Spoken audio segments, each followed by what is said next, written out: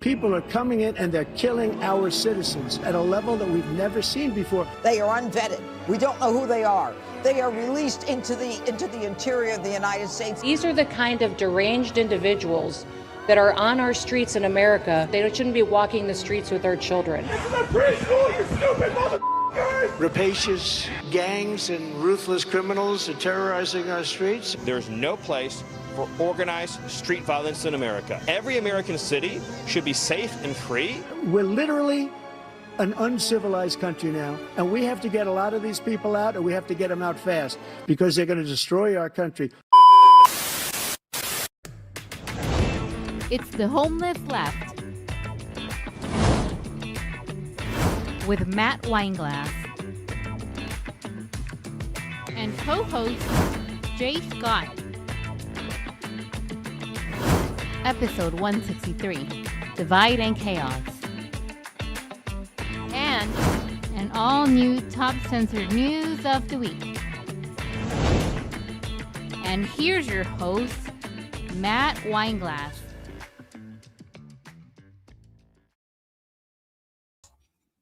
All right, here we go. Welcome, everyone. Welcome to the Homeless Left. I'm Matt Weinglass. This is your non-tribal approach to news. Happy Thursday, everyone. We have a great show planned for you today. So much going on. I just want to give a shout out to all of our subscribers and people that have been joining us this whole way through, really helping to elevate. And we do appreciate the crossover from all the other shows that have come over here, from our friends over at Heartlands Media, our friends over at Truthwire, and of course our friends over at Do Dissidents. We've been having a lot of really cool Rumble raids from you guys, and I think we just had one just now as we started. So welcome, everyone. If you're just joining us for the first time, go ahead and hit the like. The subscribe button is also important because you can get notified when we do in fact go live, and we're all doing this together, guys. It's an interesting industry we're in. It's an interesting space that we're in, because it's not we're not competing with each other. We're helping to elevate each other. We can't do this alone. It takes a team. It takes a community. And we're about team. We're about community. And not to be mistaken with tribe. Tribe is something that we are completely against. And let's try to understand the difference between these two mechanisms. A tribe is something that you have to check in with. You have to check boxes to get in the door. If you want to stay in the door, you have to, there's certain things you are not allowed to say. You're not allowed to ask questions. You're not allowed to challenge anything. You're going to be reprimanded. You're going to be scolded. You're going to be made to feel like you're helping the other team. So stay in line. We got to beat the bad guys.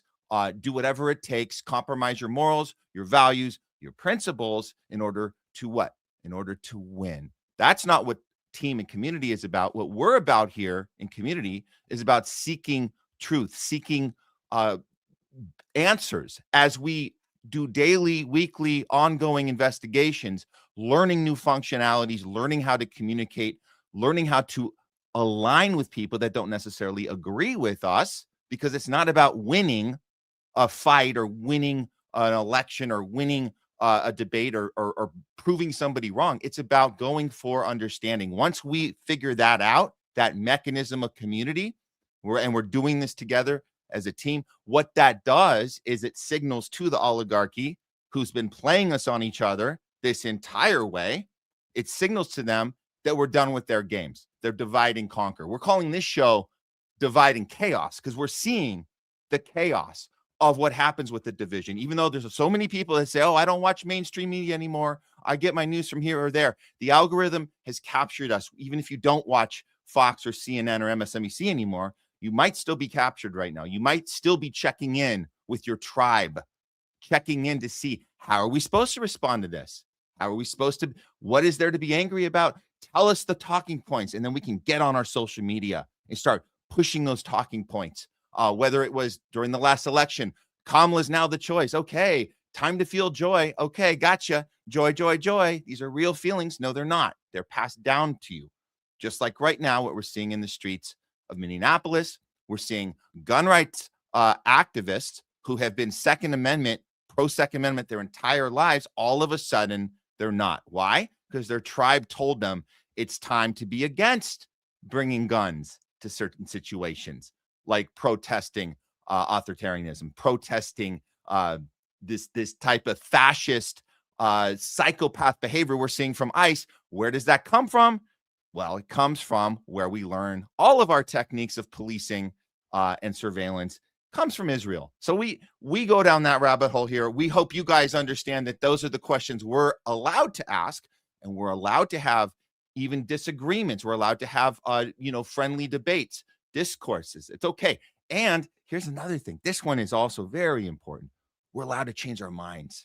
That's the most important thing. We're allowed to evolve, and we're allowed to grow. That's it. So here we are, Homeless Left. You guys just joining us. Thank you so much for your support. You guys can find us on these different networks. We have there we go. We have Rumble. That's the Homeless Left, where we got you guys the Rumble raid. Appreciate that. YouTube. Our YouTube's doing pretty well now. It's our second try at it. Our first one got terminated, which sucks. Why did it get terminated? Well, because we were too dangerous. These conversations were too dangerous for the Google YouTube community. That's what we were told. We were told, no more talking. You're upsetting people. You're making it feel unsafe. Conversations are dangerous, right? Opinions it's like we are initiating violence, right? Words are violence. Didn't AOC say that one time? Words are violence. Well, we did start the new channel. It's been doing okay. We like you guys. So if you guys get a chance, if you're on Rumble now, if you just head over to YouTube at some point, THL Presents on YouTube. Much appreciated. Thank you guys so much. Let's go ahead and get into what do we have for us first? Well, we like to start the show on Thursdays. We're here Tuesdays and Thursdays. On Thursdays, we do like to start the show with something we call Top Censored News of the Week. Let's go. Uncanceled Comedy Collective presents Top Censored News of the Week. It's Top Censored News of the Week. We're bringing you the stories the mainstream media just refuses to cover. If they do cover them, they always do it in a very dishonest or sloppy way. And it's always on purpose. Okay, let's look at what do we have here. The top 3 stories that they're just not covering honestly. We're going to get into them right now. Okay, let me set this up here. Hold on real quick. Okay, boom. Okay, here's what we got, guys. Coming in at number 3, Top Censored News of the Week. Here we go. Number 3. Wait, hold on a second. I just got my files mixed up here. Okay, here we go. Reset for the edit. Here we go. Coming in at number 3, Israel creates a prison camp in Rafah that is under full Israeli military control, where inhabitants, those are prisoners, would be monitored at all times. This is from Dropsite News. Dropsite's Sharif Abdel Kouddous appeared on Sky News to discuss his reporting on U.S. plans for a 25,000-person planned community, in quotes, in Rafah. That's the most southern part of Gaza. They're going to start there, and they're going to expand from there. So let's not fool ourselves. This is not just in Rafah. This will expand. That's where most of the population is right now, in Rafah, because they had to migrate south. But they're all kind of stuck there, the ones that are still barely alive. This is where they're going to do the planned community. On the project, Abdel says this is a lab for surveillance, a reincarnation of a refugee camp. We know the Palestinians have been in an open-air prison since 2006.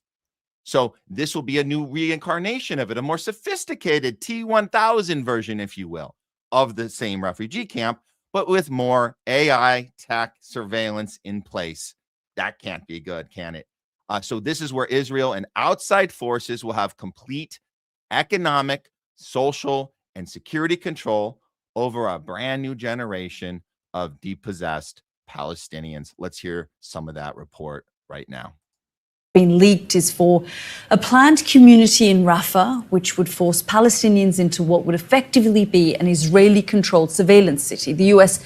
military-led stabilization group has put forward plans for the housing block, which would be under full Israeli military control. Residents would have to be invited to live there and then monitored through biometric surveillance. That digital ID would be needed to move around. Residents would be provided with electronic wallets and would not use cash. Would not use cash, electronic wallets, total surveillance state. Again, this is starting in Rafah. Some are saying, oh, well, this is just an idea. It's not really going to happen. It's just an idea. Well, we heard what happened when Jared Kushner, Steve Witkoff, they sat down with 60 Minutes, did a little 60-minute overtime a few months ago. Back in October, it was 2 years since the genocide began. Well, what happened then? They admitted, and you guys know this, they admitted to this master plan that has been in the works for 2 years. So this idea that this Rafah thing is just some overblown idea, that no, this is part of the Gaza plan. This is part of the Gaza peace plan. This is a blueprint on which to build a mechanism that can then be expanded, like I said, not just in the southern part of Gaza, the entire Gaza Strip, And then what happens next? Well, it comes here. Well, what do we have to do with that? Right? That sucks for Palestinians, but don't we have our own battles to fight right here in the US? Isn't that like kind of where we should be focusing on, and just say, hey, it sucks if you're in Palestine right now and you're dealing with this, but we have other things to deal with? Really? Well, JGTV kind of tied everything together here with the technology that has been being used on the ground in Gaza this entire time. This 2-year master plan is also tied to what ICE is doing, surveillancing and getting everybody in a super data computer right now. And Minneapolis is a prime place for that right now. You guys know we've been covering that ongoingly. But it's all connected, man. It's all connected. Let him spell it out for you guys. Connect these technologies and remember these companies and this tech when you're having conversations with your friends and family who don't understand the severity of this, that this is not about immigration. It's about putting this tech everywhere. Here it is. Liberals hate ICE because they think it's about border policy.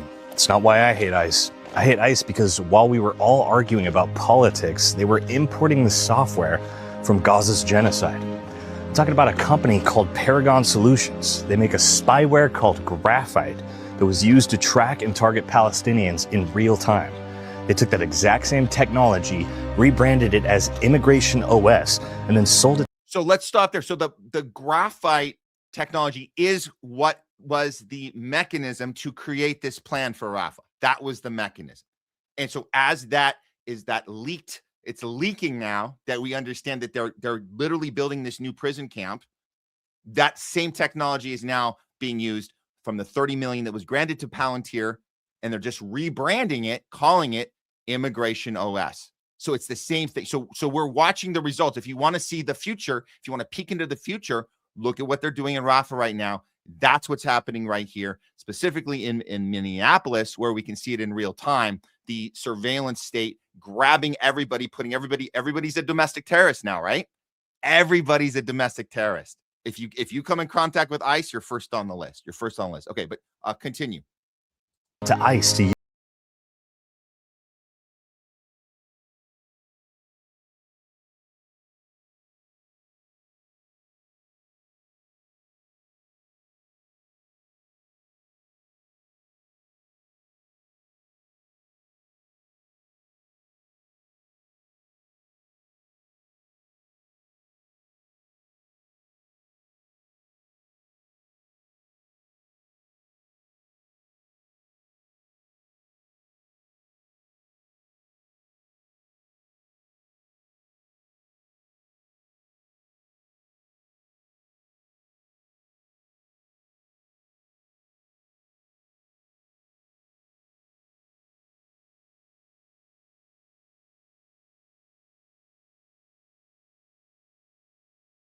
complete that it makes all of our political opinions completely irrelevant. So while we're fighting over bullshit in politics, they've brought the AI that they built for war back to us. I wrote a book that proves all of this. Link is in my bio. Check it out. Jake G TV, as you guys know, we feature a lot of his work. He does mess around with AI and really uses comedy to get his point across. But that was a serious message, and I would suggest going and checking him out more carefully. Like I know a lot of our viewers do follow Jake G TV. But with that said, the idea that this is an isolated thing that we don't have to worry about, those days are over. The division is real. The distractions are real, and we got to make this when we challenge ICE, when we have these discussions and people that's still holding on to Trump's 40D chess or whatever it is now, this part needs to be talked about. This is not just about racist Trump, racist King Trump wants to get all the non-white people out. That's not the extent of the conversation. We need to be talking about this technology Palantir is using. This comes directly from Gaza. And we can see it in real time. The master plan is happening right now. Rafah is being targeted. It's real. It's not just some crazy blown up idea. It's happening real time. We'll keep an eye on that one. Okay, coming in at number 2 on top censored news of the week, we have foreign banks are dumping U.S. treasuries. They're dumping gold and crashing the dollar, while Trump continues playing, what do we call it now? 49D chess. Okay, well, let's look at what is being discussed in circles not on your social media feed probably at this point, unless you're looking carefully. Okay, so from Megatron, Peter Schiff is saying that the dollar is going to collapse. The dollar is going to be replaced by gold. We're heading for an economic crisis that will make 2008 financial crisis seem like a Sunday school picnic. Let's hear what he had to say on Fox Business. Here we go.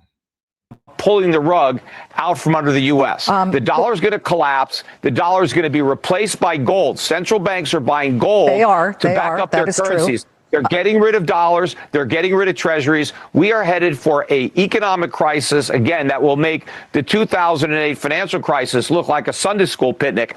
The biggest difference between the crisis that we're about to have and the one we had back then is this one is all in America. It's not going to be exported to the rest of the world. It's not a global financial crisis. It's an American financial crisis.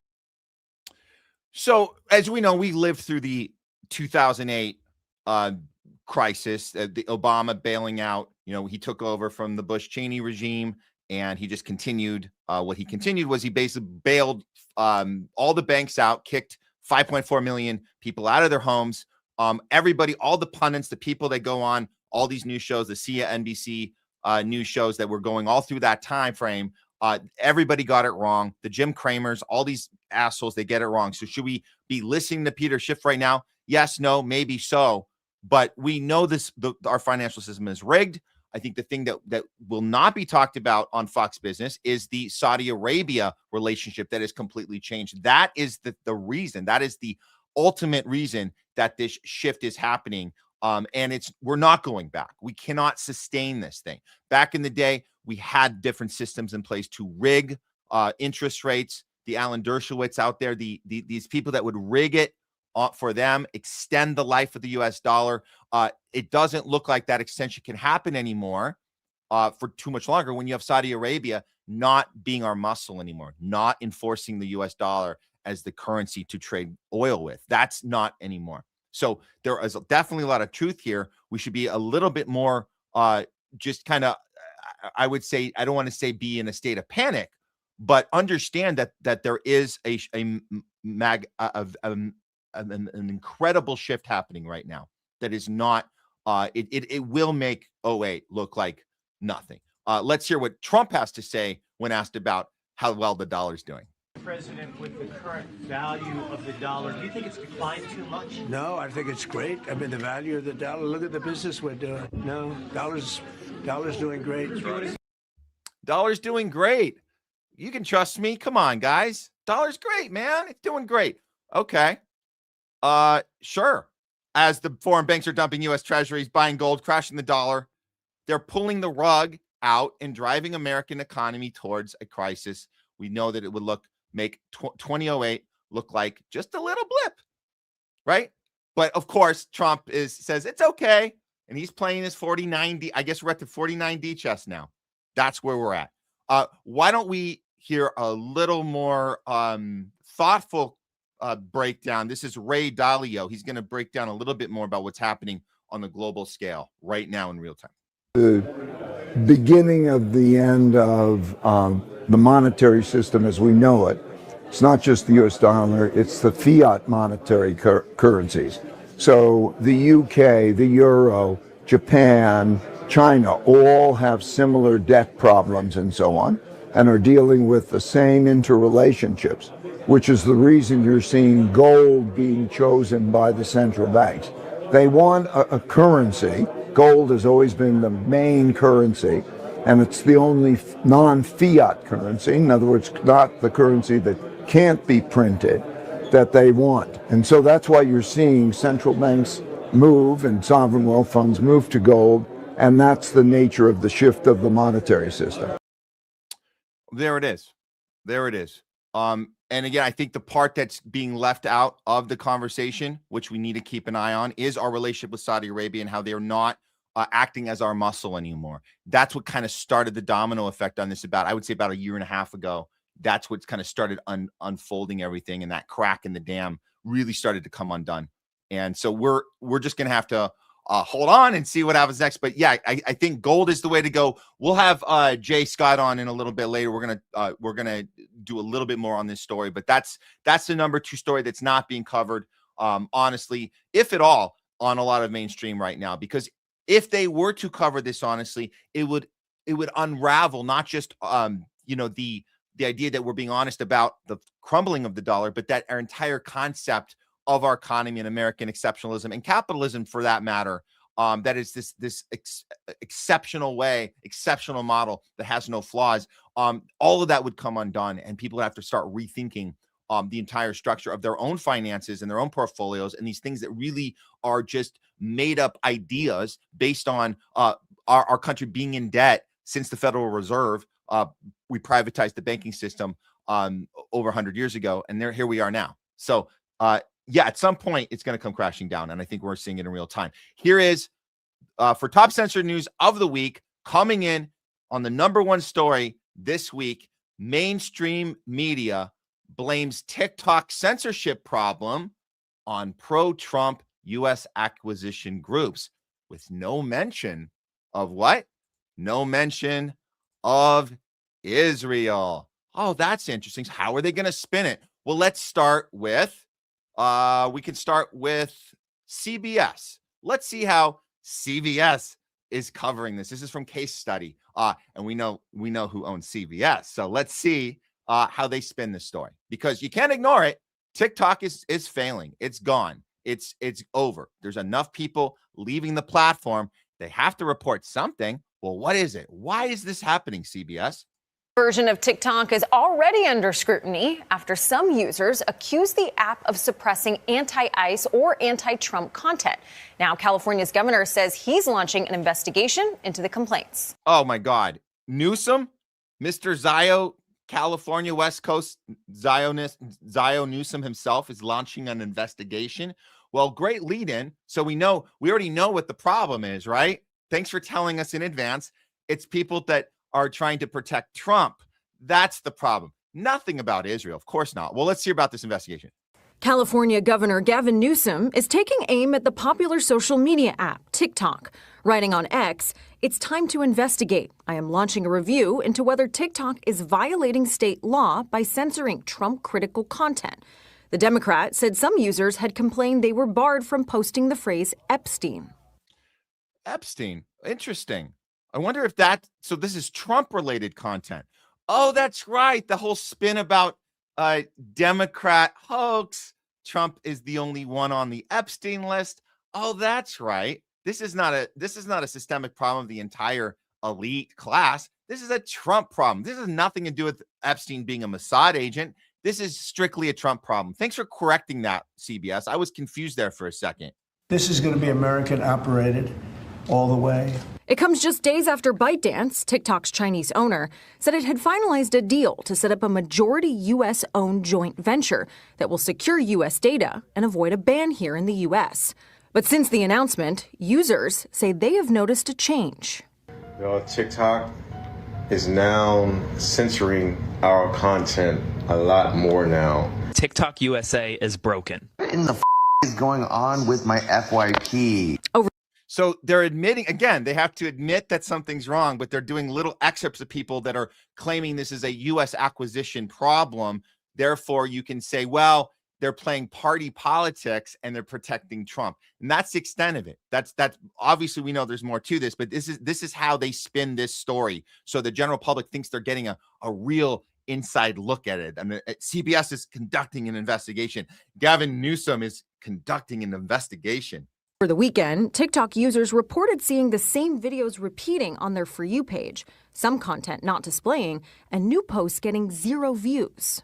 Other users also accused the app of censorship, claiming videos critical of ICE and the recent killing of Alex Pretti was what caused the difficulties to post. Again, so they can throw in little nuggets of truth, like the censorship, like people not getting likes at all. That's a real thing. But they're blaming it on what? On if you are challenging specifically the Trump administration, nothing to do with Israel. That will never be mentioned on here. We are posting factual political information, and they are censoring our content. But TikTok denied those claims and says the glitches users experienced were due to a power outage at a U.S. data center.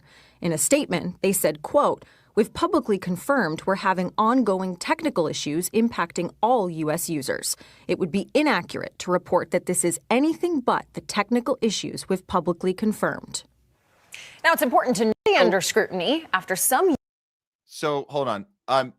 We'll go back. Let me frame it here. So this is the game they play. They're trying to trick their audience. CBS Mornings. They're trying to trick their audience into thinking that they're getting to the bottom of this because TikTok is saying, no, it's a technical issue. So then you trust your news network who's saying, no, we're going deeper. We're talking to people. And they're saying, this isn't tech related. This is specifically Trump critique.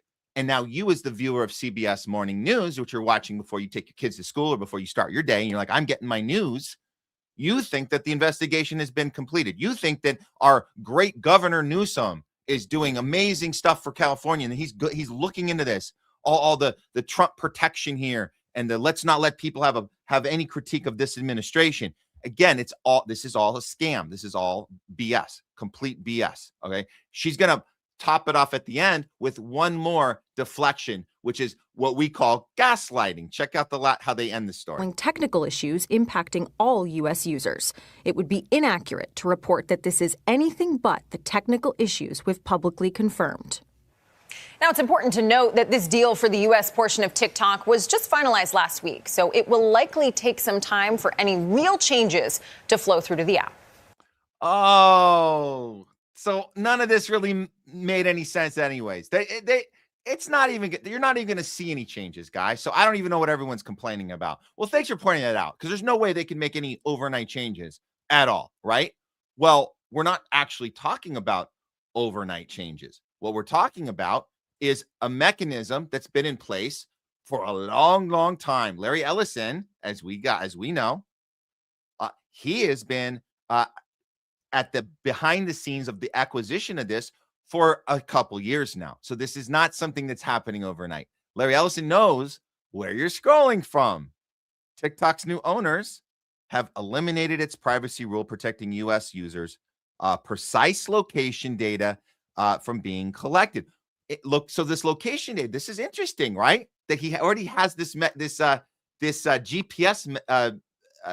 mechanism already in place. So it's bullshit to think that because the deal officially just went down a few days ago last week, that means that they can't possibly initiate this stuff right away. And this is the time that you would expect people to start speaking up and saying, what happened to my account? And then you got people coming out of the woodwork all of a sudden being upset about this. People like Bernie Sanders. We showed you guys this on Tuesday. This is where Bernie's now in line. This is the time. The timing is right. He got the call. Now you can have a problem with Larry Ellison. Now you can mention him by name because now the deal's locked. So here goes Bernie to his whatever left of his base. He's saying, thanks to Trump, right-wing multi-billionaire Larry Ellison will now control the TikTok algorithm along with all of the other things he owns. We've been covering it the whole time. Bernie Sanders just found out about it. And he says, this is what oligarchy looks like. Really, Bernie? Really? Because when you were doing your stupid little tour with AOC last summer, I don't remember you mentioning Larry Ellison at all. I remember you doing No Kings, pictures of Trump with a crown, with a Hitler mustache. I remember that. I remember you escorting people out of the arena that had Free Palestine flags. I remember all of that. So for you to get upset about this now, it's kind of interesting, and it really goes to show you it's all about timing. And he certainly got the phone call about this. He got the okay. He didn't just come up with this on his own. But I like Jimmy Dore went even further with this, which I really like this. He goes, let's get some historical context here. Come on, Bernie. That's because of Bill Clinton and Al Gore, who deregulated media ownership with the 1999 or 96 Telecommunications Act. And that was the act which took America from 50 giant media companies down to 6 super giant media companies. But Bernie is incapable of telling you the truth when it comes to the Democratic Party, right? He can only do this when it's Trump in office, and specifically the timing he's doing it. That's the part we're pointing out. Bernie seems bent on discovering new ways to expose his cowardice and let his former supporters down. And his current supporters, whatever's left, I don't know, what we can say about them, but I think they're now understanding. Now we get upset about Larry Ellison. Now we do. Not during No Kings. Nobody even knew who he was during No Kings. But now we can be upset because the deal's already done. Okay. Let's get into the next part of this. I would say, here we are. Next part of this is, here are the people that are leaving for whatever reason. This is from Adam. Gracie Abrams, she had 3.2 million followers. She's gone. She is gone. And that's huge. That's 3.2 million followers. TikTok app uninstallations now have jumped by 150% following the acquisition by Larry Ellison. So Adam's saying delete TikTok now. It's an Israeli state media company now. And here is 3.2 million. Now she's down to 0. Good for her. Good for her. What else? Well, this is from Nico House, friend of the show, says, well, and this is based on you can't say the word Epstein on TikTok. Because why? Because the new owner, Larry Ellison, is a rabid Zionist. The hate speech moderator is an ex-IDF instructor. We covered her as well. So this is the team in place. That's why you can't say Epstein. Not because they're all Trump voters and they don't want Democrats speaking out. This is about calling out Israel. You're not allowed to do that. Maxwell's dad, we know, was the most celebrated Mossad assets in history. And Acosta said that he had to give Epstein's a sweetheart deal because Epstein was intelligence. So we've seen all this. We saw this going down. But if and he goes on, Nico House says, but if I said a certain country, I wonder which one, was protecting a certain human trafficker, they would call me what? Anti-something. I don't know. They call you anti-something, Nico. I don't know. Well, let's hear. Nico did a pretty good breakdown of this one. We saw on his Twitter. So I want to share that one with you guys here real quick. Here we go. If I can grab it. Let's see. Okay. I did not get did not grab that one. Here's what we're getting. You know what? I got something else for you for this one. Okay. Here's what we're going to do. This is CNN's coverage. This is Brian Switzer. This guy goes even further with this whole, we're going to get to the bottom of it. Here we go.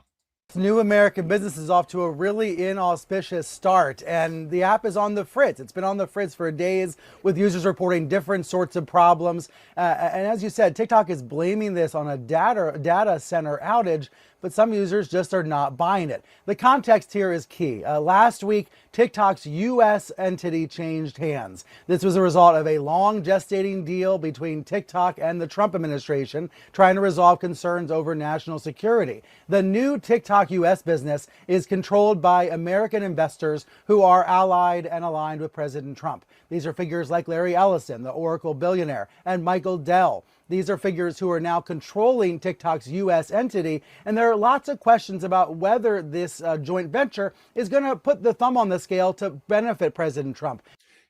So do you guys see how disgusting this is? This is protection of Israel. That's what this is. That's the spin. Do you understand that? They didn't look into the Israel part. They didn't look into the Israel part and determine that it wasn't substantial. If that was an honest look, they would tell us. We looked into the Israel part. It's not substantial. This is 100% gaslighting, deflection, confusing viewers, and making them think that the problem with Larry Ellison is he's aligned with Trump. That's not the problem. The problem is that he created Oracle, became the second biggest, richest person in the planet with a company that did Israeli spyware. That's what this is. So for Brian Switzer to leave that part out he's intentionally lying to you. Let's hear a little more. To benefit the MAGA right in some of the same ways that Elon Musk moved Twitter. But we have to fight with the weapons that apply to the battlefields in which we're engaged. And the most important ones are the social media. And the most important purchase that is going on right now is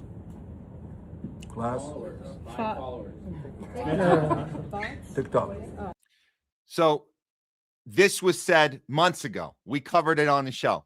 Brian Switzer knows this video exists. This is when Netanyahu sat down and educated his TikTok influencers, the 7,000 a pop influencers. He gave them a little class. This is a classroom. He basically set a classroom up and educated them on why TikTok is the best, biggest acquisition ever. This is deliberately being left out by mainstream media. We're going to cover one more because there's so many that are having this problem, leaving TikTok. Some of them are doing it voluntarily. Some of them are getting thrown out. Here's one that you guys should be aware of.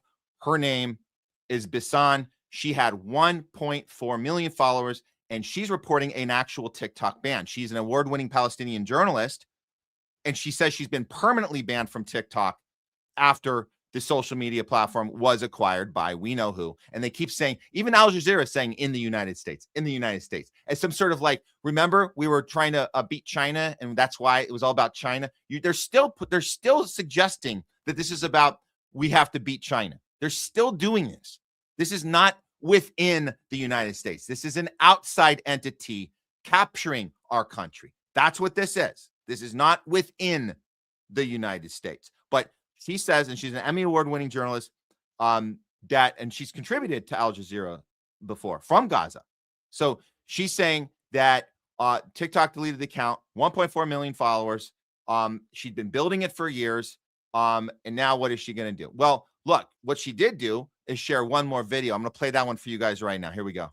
Strong. Why you're so mad? TikTok deleted my account. I had 1.4 million followers there, and I have been building that platform for 4 years now, but TikTok deleted it. It's not restricted as every time. No, it's banned forever. And actually, I expected something like that, especially after this interview. But we have to fight with the weapons that apply to the battlefields in which we're engaged. And the most important ones are the social media. And the most important purchase that is going on right now is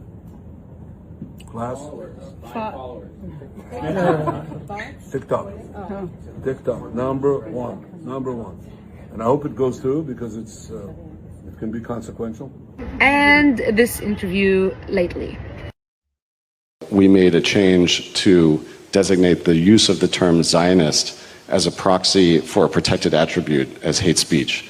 So if somebody were to use Zionist, of course you can use it in the sense of you're a proud Zionist, but if you're using it in the context of degrading somebody, calling somebody a Zionist as a dirty name, then that gets designated as hate speech to be moderated against. Over the course of 2024, we tripled the amount of accounts that we were banning for hateful activity. We also have, I think, over 24 Jewish organizations that are constantly feeding us intelligence and information when they spot violative trends. There is. So this, again, this has been being this operation to take out TikTokers that were challenging Israel has been in the works this entire time. And they brag about it all the time. So again, when you see Brian Switzer's and these other pundits coming on these mainstream networks and they're telling you that this is a Trump problem and they're leaving that out, that is on purpose. So I want you guys to remember that. That is on purpose. Their job is to protect Israel. That's their problem. That's their job. And to keep us angry at the one king, Trump. And now it's time. It's okay to say Larry Ellison is one of the kings now that he has TikTok. So that's it. But they will keep bragging about the work they do behind the scenes. We just have to keep paying attention and look for it ourselves. Where's everybody going to that are leaving TikTok? I have to throw this up. We talked about this on Tuesday. I'm just going to remind everyone that doesn't know, this is where people are going. Thousands of users on X are migrating to the new social media app called Upscrolled, which claims to avoid algorithmic censorship. That's the way it's been designed. And I'll leave you with this because you guys know we covered this on Tuesday a little bit. We were skeptical right away with Upscrolled. Now, look, we'll start an account. We do recommend you guys start one. If you're feeling it, go for it. It's better than just get the hell off TikTok. That's really the real thing, is get the hell off TikTok. That's so we can all agree on that. But as far as Upscrolled goes, this is what we know about it right now. We know that this is the CEO, the founder, Isam Hijazi, and Isam Hijazi comes from the tech world. He actually promotes this in his LinkedIn profile, that what does it say? He comes from he led data and AI strategies. Where did he do that at? A bunch of places, including IBM, and where else? Oracle. So something to keep in mind. He is Palestinian. This has a good feel to it, that the guy says, come on over. You can challenge Israel on my platform.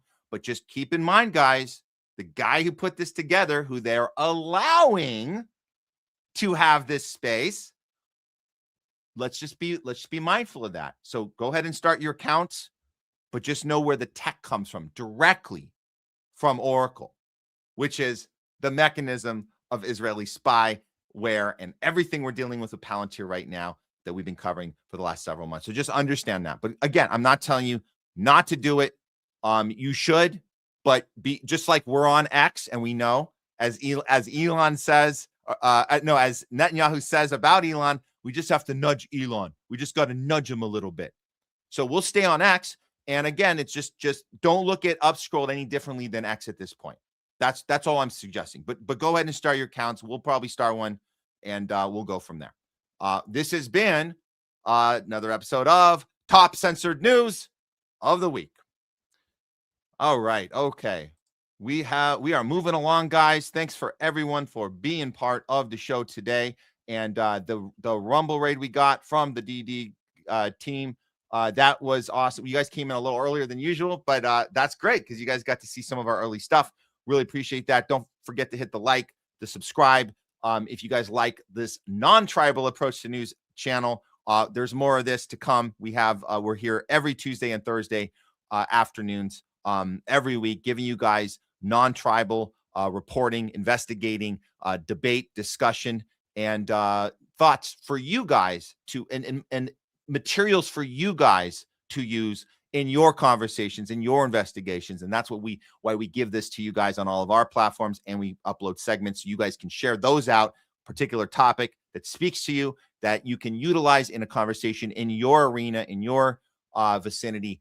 We like to know that we're helping, contributing, and spreading the word about non-tribal think and non-tribal approach, not just to news, but to life. Okay, moving on, guys. Here we go. It's time to bring in our co-host for today. You know him, you love him. Please welcome back to the show, Jay Scott. What's poppin', Matt? Happy Thursday, man. How you doing? Great, man. How are you? I'm good, man. You know, got my Upscrolled account all started up, so I'm up and rolling over there. But just to add to that last story you did, I know we already have a bunch of things lined up, but just to add to what you were saying at the end there, I'm glad you added that disclaimer because I know you aren't on it yet, so you might not be aware of this. But one of the executives they have on the app is a guy named Paul Biggar, Biggar, and he posted a video earlier letting everyone know that they are going to be setting up, what is it, like a censorship board or something like that, like for the app, just in case there's any misinformation that's spread on the app. So the way that he is classifying it is that, Facebook and Twitter censor people on behalf of corporations and elites, but Upscrolled is just going to protect us from dangerous misinformation. So when me personally, when I put two and two together and I look at where the founder is, from, yes, he's Palestinian by descent, but he's actually from Australia. Well, what do we know about how Australia handled the COVID situation, for example? Well, they had some of the most insane lockdowns like in the world over there. So when I hear that word misinformation, personally, I get a little bit triggered because I got censored a lot on Facebook and Instagram for interviewing literally some of the most prolific doctors like in the world. I know you interviewed Dr. McCullough too. I had the chance to interview him early on in the pandemic, and my videos with him were taken down as misinformation, despite the fact that he's one of the most published doctors in the world. So I left a comment on the guy's video and said, hey, this could be a little bit, like dangerous when it comes to big pharma propaganda. And what do you know? I got a couple comments, telling me, we need protection from vaccine misinformation, so this is a good thing. So, like you said, I'm not saying that's where it's going to go. Let's keep an open mind to it, but let's also realize they may allow us to tell the truth about one issue like on this app, but is it going to allow the truth about everything? Well, that remains to be seen. So, let's keep fingers crossed, but let's keep an eye out on that. So they said they're going to be censoring hateful conduct as well as misinformation. So those two words, they can be, misconstrued a bunch of different ways. So, yeah. We do know about the Pied Piper approach, where you kind of herd people away and right back into it, or you herd them out of one area and herd them into another. Why not? I mean, I'm not saying, again, we're not saying this is happening, but we're saying if we were in the meeting room, in the board meeting, hey, so we're taking TikTok, right? This is the plan. We're going to, it's, as Netanyahu says, the most, important outlet for us to get us beating Israel and Israel's narrative. So you get that. Is that the end? Do we say mission accomplished and we're done? No, where you're herding everybody out of there. Where are they going to? Do you care? You should care. If I was in that meeting, I would be like, where are we going to bring them to? Let's find a place that we can then continue to harass and account for them and keep them in a database. One more idea. What if it's about the inside infiltration, where you then present this new app as a hateful app? That's the point. And then everybody gets labeled as we all just woke up one day and we all hate Jews. Like, what if that is the thing? Get them all in one area and then do a whole smear from inside. That we never know. I'm just saying. Let's see what they do with it. Although one thing I will say that's hilarious, like how when you post something on social media, it'll give you the option to do like a geotag, so you can say like where you're posting from and stuff like that. If you put in any location that's in Israel, it actually pops up in brackets saying occupied territories of Palestine, like when you're on that app. So a lot of Israelis are losing their minds over that. So I thought that was pretty funny. So I'll give them credit for that for sure. Okay. All right. Well, let's moving on. Let's get into the latest on the ICE wars going on in Minneapolis. This is obviously affecting the entire country. Obviously, this isn't an isolated thing. We know that there's a lot of money that has been put into ICE.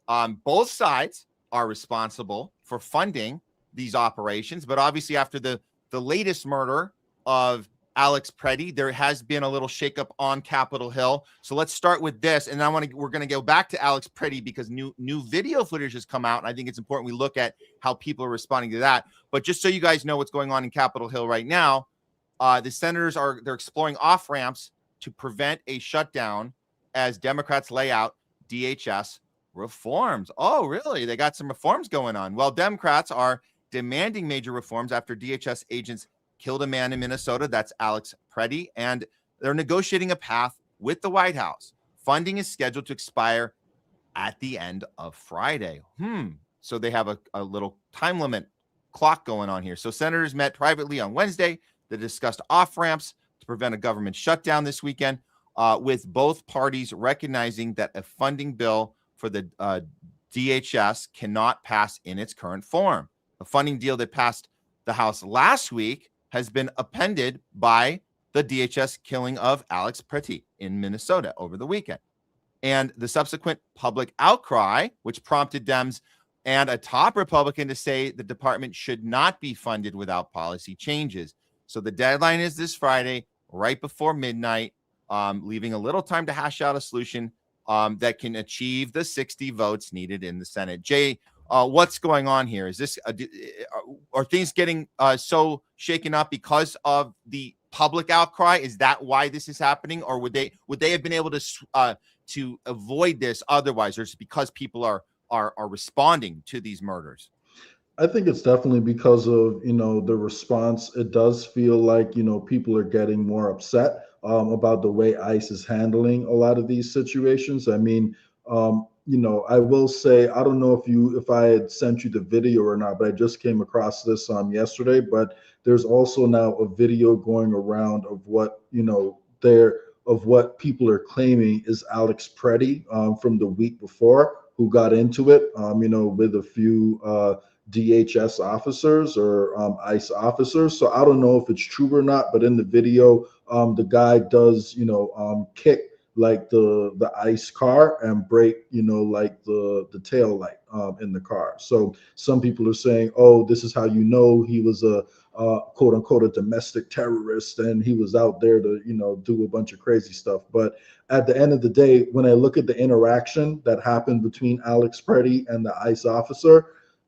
that was just a reaction to the ICE officer being recorded on video. So I don't think it's relevant, but people are now pushing that around, saying it's him. I don't think it's actually been confirmed, but we'll see. But yeah, long story short, in terms of the shutdown, to be honest with you, this thing is flying under the radar because you're not even really hearing that much about it, like on social media overall, I guess, because there's so much happening in the headlines. A lot of the talk is still more about the actual ICE enforcement and what could be happening with Iran than the actual shutdown. So the fact that we're not hearing about it, does make me, worry a little bit more about, what could be going on over here. Because usually I feel like we would hear like more about it. So I don't know. I'm a little bit suspicious on what could be going on behind the scenes, but also hoping that something good comes out of it and they at least get, ICE to protect people's civil rights. I'm doubtful considering who the Trump administration is, but you never know. I did also hear that there's a policy change that's going to be coming from Trump where they're going to quote unquote focus on criminal illegal immigrants first who have been convicted of crimes, instead of going after all illegal immigrants. So it does seem like they're trying to change their tone a little bit, but there's a lot of moving parts. So it remains to be seen what actually happens. Yeah, well, there are moving parts. They're responding like on a chessboard, the way if we stole a pawn, they would move another piece. But I don't think the agenda has changed at all. I think it's just the optics. They have to kind of you switch out the head of the department. You scold Kristi Noem, you scold Kash Patel, but you don't necessarily make any policy changes. Though again, the money flow has been coming from both sides. That's why they've had this, and Palantir has this $30 million and this funding of ICE agents to do this job, which on the surface looks like it's an immigration job. It's not an immigration job. It's a job. It's a surveillance job. That's what this is. They're using immigration as the tool to get half the country excited about it when it's not really what it's about. If it was about immigration, you'd go to the supermarket chains, you go to the hotel chains, you go and you would pin down those CEOs and the people hiring people, and you say, hey, you're hiring people that are undocumented. There should be consequences for that. If that's what this was about, it's not.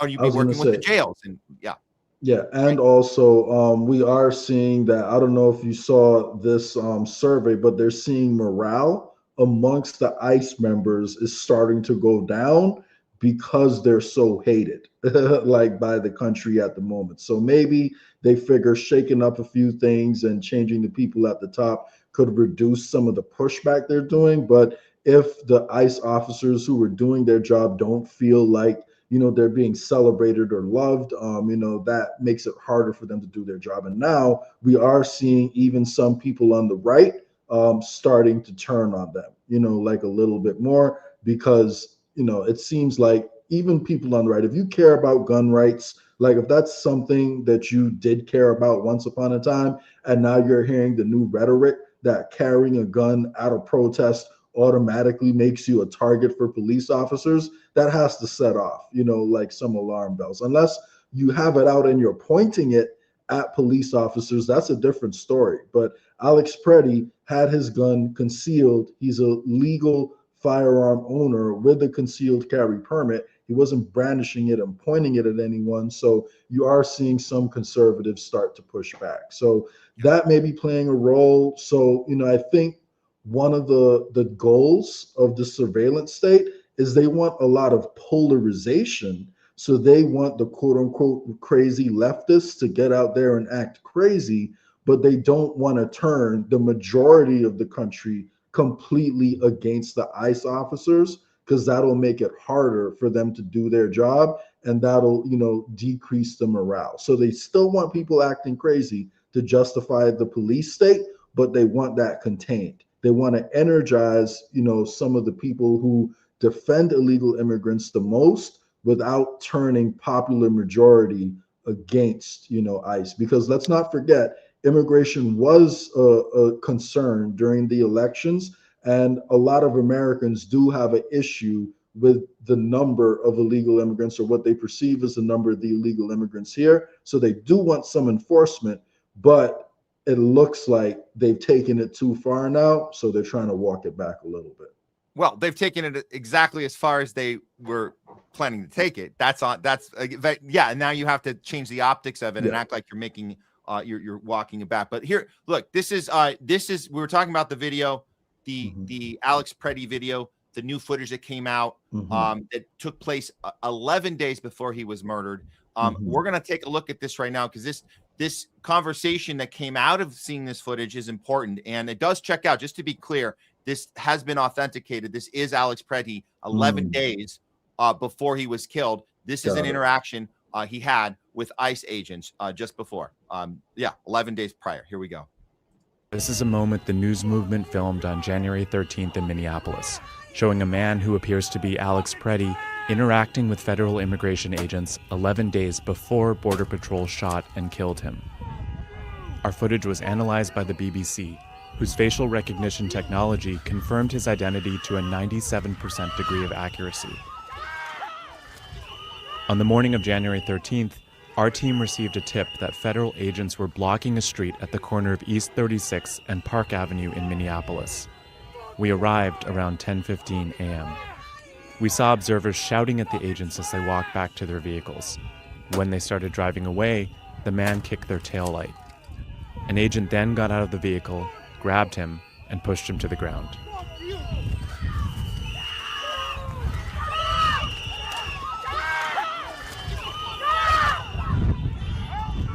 During the altercation, agents fired tear gas and pepper balls into the crowd. They continued to hold the man down before they retreat, and he walks away.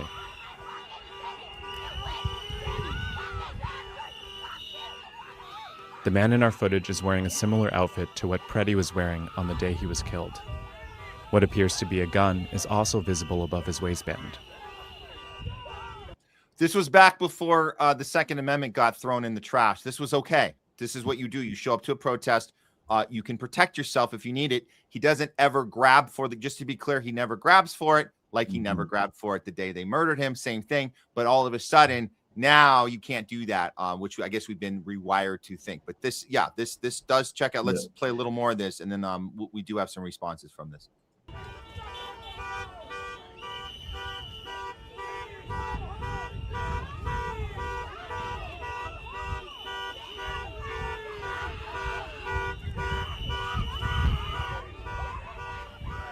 Here, he continues to stand at the scene.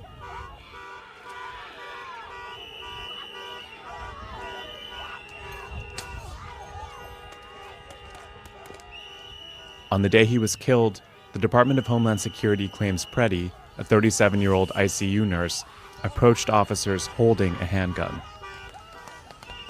Obviously, that claim has been contradicted by analysis of bystander videos from multiple news investigations, which concluded that Pretti was holding a phone, not a gun, when he was pinned to the street.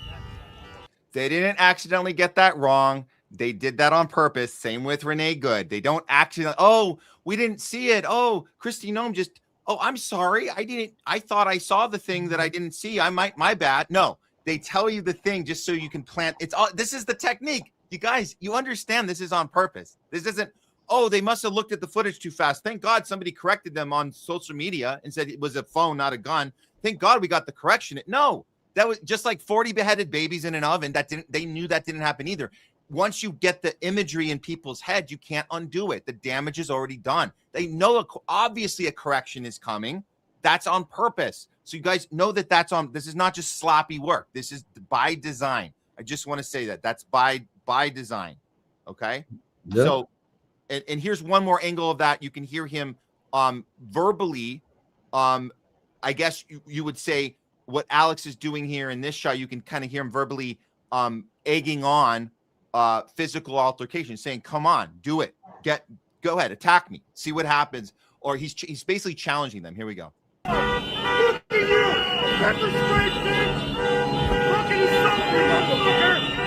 He says, "Fucking assault me, motherfucker." That's what he's saying to him.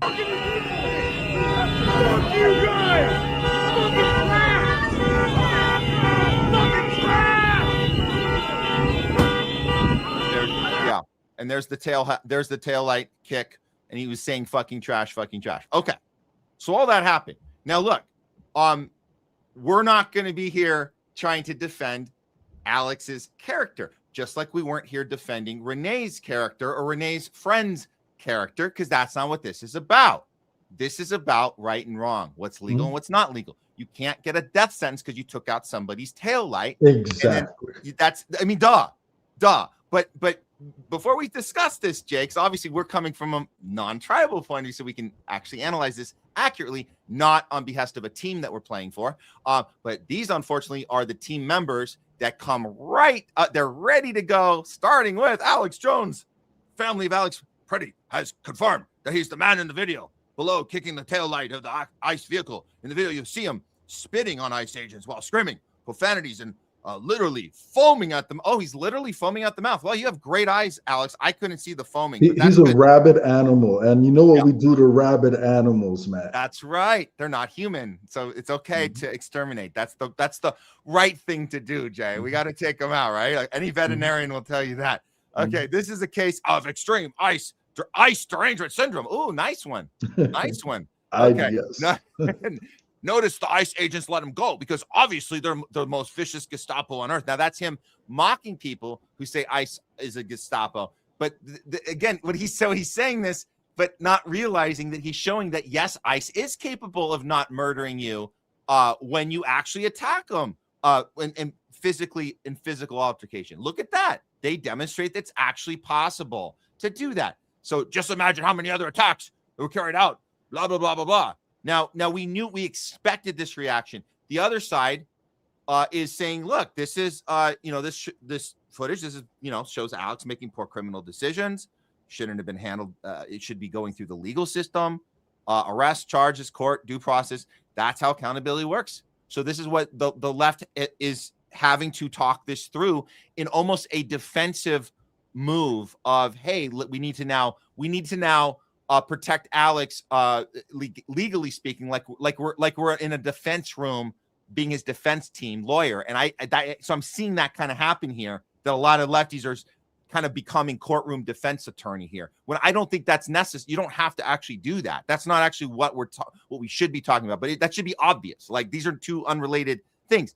Apparently they're two unrelated things. So he goes on, the nation of laws, guilt is decided in court, not on asphalt. All of that is true. I tweeted, first there was another okay, the footage is so damning. So this is, again, obviously this is right wing saying, oh, the Dems have had it. They didn't want this to get out.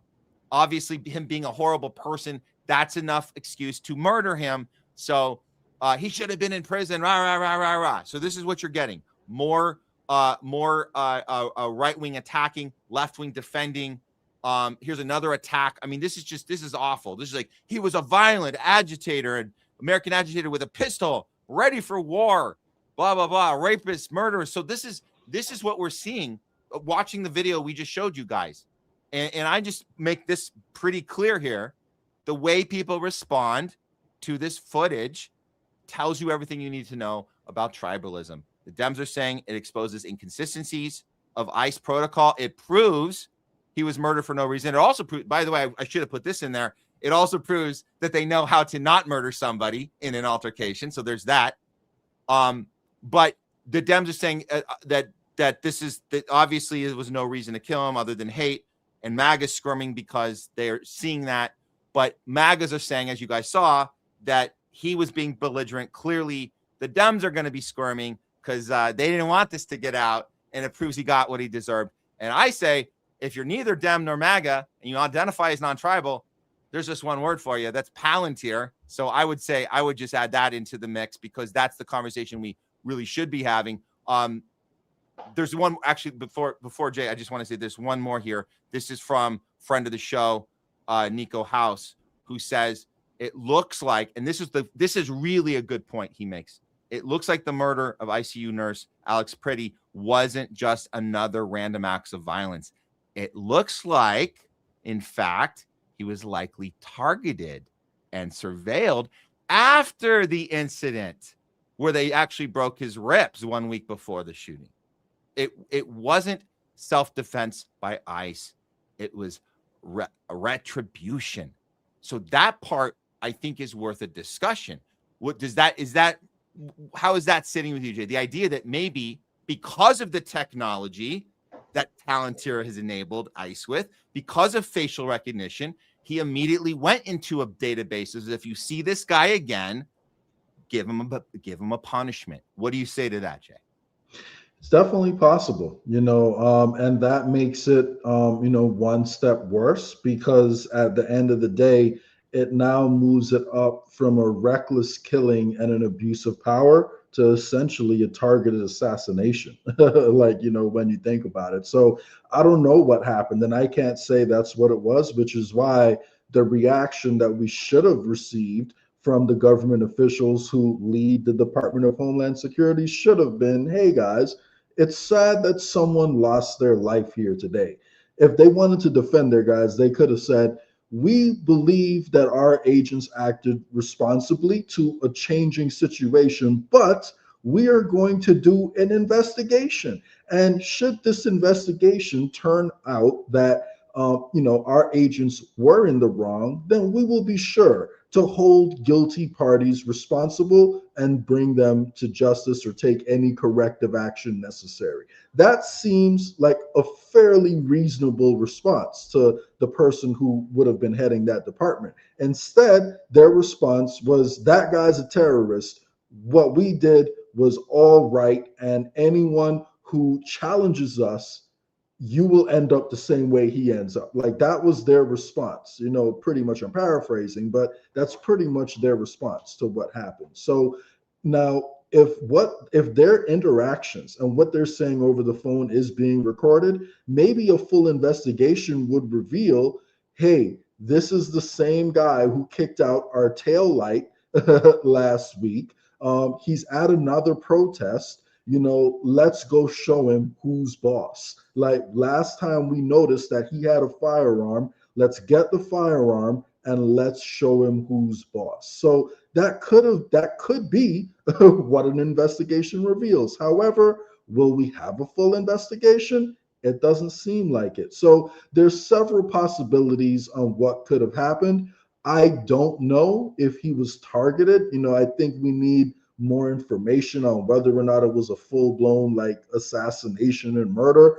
What I saw kind of looked more to me like someone who didn't want to be recorded. It did look like an overreaction, and them ganging up on somebody. And maybe someone saw a gun, they pulled out the gun, and I saw another video that makes it look like Alex Pretti's gun himself could have discharged when they tried to take it out of his back pocket. So the first shot that was fired could have actually been by the guy who removed Alex Pretti's gun. And then no, actually, I had that same question. Not what happened? I looked into it. We saw different angles edited and spliced together. And it seems that the guy who took the gun was leaving the scene. And when the bullet went off, when the first sound went off, he actually turns his head back to where he just walked from because he heard the sound, and it was coming from the guy who turned around from another woman. He was actually trying to spray in the face. His spray did not work. It actually had a malfunction, and so the guy tried to spray the woman. He looks at his spray, and then he hears he's got a gun, and he turns and he switches to his gun, and he aims it right at the guy, and he just bangs. That's what. And that was the first shot. That was first shot was the guy who turns around, and then the guy that took the gun turns around and sees it, and then he keeps walking, so he's out of there. The other guy who was the initial guy who sprayed Alex, then he turns in and he gets his gun out, and he contributes to the several firings that come after the initial firing, and the two of them kill him together. And so all of that is intentional. Most of the bullets go right into his back, and totally deliberate. Then it's after when people are like, where's the gun? There was another guy that went, where's the gun? Well, the guy had already left with the gun. But no, the guy who left with the gun, it does not seem after careful inspection that gun accidentally went off. Does not seem like that happened. So it could be either way. I don't know if it was a targeted assassination or a power trip, that caused this to happen. But what I do know is kicking out someone's tail light is not a death sentence. That's not something we would give someone the death penalty for. Resisting law enforcement is not a death sentence. The only time that officers are justified in using legal force is if the person they shoot, presents a reasonable threat of violence towards them, and unless they think the person could be dangerous to the community. And at that time, all Alex was doing was videotaping. So we can't go around and have officers and law enforcement agents assume that because someone made one mistake in their life that you're allowed to execute them like the next time you encounter them. So, at the end of the day, we need accountability for police officers. We need accountability for ICE agents, and ICE agents are not police officers. And I think, that's the bottom line. Yeah. Well, okay. So there's actually one more part to this as far as who's actually being targeted right now, and this is the part that's not being covered. But I'll say this. Actually, there was a. We're going to get to some of that. We have some super chats. We're going to get to those in a second here. But this comment I thought was important right now. Where did it go? Oh man, this was a good one. I want to give credit. I want to give credit to the right one here. Oh yeah, this is. Oh man. Now I lost it. Oh, it was so good. This is a good comment. Okay. You know what? It'll come up later. We'll get to the comments. Okay. Anyways, the people that are being targeted are the people that are sharing out videos, that are sharing out what ICE is doing. They're being hunted down.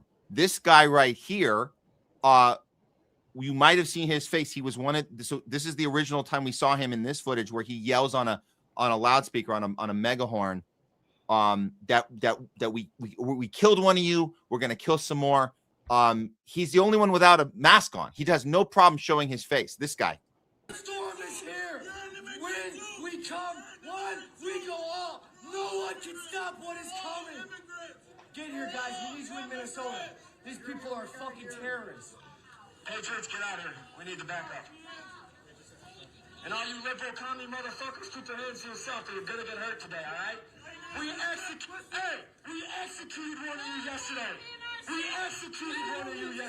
We executed one of you yesterday. Mm-hmm. Wow. You understand that? We executed one of you yesterday. Don't get hurt. Don't get them the press. You're just talking to white supremacists. You guys keep playing stupid games. You're gonna keep getting stupid prizes. Okay? You guys keep playing stupid games. You're gonna keep getting stupid prizes. Jay, if I hadn't known any better, I would hope this was some like advanced performance art piece, like a Stephen Colbert saying, "Hey guys, we murder people, we're racist, we're psychopaths," and he's like on the side of ICE making a point that ICE is insane. But it turns out it's not a performance piece. This guy is 100% serious, and what he did, is he went after people that shared this out. And we're I guess you could say doxing him. Well, he doxed himself with his face out. I'm not going to get on a loudspeaker in front of a crowd of people who were protesting and start saying a bunch of wild shit. Why would you not expect that someone would be videotaping what's happening? That's ridiculous. This guy is such a psychopath. I think he baited people to dox him. So then because he has access to this technology and he's able to track people down. And he literally tracked down somebody who doxed him. And here's what he did. Your video, it was cute. However, the team of Punishers, we got your address. We know who you are. Watch your fucking mouth. You hear me? Watch your fucking mouth. Commies, stand down. We've broken your signal groups. We've hacked your sites. You dumb fuckers vibe coded out a site that should have been locked down. And Andrew, watch your fucking mouth, bitch boy. Wipe your paws off. Misinformation comes with consequences. I mean, this is absolutely psychotic. This is like, this dude's like, this is insane. He goes to the guy's house, films outside in his hallway. Unbelievable. I mean, why isn't this guy in handcuffs right now? Doesn't make sense. We know who he is. I'm not doxing him on this show, but we know you guys can find out who he is. And why is there not? I don't understand this. Why is this okay? This is absolutely insane. It's an intimidation tactic. You know, they want you to feel like if you go to a protest and you have a problem with what they're doing, same thing's going to happen to you. It's nothing but intimidation. Yeah. Okay. Well, I'm glad we're going to continue this conversation. And by the way, people, if you guys missed Tuesday's show, we had Craig Costa Jardula is on the ground in Minneapolis right now. He's been checking in with some great coverage, and he's been working on some stuff for RT, Truthwire with us. We'll be checking in. I'll be on with Truthwire with Fee tomorrow. So you guys want to check that out tomorrow morning at noon Eastern, 9 Pacific. And we'll have some more from Craig Costa, who's talking to people who knew Alex Pretti. I know there was a whole thing about, was Alex Pretti, the community, did they even have relationships with him? We didn't know. Like, well, that's what he went to find out. Let's talk to people who knew the guy, can vouch for him, and what's really going on, not what's being reported. So just wanted to throw it out to people that this is ongoing, and we're going to stay on this story. Yeah, and right as we finish up this story, I just want to encourage people, definitely make your voice heard and go to a protest. And again, this is not me saying that Alex Pretti, should have been executed, but I don't think it's a good idea to kick police cars or ICE agent trucks. And we should make it a point to be nonviolent, when we're protesting, because we don't want to give them a reason to act out. So if they act out, which clearly they do anyway, don't give them a reason, and understand that if you're going to block something, there's a chance that you do get arrested and you're going to be released, because it's not a crime, like huge crime that you'll be in jail for years. But if you're going to block traffic, then you have to understand a possible consequence for that is you may spend a day or two in jail, and you have to be okay with that. Don't run from police, and don't physically assault police or ICE agents, because it can turn out poorly for you. And I'm not saying don't bring your gun because it's Second Amendment rights. I do believe in the Second Amendment, but you should be cognizant like of the fact that sometimes people can act crazy as soon as they're aware of the presence of a gun too. So just keep that in mind. Yeah. And I want to correct something I said on Tuesday. Because I put a tweet up by somebody that had an idea. I'm reconsidering. It's not actually a good idea. Somebody got so frustrated. They said, these guys get to hide their faces. They got all us in a digital computer, domestic terrorist like database. So if ICE puts their hands on you, try to rip their mask off. Somebody else is filming. Don't do that. I think that was an emotional idea out of frustration. But I want to say, no, if there was any indication that we were recommending that, I'm going to step that back. That's not, after more careful consideration. It's not a thing. That's not a thing. Because they want that they want the excuse. What? So we get to find out who they are. That's not worth the exchange. We get to find out who they are, and then you're dead. Exactly. That's not. And think about it, right? And think about it. If you've ever taken a martial arts class in your life, they could say, "Oh, his hands are deadly weapons," and I didn't know if he was gonna do a Jet Li move and push my nose up into my brain or something like that. So they'll make up anything, and you just have to be prepared. Don't put yourself in a position where you can get arrested and then expect not to be arrested. You should know that's a possibility. You should be prepared for that. And, you should understand that's a possible consequence. So that being said, I do think that there's plenty of peaceful ways to protest that don't involve risking yourself like that, because it's perfectly legal to protest in areas and on sidewalks that make it very inconvenient for politicians.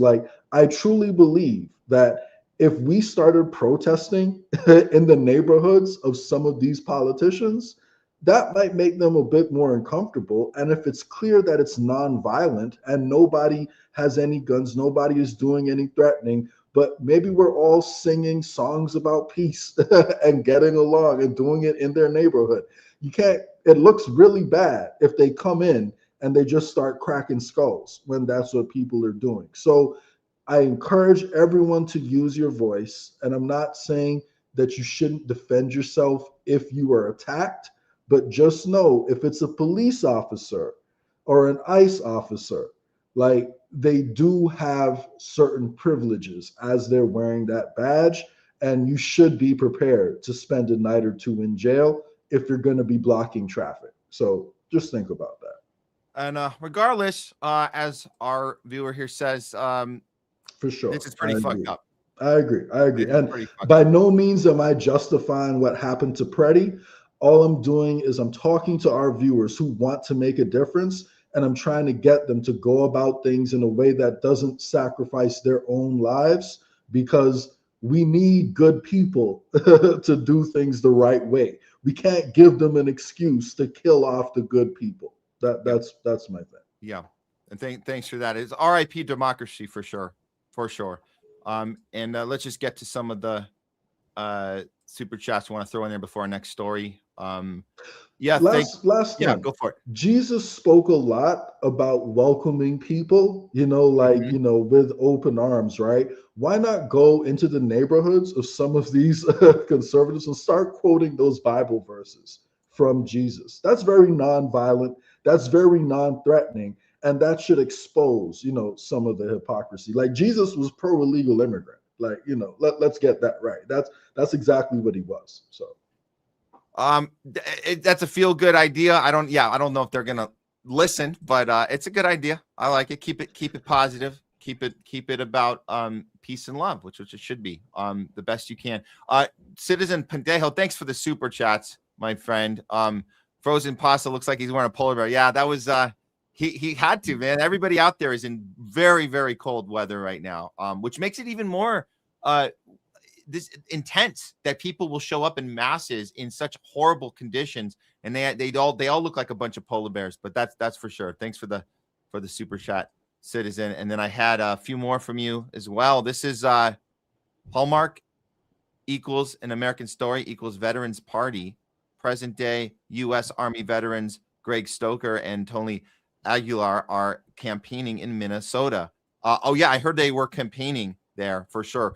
We are working on getting Tony on the show really soon. Really soon. We know that that's a conversation we've been waiting to have. We know it's going to be good, especially what he's been doing now. He's officially running for office and speaking so eloquently about not only about what ICE is doing, breaking every sort of constitutional law. He's also speaking about the thing that we talk about here, which is so important. It's the connection to the technology, which he has firsthand account from because he was part of that technology when he was deployed. He knows that the Palantir technology. He knows about the data, super data computer system and how it all functions and why I believe, and I'm going to ask him when we finally get him on the show, I'm going to ask him, Tony, that, do you think that that Pretti was targeted with this technology and hunted down with this technology? I'm curious of his answer.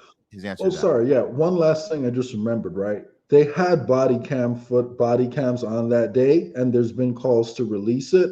And I think we need to amplify that call because that'll make clear what actually happened. And then we'll be able to see it from the perspective of the ICE officers. And that'll confirm that at no point should they have had a realistic expectation that Pretti was going for his gun and their actions were justified. So, like, if you ask me, like, in any situation where cops are under investigation, the body cam footage should be released. Like, especially in a high profile case like this, it's unjustifiable for that body cam footage not to be released. So, we need to start demanding that more. And if they're not all wearing it at all times, they all need to start wearing it as soon as possible. Yeah, if we can't abolish ICE, then we need to make sure that they're wearing body cams. Jay, they're working on it now. They're investigating themselves. I'm sure we'll get everything. We just have to be patient.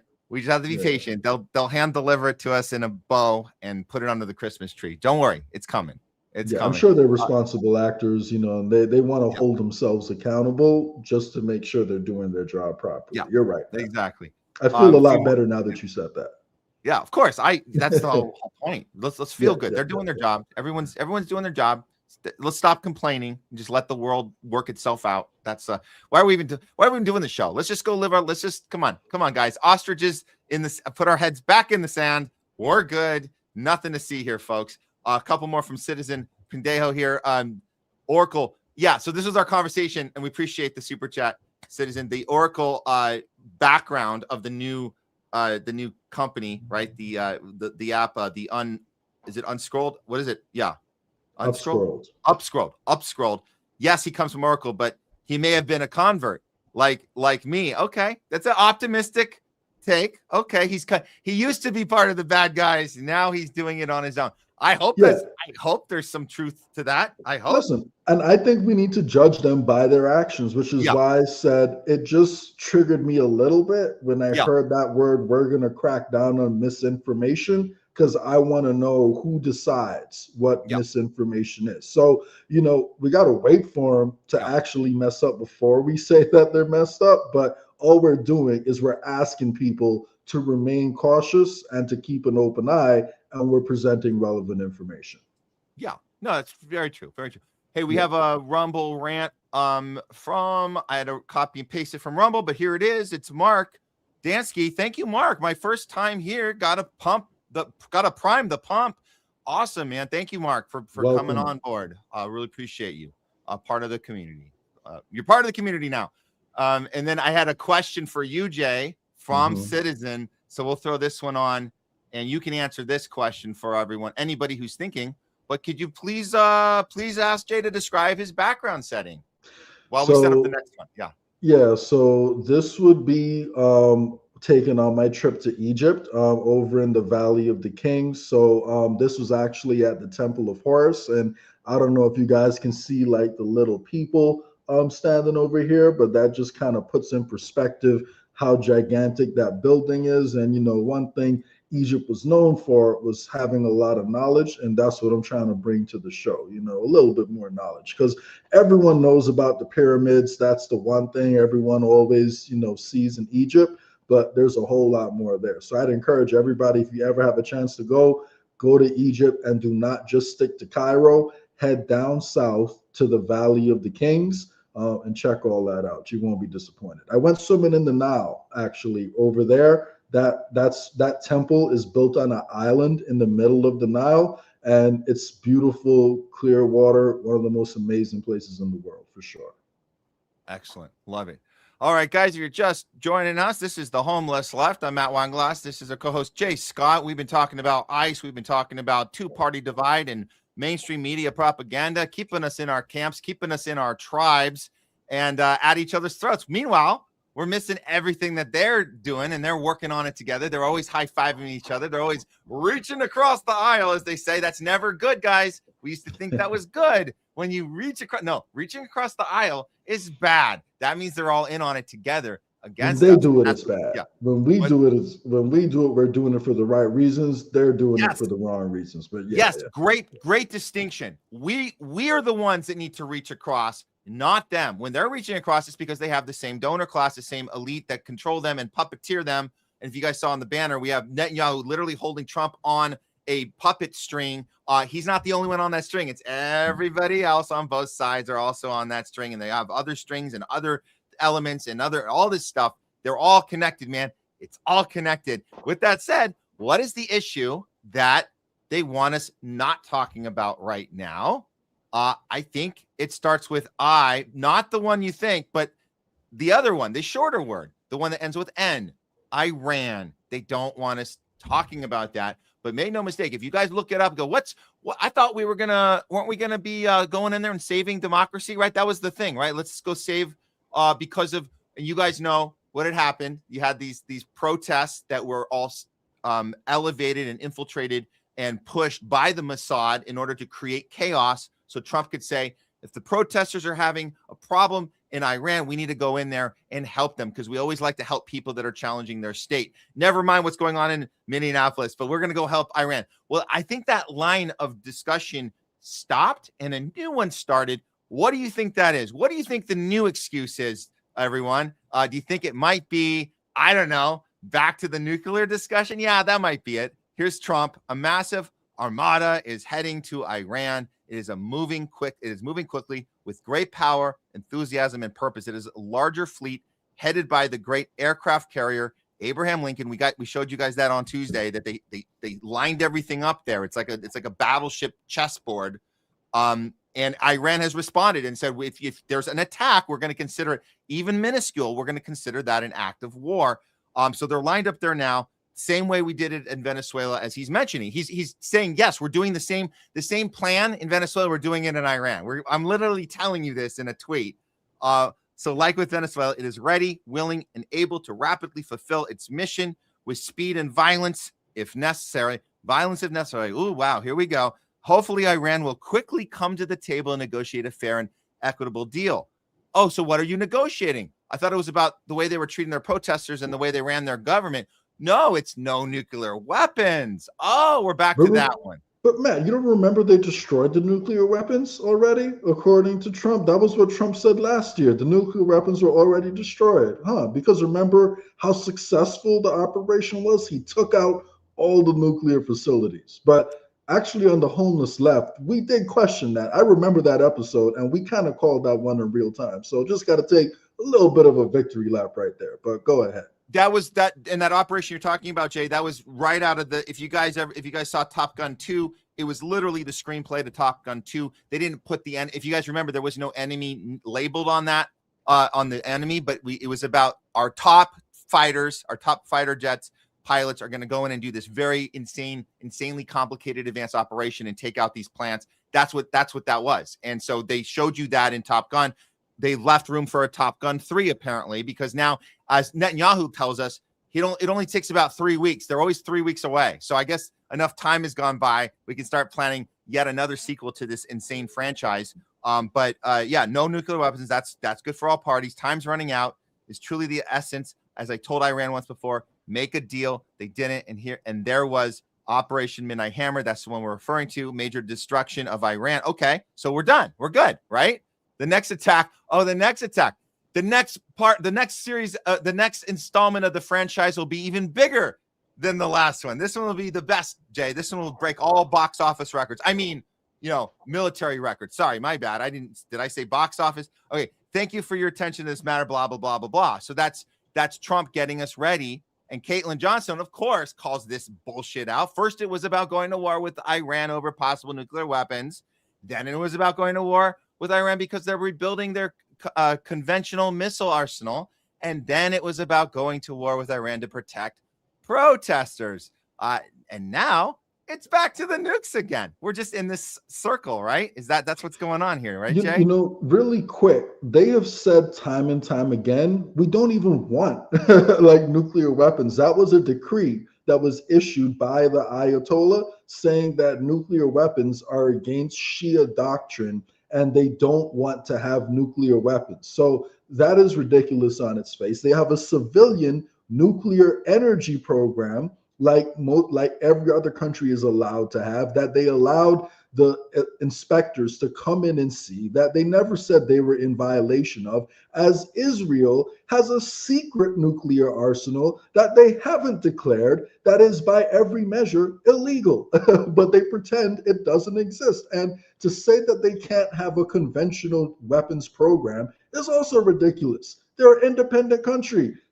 They've never attacked anybody unless they've been directly attacked first. And you can argue about proxies. Who else has proxies? Israel, America. We got proxies all over the place. So before you start talking about Iranian proxies, how about you handle your own proxies before you start talking about them? But, everything, all the reasoning, it's just bullshit.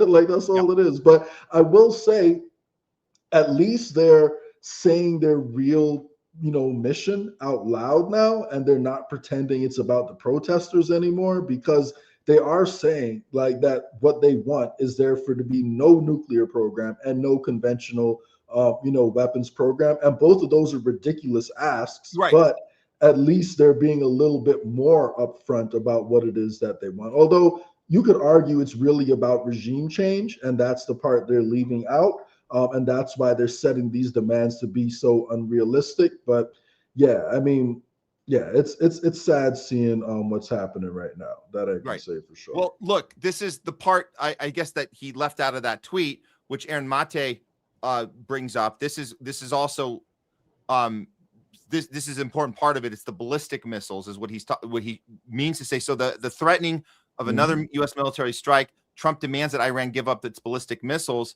As the New York Times notes, those missiles are the last deterrent in Iran's arsenal against renewed attack by Israel. Why would any country give up a deterrent against an armed attack, especially after Israel has already attacked it? So this is right from the New York Times. He's saying this is their last deterrent. So for Trump to pretend that this is about we warned you. He knows they're not going to give up their ballistic missiles. This is a defense mechanism that has to be in place, or they're going to be taken out. They have to have that as a last resort. So we already know all that. So they're confusing everyone about all this. And do you know that apparently our State Department has reached out to Iran and asked Iran directly, hey, if we bomb you guys, please make sure to be measured in your response. Like, we actually reached out to them and asked them that. And of course they said, hell no, we're not going to do that. But if you really study, the situation and kind of game theory it out a little bit, what America likely wants to do, what we likely want to do is go in there and do some more decapitation strikes. Maybe we'll try to target, some of the military defense capabilities to kind of degrade them a little bit. But I don't think the intent right now is to push for an all-out war. But from Iran's perspective, if they allow America and Israel to keep coming in and doing these surgical strikes and going back and forth, it puts them in a weaker position because they're not able to rebuild and they don't have an endless money supply. Like the way America and Israel does. So time is not actually on Iran's side. And what Iran has said is that if there's another attack on Iran, even if it's just quote unquote limited and we only drop a couple bombs, their reaction will be to strike military bases and the aircraft carriers and ships that we have in the region. Now, here's the thing. Iran has, I guess you could say, cried wolf a few times before, and they've made a fair number of threats that they haven't followed through on, right? So America may be thinking, oh, well, you know, they're just all talk. They're not actually going to follow through with this. But like, they are in a position right now where if they don't respond strongly, you could argue it may be a coordinated dance behind the scenes. And, you know, that's one thing that Simon Dixon, I don't know if you ever had a chance to watch that interview I sent you, but he has, if there is an argument to be made that there are people in Iran who are working with the West a little bit, and they do ultimately plan on pushing out some of the hardest liners and then trying to figure out a place, you know, in the new world order. If there is a chance that's happening, I think we'll see that with a very limited response from Iran. Because if the response is limited, then they're just really bad at defending themselves, because we know they have the capability to hit hard. They have hypersonic missiles that we cannot shoot down. So if we attack them again, and they are serious about actually fighting back, then they're just putting themselves in a position where we're going to find out more and more about how they defend themselves, and then their defenses are going to be taken out, like, you know, slowly but surely. So a slow, targeted process where we dictate how the war goes, where we come in, bomb them, stop for a few months, then come in and bomb them again, that's much worse for Iran because they're not going to be able to survive like that. And I personally don't think that they could be that bad at military strategy. So their response to what happens, I think, says a lot about what's really happening behind the scenes. But assuming they're serious and assuming they actually want to defend themselves, you know, I don't see any way that they don't mount a stronger response. And last thing, if that is what happens, the only way America can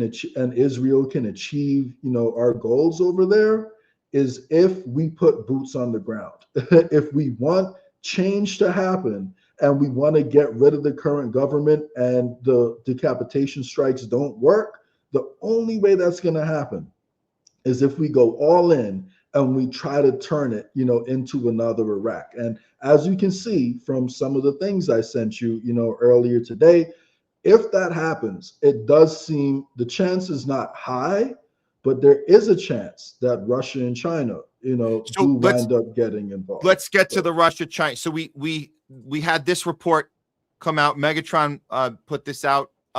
Russia and China will join Iran in naval exercises in the sea and Indian Ocean over the coming days. So that's from Al Jazeera. They're saying that they're going to be working together in exercises. And this is like you said, so this is a message they're sending to the U.S. and Israel. And just to add more context there, we're also doing a big military buildup in the Pacific, you know, like around Taiwan. So if you're China and you have to decide, would I rather confront America in Iran, or would I rather confront America in my own yard in Taiwan? They may opt to confront us not in their own country. So it is, and if they realize that America is going to go all in on trying to defeat Iran and put boots on the ground over there, they may prop up Iran just to make that process even more difficult, because they probably want to avoid a war in their own country as much as they possibly can. So it could be a decent strategic decision for them. If you're going to confront America, why not confront America in Iran, drain their resources over there, which makes it less likely that they try something crazy over in Taiwan or on our own border. So it's possible. It does have a sense of a defensive move. That's something that Putin would be part of. You understand that it's like very calculated chess move to just demonstrate the power they have in order to make us second guess what we were going to do. But then you sent me this, Jay. This is the, I guess you say breaking, since this report. Let's see here. Here we go. It looks like that this is from Iran Observer, that Iran's military spokesman is saying if Trump thinks he can carry out a quick operation and tweet 2 hours later that the operation is over, he is dreaming. A war will break out that will engulf the entire region, from Israel to the countries where the U.S. has bases. Let's hear it. I guess we'll have to maybe translate this one. Okay, so there's no translation, but that's what he's saying. So it's what I just read to you guys. Yeah. And I did double check it, and according to AI, at least that translation is accurate. That's an accurate summary, of what the guy was saying. So, again, Iran has been hyperbolic in the past before, and this would be a serious escalation. So I'm not saying for sure that's what's going to happen, but if you game theory it out in your head and they are serious about defending themselves, and there isn't some grand master plan that Iran is a part of, and they're really working with America and Israel somehow behind the scenes, then it does make sense that they would respond strongly, because the start and stop stuff works in favor of America and Iran. It does not, America and Israel. It does not work in favor of Iran, and that'll make it much easier to defeat them if you draw it out like that. Whereas if they were to use their hypersonic missiles that we cannot shoot down and attack our bases and sink a Navy destroyer, think about also what that does, right? There's a certain number of people over here in America who will instantly call for blood. As soon as American soldiers start dying, even conservatives some people who were against the war before will all of a sudden be now for war because they've killed Americans. So maybe that is part of the calculus. They figure if some Americans get sacrificed, then we can finally have this war. And is it beyond them? Well, I'm sure we know about Operation Northwoods. I would hope most of our viewers have heard of that before, where our government wanted to bomb U.S. Navy ships when Kennedy was president, so they could use it, so they could blame it on Cuba and use it as an excuse to attack Cuba. So our own intelligence agencies have presented, have presented our president with the plan to bomb our own ships. So if we can get our enemies to do it, it's the same line of thinking right there. So don't think they're beyond sacrificing U.S. soldiers and American lives to achieve their goals. Yeah. Okay. So one more point on this, for those that don't fully understand the manufacturing of consent part of this, and the reason you might not understand this is because we don't have too many people that have the political resources and position of power to tell us this, because they're all in their little groups. We know this is all tribal politics. It takes somebody like Marjorie Taylor Greene to leave office and then to tell us this is a scam. The Iran war is a scam. It's Israel. Mossad has been behind this whole thing. if you guys missed this, this is her telling us this. And I really wish we had more people speaking out, obviously, that know this. They all know this. She's the only one that can say it now. Obviously, you have Thomas Massey, you have Rand Paul. People say Ro Khanna. I don't know so much that he's on board with it. I know they're all on the Epstein side of on the right side there, but this is the best we're going to get, is somebody who's not even in office anymore, because she had to leave because she was getting threatened by her life and her family by Trump. So here's Marjorie Taylor Greene real quick.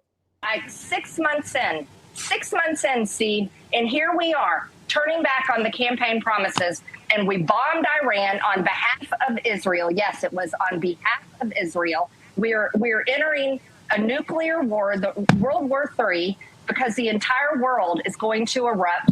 And you want to know the people that are cheering it on right now? Their tune is going to drastically change the minute we start seeing flag-draped coffins on the nightly news, on Fox News that brainwashes all the baby boomers, and on CNN that brainwashes all the Democrat baby boomers. And that is exactly how this is going to go down. So, yeah, and she's 100% right. This is the direction we're going. And you got to yell about this at the top of your lungs. I mentioned Ro Khanna earlier as somebody I don't trust on this team of we're challenging the entire duopoly, because he still pushes Ukraine. And I just want to be very clear. Anybody who tries to confuse you and say, how can you be on the side of Palestine, but then not on the side of Ukraine? Well, I'm going to show you what being on the side of Ukraine looks like. It's this guy. Netanyahu is starting to look more and more like Zelensky every day. Here is Netanyahu telling us we need to cancel elections in Israel. So I'll leave you with this, and you can start to understand what side you need to be on. Here's a hint: the side that's not funded and promoted by Western propaganda machines and the military-industrial complex and the Greater Israel Project. I said that I think we're in a very sensitive situation, and I think the last thing we need right now is elections. We'll have elections later on this year, but I think it's a mistake to have them now. And I hope that people understand that and act sensibly. There he is, Zelensky. Oh, I'm sorry, Netanyahu saying we need to cancel elections for the greater good of democracy. Don't fall for it. Don't fall for it. How many of them are even, besides Marjorie Taylor Greene, nobody has been consistent on this across the board, at least in a political position. I mean, yes, forget RFK Jr., any of these people, they don't understand. You can't just be against one and not the other. So I just wanted to remind people about what it means to be on the side against the military-industrial complex and the greater. Yeah, and really quick, Palestine has never, threatened, I guess you could say, to join a military alliance with Russia, which is exactly what Ukraine is doing with NATO. And, so they never have presented an existential threat to Israel the way Ukraine has. And also Palestine has been there the entire time, whereas Ukraine, much of that was part of Russia, throughout history. The territories that Russia says is theirs now, those territories have all been disputed, and they've gone back and forth, over a long time. The Europeans right now who are in Israel saying that this is their home, even if you take what they're saying at face value, the last time their ancestors were there would have been 3,000 years ago. So, and I actually don't take it at face value. But anyway, that there's a huge difference between Palestine and Ukraine. Yeah, exactly. Okay, so I think that wraps up that section for now. Let's get. I think we're ready for the next one. You got time for at least one more? Yes, we might have two, but this one we haven't gone to in a little bit. We kind of let this one sit for a while. But you guys know that Turning Point USA has been a complete disaster. I would say at best a disaster, at worst a joke that has deliberately taken the people that believed in something that Charlie Kirk represented, whether you believed it or not, you were on board or not, and totally gaslit it to a point where it's doing the exact opposite that Charlie Kirk seemed to have wanted to do. And it seems like that's why he's no longer part of it for whatever reason. However you believe he was taken out, for whatever reason he was taken out, the way it's being handled right now by Erika Kirk as the CEO is absolutely, it's disgusting. It's pathetic, embarrassing, but more than that, it's very nefarious because of what we're noticing about the Mossad part of this. That part needs to be discussed a little more. Let's start with this because we had some leaked audio that came out from Erika. And again, we add this to the mix of everything she does, checking boxes that says that she shouldn't be doing what she's doing, and she's not in the right place when you want to think about a wife taking over her husband's business, and how you would behave doing that. She does everything the exact opposite. So this is the leak call in which Erika brags to TPUSA about how much cash rolled in from Charlie's memorial. She says that Charlie would want everyone to stop grieving and get back to business. This was 11 days after he was assassinated. Here it is. Hi, everybody. I still love all these emoji Zoom things. Wow. I don't even know where to begin. The fact that we were able to pull off an event of a century, like, it's just insane. We had over 275,000 people that attended and stadium, overflow, Westgate, insane, you guys. And then you have, was it 100 million? You guys that heard the gospel and all about Charlie and all about everything that you guys do, and the hard work of Turning Point USA is insane. We had thousands that were registered to vote. I think we're at like over 200,000 for merch sales. Don't quote me on that because I think it just keeps like bumping up like crazy. But I just wanted to say a huge, huge, huge thank you to the events team, the development team, the graphic design team, the production team. It's just phenomenal. Their incredible work leading into the memorial. And honestly, a lot of the staff that worked on the memorial, they had 20-hour days for a week during the time of us grieving the loss of my husband. And honestly, I know several staff that didn't even sleep. Again, you guys are breathing angels, and I'm so grateful for all of you. And obviously a huge thank you to the Mosaic team. VI, you guys are 10 out of 10. Like we have the most incredible team. We just do. And you guys know that, and you guys are all a part of that. And I am so, so thankful. And if you do have a moment and you run into any of those staff members that you know had a role in this, and you know that they put a lot of their time and effort into it, just say thank you. There's something really special to be seen in moments like this, and it's not easy. I'm speaking from experience. I'm right in the trenches with you guys. And so the fact that you just, a simple thank you.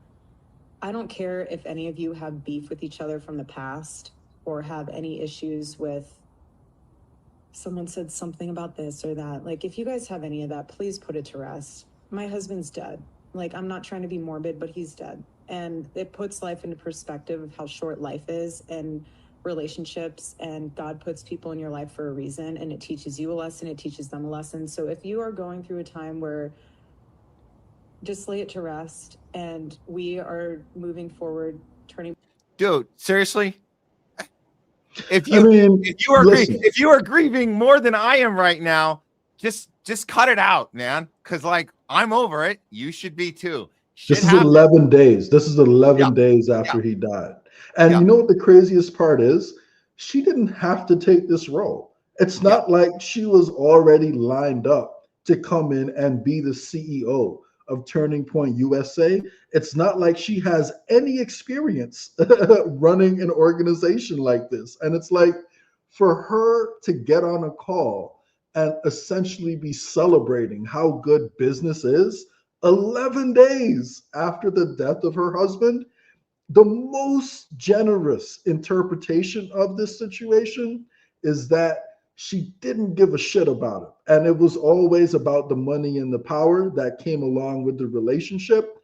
And a worse interpretation is maybe she was in on whatever happened. So at best, she didn't give a crap about him and couldn't wait to capitalize on this man's death. But, you know, I remember seeing a tweet and it was like, the final stage of grief, everyone knows, is selling merch, you know, and that's essentially like where we are right now. But her reaction to Charlie's death is no different than Diddy's reaction to Biggie's death. It's the exact same thing. So it's really sad. I feel bad I wasn't a big fan of Charlie when he was alive, but I'm still sad to see what happened to him. The man obviously never should have been shot, and clearly he was surrounded by people who couldn't give a shit about him, as you can see. So that's pretty sad. We'll go a little further here with the what is being revealed in some of this leaked audio and video. But this is from TBV Sean. He did a little deep dive on this. We'll play a little bit of what he covered, but he said the leaked IRS docs proved that Erika Kirk turned TPUSA into Mossad child trafficking front. What? Well, we know her history in Romania, right? We know that there's just some stuff that has been completely covered over No one's asking questions. Well, there's certain people asking questions, but they're letting her just kind of, move forward with her business venture. Don't leave the widow to grieve the way she's going to grieve.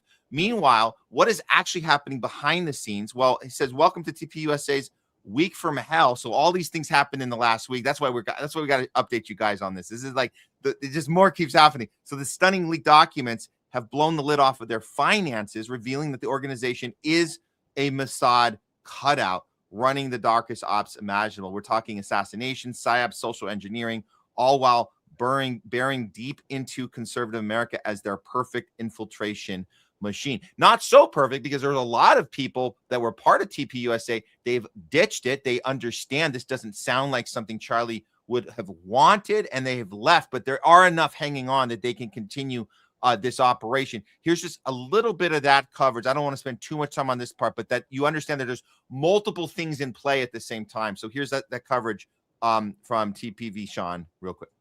Turning Point USA's Week from Hell. Stunning leaked documents have blown the lid of Turning Point USA's finances, revealing that the organization is a Mossad cutout, running the darkest ops imaginable. We're talking assassination, psyops, and social engineering, all while burrowing deep into conservative America as their perfect infiltration machine. Making a bad week even worse for Turning Point USA, a high-level insider claims that the organization was infiltrated by CIA-linked operatives during Charlie Kirk's final years in charge, the same network connected to overseas orphanages and child trafficking fronts. According to the source, Charlie uncovered the operation and realized his own wife was part of it. She had allegedly begun to bring in those same connections onto the Turning Point USA payroll. Charlie's response was emphatic. "Over my dead body." Now, here we are. As the dots start connecting and the Erika Kirk mystery begins to unravel, it's no surprise the legal threats are flying. The censorship is kicking into overdrive. Because when powerful people feel exposed, they don't stay calm, they clamp down. And right now, they're terrified, because their cover-up is cracking, and we're about to blow the roof off all of it. Okay, so we'll stop there with him, but there's other people that have spoken out about this. There's people, I don't know if you remember Liz Harris. There's a tape of her speaking about this, and if you guys Google her, you can see she was the one they smeared as a election denier, and they ousted her, and with no mention of what they really wanted her out for. Was, and Stu Peters reported on this a few days ago, that this leaked audio from, and she was a rep, she was a committee woman in Arizona on the Republican national chair, and she claimed that the TPUSA was controlled by the Mossad. This was back in the early summer that she did this, and she was out by August, and they didn't. And so if you look this up on Google, I didn't pull the article, but if you guys will just Google her, you'll see they won't mention this at all. They'll just say she was a crazy nut job election denier, and they had to get rid of her. And that's that. She's done. But this is so she's mentioning, and you listen to this. This tape's actually way more important. I wanted to get you guys warmed up with the Erika stuff, but this is way more important. And this came out again on this what is called the Week from Hell that's happening right now with TPUSA. Let's listen to a little of Liz Harris before they got rid of her. But she thought she was actually going to be killed. So maybe she got the better end of the deal just to be character assassinated, and she's still alive. But she thought she was going to be murdered. Here we go. Another very delicate thing we have going on is all this stuff with Israel. Now, Thaler is Jewish. Breger is Jewish. Like, when I say Jewish, I mean, like, not, they're very Jewish, meaning very...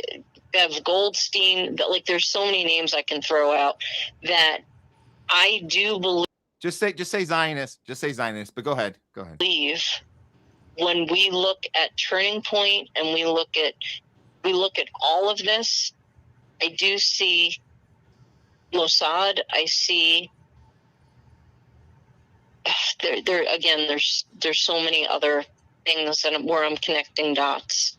I think Alex Jones is controlled by them. Charlie Kirk's controlled by them. Steve Bannon. And again, this was recorded in the early summer before Charlie was murdered. So she's trying to expose this in this chronologically speaking, this is the same 3 months that we document the timeline in which Charlie Kirk started to ask questions. He started to push back. He started to have events with Tucker Carlson and Candace Owens at them, and the donors of TPUSA were furious that he was having these events and allowing people like Michelle Bachmann to be booed by the crowd because she would come in there and do Israel first stuff, and Charlie didn't like that, and the crowd was on Charlie's side. And so all this was going on, and Liz Harris was talking about this. Here, just a little bit more of this, and we'll discuss. But she's saying she's shocked that she's even still alive at this point. I can't believe nobody's killed me. I really can't. I have no idea why. Because God is protecting right now. There's a lot of people that are surprised are not dead right now, but nobody gets to do anything unless God gives it permission. I'm with you, Liz. I mean, I've already had people show up to my door from what I've exposed, but I'm still alive. We're meant to be alive. So, lot there, Jay. I mean, there's a lot going on for sure. And, I don't know. I haven't heard anything about the child trafficking stuff that was brought up about Erika Kirk. So I can't confirm that, at all, but I'd encourage people to look into it to see if there's anything there. I know she has a very interesting history in Romania that, raises some questions. So I can't say I would be terribly surprised if it was true, but, I think I just want to make it clear. I haven't seen evidence of Turning Point USA being used for something like that. But in terms of, them being, funded by Zionists, I mean, that's fairly obvious. That audio is revealing because it's showing that there are people in the Republican Party who are in positions of power or who had positions of power who understand this. But all we have to do is look at Charlie's own words, before he passed, right? And he was speaking about how he felt that he was being bullied by Zionist donors and how they played, into the stereotype. So again, me personally, I don't blame, quote unquote, all Jewish people for this. Aaron Mate, Max Blumenthal, they're both Jews, of course. And they do great coverage of this. However, it's worth mentioning Zionism and Judaism when it's relevant. So don't just automatically start calling people names because they point out, that there is something to talk about. Like if you're going to talk about ISIS, then you can mention how Islam is weaponized. You can say if someone is Muslim as you're talking about ISIS without blaming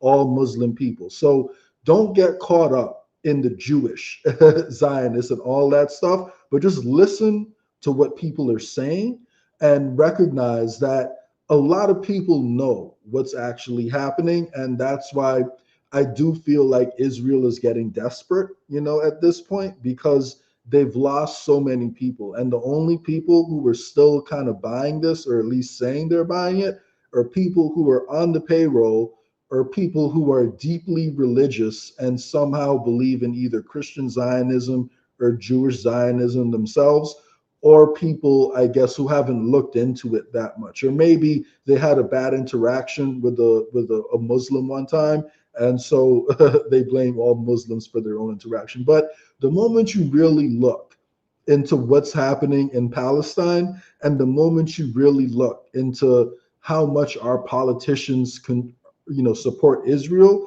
it becomes immediately obvious. And Turning Point USA, again, if you're Erika Kirk and you're the closest person to Charlie Kirk, and you're not talking about how his tone changed towards the end of his life, and at least asking for a public conversation, but instead you go in the opposite direction and start pretending like Charlie never had a question about Zionist influence, that raises more questions for me. So again, I'm not accusing Turning Point USA or Erika Kirk of anything, but I do think that there are valid questions that need to be asked of the organization and of her. So I'm not pointing any fingers. I'm not saying they did anything, but I do think we need to ask questions about them. Right. And as we're piecing this together, all this stuff has been coming out in the last week, and we're trying to filter through it. And I will, second what you said, Jay, as far as we're still looking into it ourselves, because this stuff just drops and we have to look at, but so we gather information, we assess it, we might need to go back to something that dropped a month ago and go back to it. Candace Owens does the same thing. She's been actually doing pretty exceptional work with some of this. And I want to just throw one more up. And this might have been the lead. We might have buried the lead because I think this might be the most important find in the last week. But we had this happen. This is from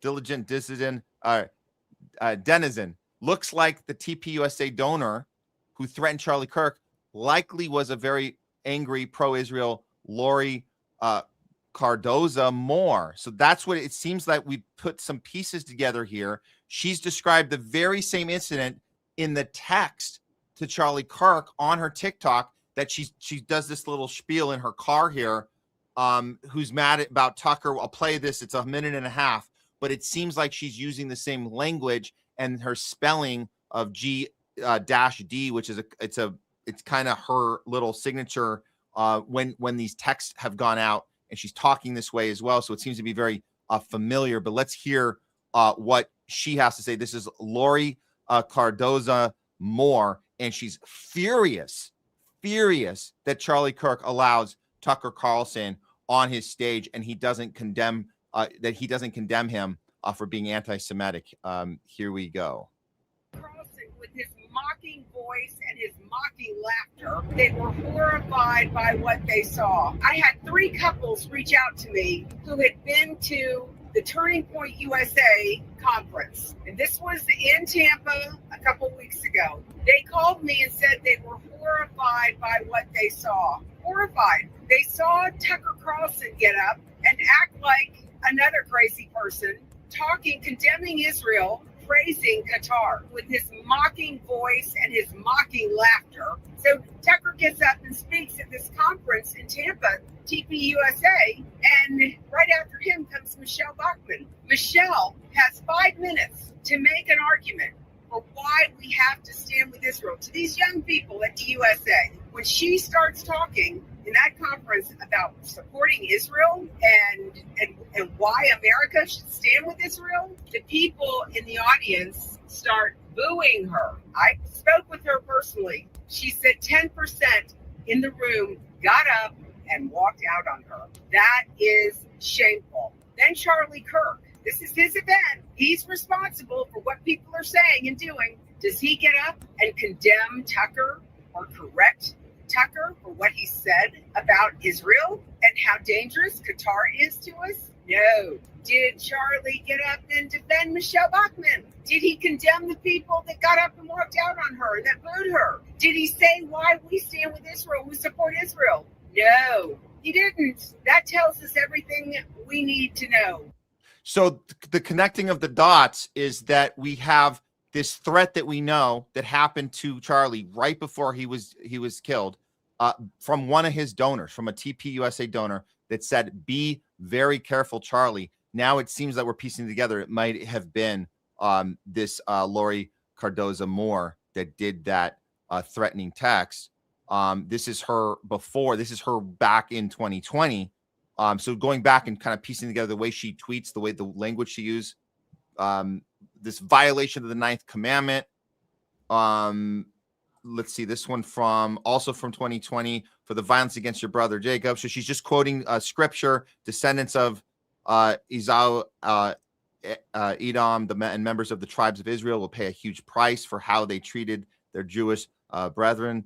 And then this one, the way she spells G-D, a deeper relationship with the G-D of Israel. And then this is the actual text that we already knew had come out, but we didn't know who it was coming from. And you can see this. It's the "Be very careful, Charlie." And in this thing, there's the God G-D. So I guess it's just kind of trying to do this little investigation. Who was the one that threatened him this way? But it sounds like it could have been her. But this goes right back to what I think our instinct was correct when this first happened, Jay. We wanted to look at, well, what was the activity that happened leading up to this? Was this just some random, disgruntled lefty with the furry roommate that grabbed a gun and knew how to use it, and the scope thing and all the texting? We were like, something else is going on here, and it seems that it was coming from behind the scenes. So this all seems to check out, that there was certainly enough people with enough power, enough connection to Israel, Mossad, and what they wanted to happen with Turning Point USA, which they could not have done with Charlie in charge of it. They needed to make a switch, and they figured out how to do that. It seems to be lining up with that theory. So I don't know. Any new thoughts from you on this, or this is we kind of expected this to go back to somebody like this woman?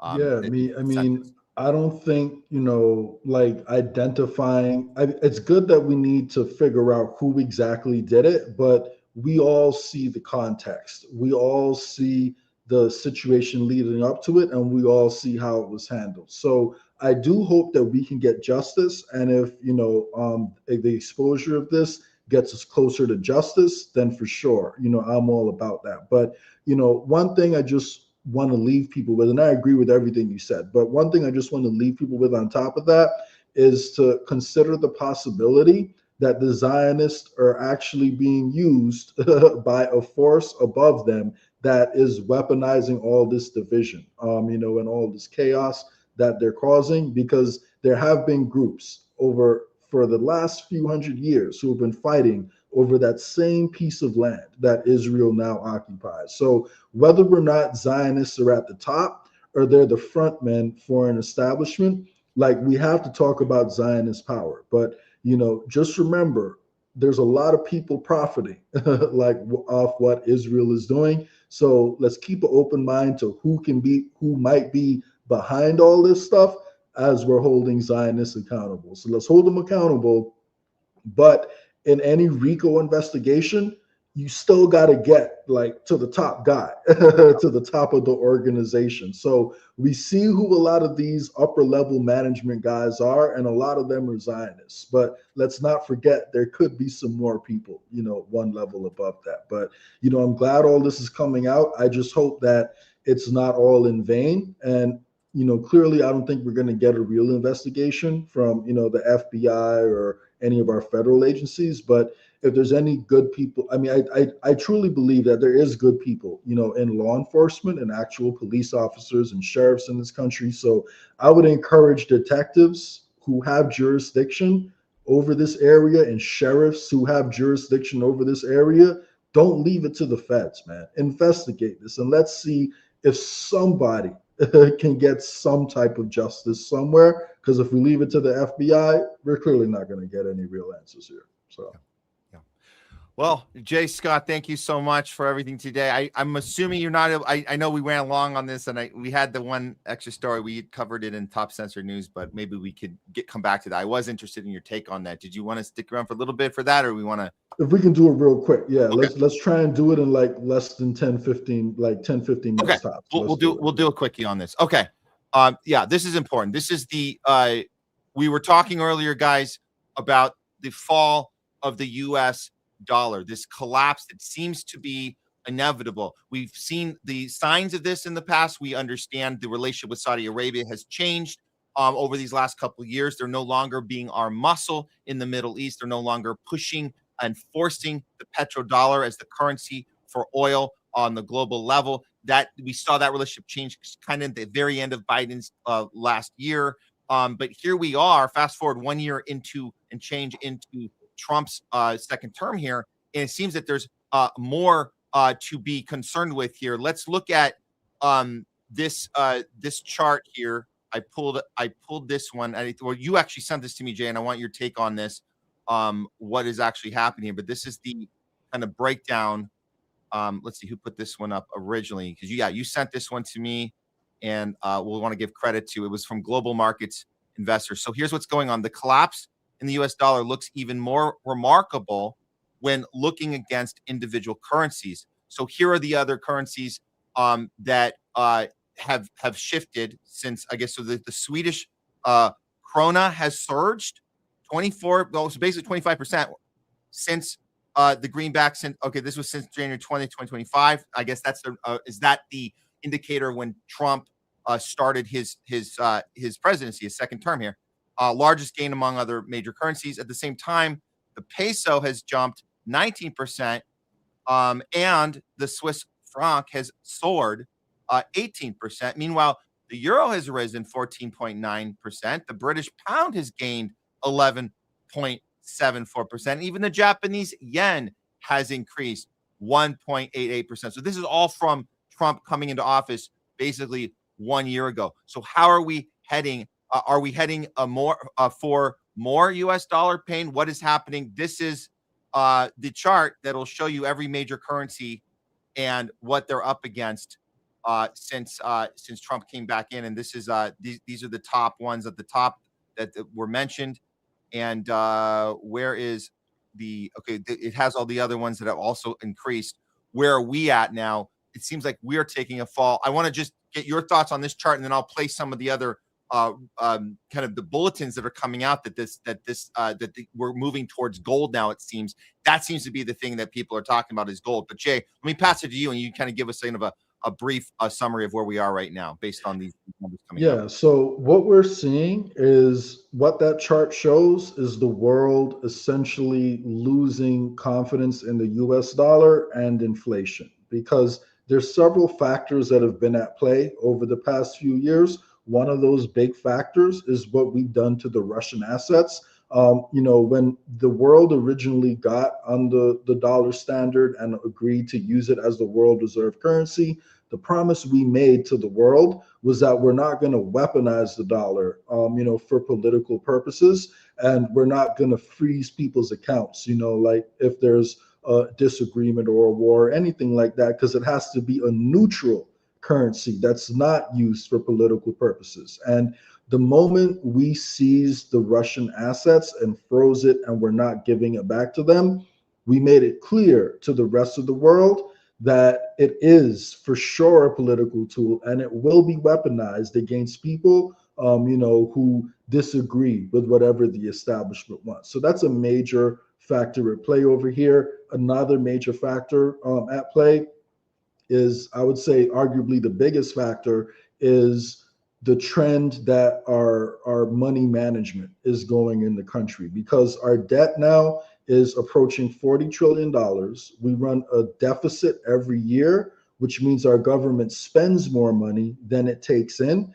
And that means in order to fund our government every single year, we are continuously borrowing more money. So we're essentially spending more money than we're bringing in every single year, and there's no end in sight. And what's the political conversation that's happening right now from Trump?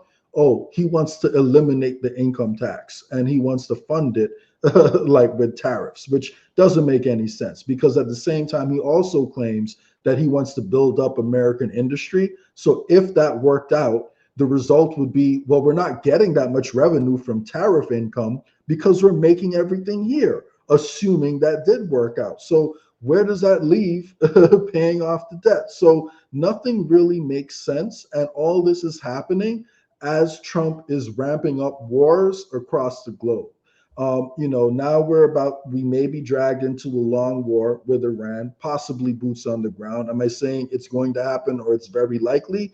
I don't know if I can say it's very likely, but I can easily see how we could stumble into it if Iran strikes back and does what they're going to do. We're also in a situation where we haven't made any real progress, on coming to peace with Russia over what's happening in Ukraine. So we're going to be in a position soon where we either completely abandon Ukraine or somebody sends some troops to try to defend them or to try to quote unquote be peacekeepers, and then they're going to get killed. And then what happens if NATO troops get killed over there, in Ukraine? So we could be in a situation where we're fighting two expensive wars, and that doesn't even count the military buildup that we're seeing in the Pacific, as half the country argues Russia's the top enemy, the other half argues China's the top enemy, and they all, argue, well, we got to deal with Iran somehow. So and war is expensive. Every single war we start adds trillions to our debt. So if you're an investor and you're looking at the likelihood of you getting your money back by investing in America in the long term, it doesn't look good. And if you get your money back, more than likely, the only way it's going to come back to you is once it's been deflated. Because what will we do? We'll just print a bunch more, like to, pay back the investors. And the more we print, the lower the value of the dollar is. So there's a lot of things at play. And what we're seeing right now is for the first time since the Bretton Woods Agreement, which is what got the world on the dollar as the world reserve currency. For the first time now, since then, gold has become the #1 reserve asset held by central banks across the world. So now central banks overall in total hold more gold than they do US dollars. And I'm not saying this is going to happen, so do not take this as financial advice. I'm not telling anyone what to do, but we're also in a situation where gold stable coins are being rolled out. So hypothetically, that means that the more money that goes into gold, the less volatile the price of it is going to be. So we could be in a world, one day not too far off, where the price of gold is even more stable than it has been, and we might even see gold become the world reserve asset, and maybe things are even priced in terms of some currency that's just gold itself. We could have gold stable coins being the method of transaction between different people. So I don't know that that's where it's going, but that is a possibility. So I want everyone to keep that in mind. Yeah, and I would say this, like when we talk about, and we have to listen to what billionaires have to chime in on this. I mean, we played a clip earlier of Ray Dalio, business guy, saying yes, gold has gone from the second largest to the top currency, and it was inevitable, and all this stuff that he's probably right on. We had Peter Schiff. Actually, I'll throw this tweet up. Just we don't have to play the clip again, but this is just what he said on Fox Business just a couple days ago. Peter Schiff saying the dollar is going to collapse, dollar is going to be replaced by gold. So everyone's saying this, and they're also comparing it to the 2008 financial crisis. A lot of people tweeting out right now, hey, you know what? If you thought that was bad, this is going to be 1,000 times worse. And so that's what it seems like on this end. But I would say the thing that the billionaires aren't talking about, because this part is actually might be good news for us. They're not saying the good news because we're not in the billionaire class. We're not going to be as affected as maybe they are. But if you think about it, the sanctions that we've been putting on all these countries, a third of the world are under our sanctions. Isn't it interesting that because those were being forced through the petrodollar, would we be able to? I'm just going to what you think about this, Jay, but I don't think we wouldn't be able to impose those same sanctions with gold as the standard, right? We can only do that because it was the petrodollar. Would we then have to be forced and faced with the fact that we're going to have to figure out a different way to conduct our foreign policy and our ability to engage with other countries if we can't use the petrodollar by force anymore? Does that help us? I mean, I know it'll hurt the elites, but could that be a silver lining to this? Good question, and that depends on a few different things. Number one would be, I guess, the stable coin that people actually adopt. So right now, for example, the number one stable coin is Tether, gold stable coin. So that's US. I believe it's I forget what the ticker symbol is, but Tether is a cryptocurrency company that issues a stable coin that tracks the price of gold, and I believe that's the number one gold stable coin that's available. So if you were using Tether as your stable coin, then it's essentially no different from an international CBDC, where if you have an opinion that the establishment doesn't like, they could turn off your access to that money with the press of a button. So if they're running their own gold stable coins and they're controlling themselves, or if there's a decentralized gold stable coin that is being used, then that's different if it's decentralized, or if the mechanisms aren't as controlled as they are right now. But right now, we essentially, they could have the exact same power, because you and I have been talking about this for a while, how they've removed even though they're quote unquote removing CBDCs, they have the ability to implement the same things with a privatized stablecoin. Like they couldn't do that with a gold stablecoin. So the devil is in the details, and it all depends on how it rolls out, and what countries are actually doing. But one thing is for certain, and that is for Americans, for people who live here, It's going to be a whole lot of pain.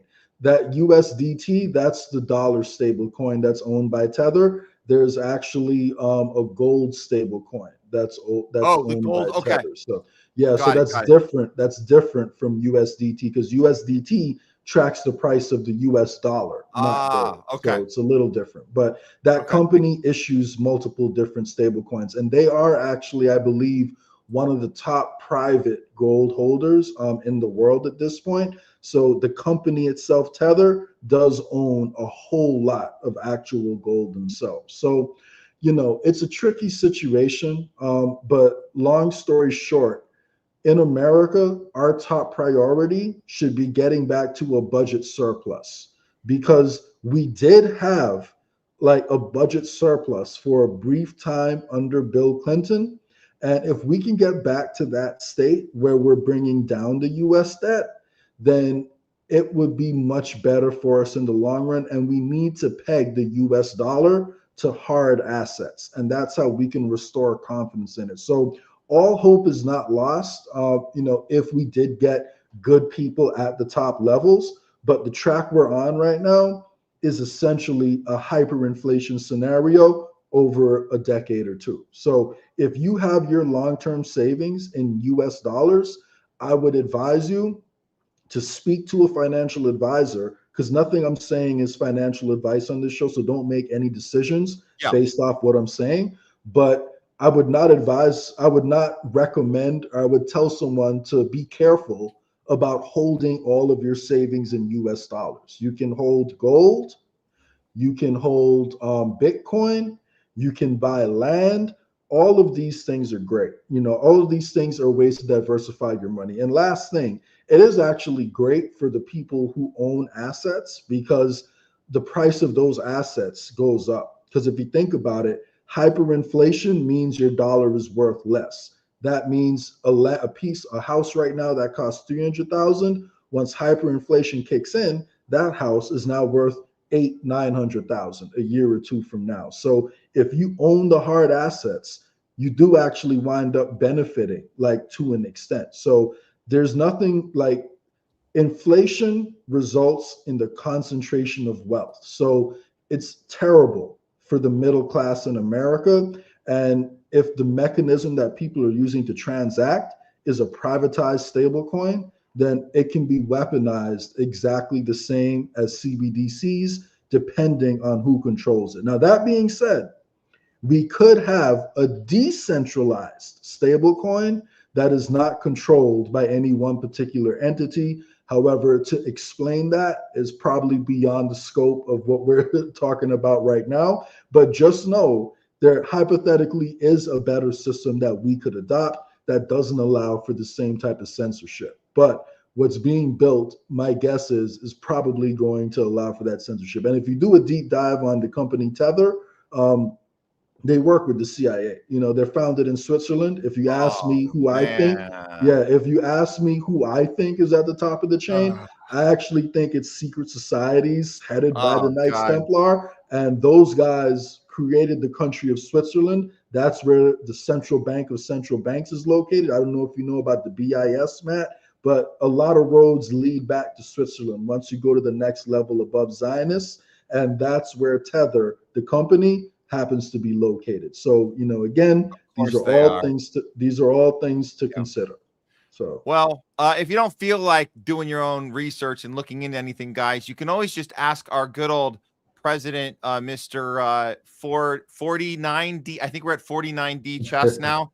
Just ask Trump what's going on with that dollar. He'll tell you the truth, man. He's going to tell you if you're worried about the dollar, you know, if we should be worried or not. So I trust him. Here we go. President, with the current value of the dollar, do you think it's declined too much? No, I think it's great. I mean, the value of the dollar, look at the business we're doing. No, dollar's doing great. Dollar's doing great, everybody. Never been better, man. It's amazing right now. Everything's tremendous. Since I've come into office, it's been nothing but unicorn, rainbows, and gold dollars for everybody, I should say. So that's where we're at. There it is. There's nothing to see here, folks. Nothing to see here. Put your heads back into the sands, ostriches, and you know, go on with your lives. Nothing to discuss, nothing to see.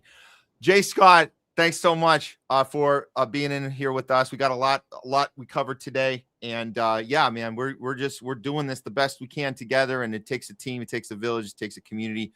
Can you tell people where to find you? Anything else you want to leave them with before we sign off with you? Yeah, for sure. Download Upscroll, pay attention to what happens over there, but you guys can catch me over there at Jay Scott. And of course, you can catch me on Twitter at JS Ascension. So on that note, got to run right now, but appreciate all the hard work you're doing, Matt. Be in touch soon. We'll find you on Upscroll for sure, and we'll get that locked in before the next show for sure. Okay, for all right. Sure. Later. All right, Jay. Yeah, take care. bye. Jay Scott, everyone. We have a lot more show coming for you guys. If you just joined us now, you can always go back and replay the lives. I think it's hard to do on Rumble when we are live, but when we're done, you can always go back. We keep all the lives up on our Rumble channel, all 163 episodes available for you guys to go back. Not that you have that kind of time on your hands, but that's just so you know it's there. We have nothing that we shy away from. We stand behind all our work. Even as we evolve, we grow. We get better. We all get better. Isn't that the point? That we get better at what we do. We get smarter about what we do. We learn lessons.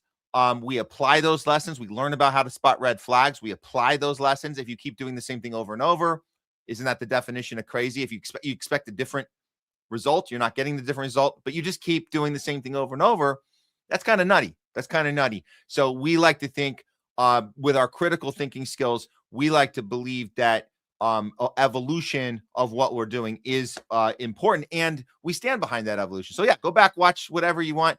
The segments, now those are also available on YouTube. We put most of them up on YouTube. We got to be careful on that channel. If we go too much with our medical misinformation segments, we got to be careful with those ones on YouTube. But please follow us on both and refer to anything. If you guys see a segment that pops up on your feed, by the way, it'll pop up if you just hit the subscribe. Then you'll get notified when we have a segment that comes out.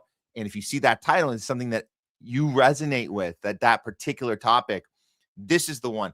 We do these for you, so you can take those, send them to people, talk about them with friends, family, coworkers, any sort of people you maybe have gotten into debates with in the past, and you want to like kind of bring something to their attention, or maybe they actually trust you and say, hey, I'd like to hear more about that one thing. I don't know what's going on with TikTok. What's going on in Palestine? Do we still have a ceasefire? And say, hey, actually, I'll send you something where you can take a look and let's talk about it. So you use our material to help you do those things. That's what we like to empower you with, an arsenal of I guess resources that should be available to you.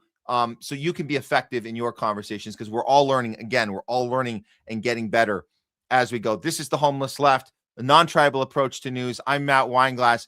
We will be back here in 2 minutes. So go grab yourself a drink, a bathroom break. 2.5. We really mean it. When we say 2.5, we mean it. Not when we do it with Craig Pasta. I think those turn into more like 5-6 minutes. But we're serious. We're going to move on. We got a lot to go on. We're going to be bringing Nurse Leslie in. We got some talking back with you guys.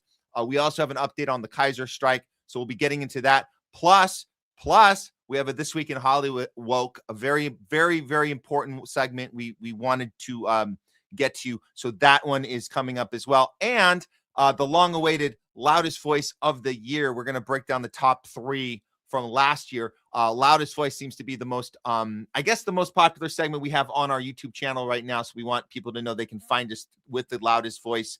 We like to do one of those every week. This one, we're going to give the top 3. That's coming up later in the show. So a lot more Homeless Left for you coming right up. We'll see you back here in about 2.5 minutes. Don't go anywhere. We'll see you soon.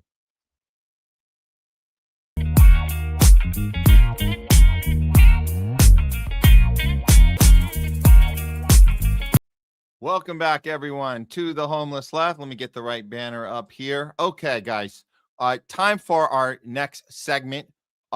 We are going to give you a little update on the Kaiser strike. This started on Monday. This is nationwide. We have the workers, as usual, standing up against the CEOs and shareholders, and it's quite a fight. And we know how these things, play out. Sometimes they're long games. Sometimes you have to play the long game. Sometimes you can play the short game. But make no mistake, once the people get in the street for whatever the industry is, whether it's our entertainment industry here in LA, whether it's the farm workers, whether it's the truckers convoy, whether it's the railroad strikers, whether it's any sort of healthcare professionals. In this case, we do have the healthcare workers in the street. They're not doing it for their own selfish reasons. They're doing it on behalf of the environments in which the patients are the ones getting screwed. That's why they're in the streets. But the CEOs and shareholders would like to spin that and make it be about, well, there's nothing we can do because those workers just seem to keep wanting stuff. They want stuff. They're greedy. We've seen this game play out thousands of times. But, here we are again. The Kaiser staff has now taken to the street in an indefinite strike. We reported this first on Tuesday. This started Monday morning, and it's going on indefinitely as of yet. So here's just a quick deal here that Kaiser has seen now thousands walk out in California. This is also happening in Hawaii. There's other worker unions that are starting to get involved as well. So this thing might be growing, even though this was officially the first day on Monday. And this time it says there's no end in sight. And this is based on the fact that it's the conditions, the overstaffing, which only hurts patients. It's also and this escalation happened because there's no way to resolve this when the CEOs and shareholders carry all the cards. They're the ones with the billions of dollars in the bank. They're the ones that give themselves the excessive, just ridiculous paychecks. Meanwhile, these patients get baited and switched. So thousands of nurses, physical therapists, midwives, and other health professionals have voted to walk off their jobs for days or even weeks to pressure California's largest private employer to concede ground on top union demands at a time the industry faces financial headwinds. So this is the union that's heading the charge, the United Nations Nurses Associations of California, and with Union of Healthcare Professionals. That's 3,100 employees they represent, which is accusing Kaiser of squeezing patient care and staffing for revenue as it expanded into other states. So, of course, and they say the nonprofit organization denies it, arguing that it meets all the staffing and say, of course, we always meet the staff. We always put patients first. We always put people above profit, don't we? Of course we do. So this is a little shot of what's going on in Oakland right now. And the workers in Oakland are connecting this topic to what we see happening in Minnesota, specifically with the ICU nurse that was murdered by ICE. They're connecting all the dots as far as feeling occupied on a number of levels. The way Palestinians are occupied in Gaza by Israel. There's an occupation happening where the only thing left to do, the only recourse is to take to the streets. His murder has hit healthcare workers very, very difficult. And instinctually, our job is to protect others. If we see someone fall, we're not going to leave them on the ground. If we see someone hurt, we're not going to walk away. So to think that someone who instinctually has spent their career taking care of people and went to go do so was then murdered to do so is atrocious. It's frightening to think that any single one of us in this healthcare community could become a target just for doing the right thing at the right time. A general strike would mean the opportunity to really protect our patients. A general strike would mean our voices could be magnified and create effective, permanent change. The labor movement has such a huge role in standing up against forces of occupation and imperialism. What's happening in Minnesota is part of that. Well, we're fighting against power. Kaiser's greed and inability to negotiate with us is part of a bigger picture of greed and power in this country. People are standing up and fighting across the board for whatever their unique issues are. I mean, even within this union, we all have different contracts that are individual, but we all are working together because we know it's not enough. We're already striking. Let's keep it up. We're already striking. Let's keep it up. Let's go ahead and bring in, you guys know her well, it's Nurse Leslie, who has been definitely affected by the striking, can give us a little more insight on how things have been going in that vicinity as of now. Let's see. We'll go ahead and bring her in here. Let's see. I have her screen here. I don't think I have the picture up yet. Let's see. Let's make sure you're good here. Yeah, I'm not seeing the screen. I'm seeing your image here. Okay, just needs to have a little. Oh, we're having a little camera issue. 1 second. Just got to fix this tech issue. Maybe try coming in and out, and we'll get you. We'll get you right in. It should be fine. That should be fine. But Leslie is perfect to talk to about this, being that you guys know she's been in this arena this whole way. And just to give a backstory, we know that. Oh, there we go. Okay. Please welcome back to the show. You know her, you love her. It's Leslie, Nurse Leslie.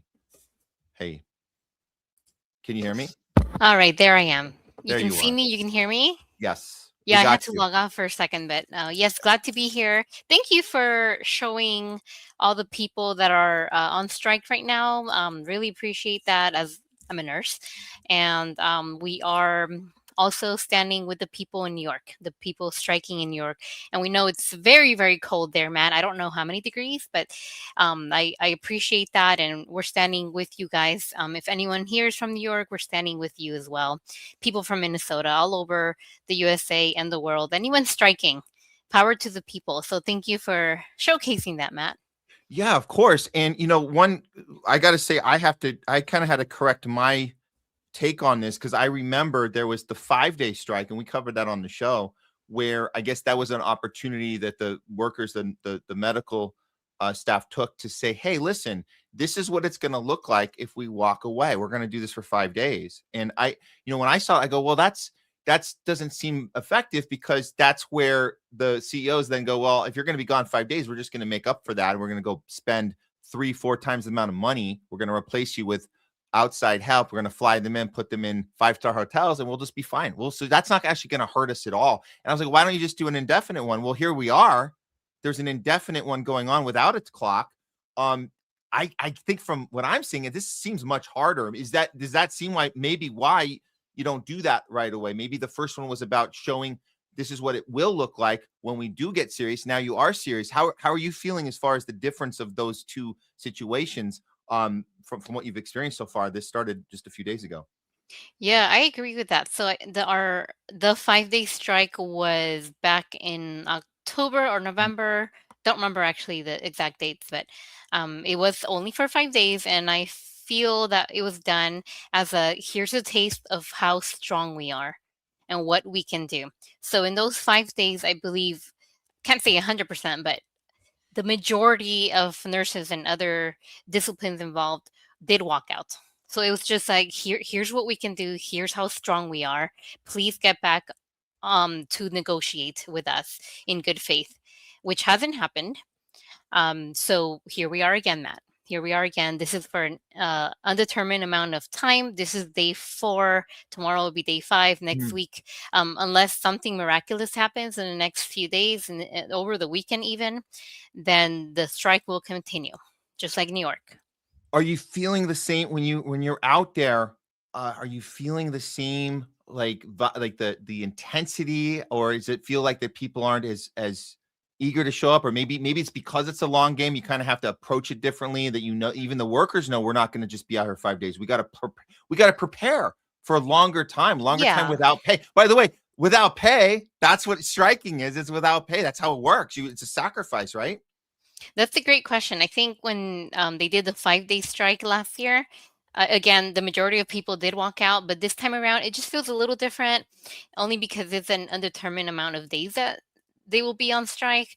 It still feels powerful. It's still very strong, and the majority of people are still out there walking.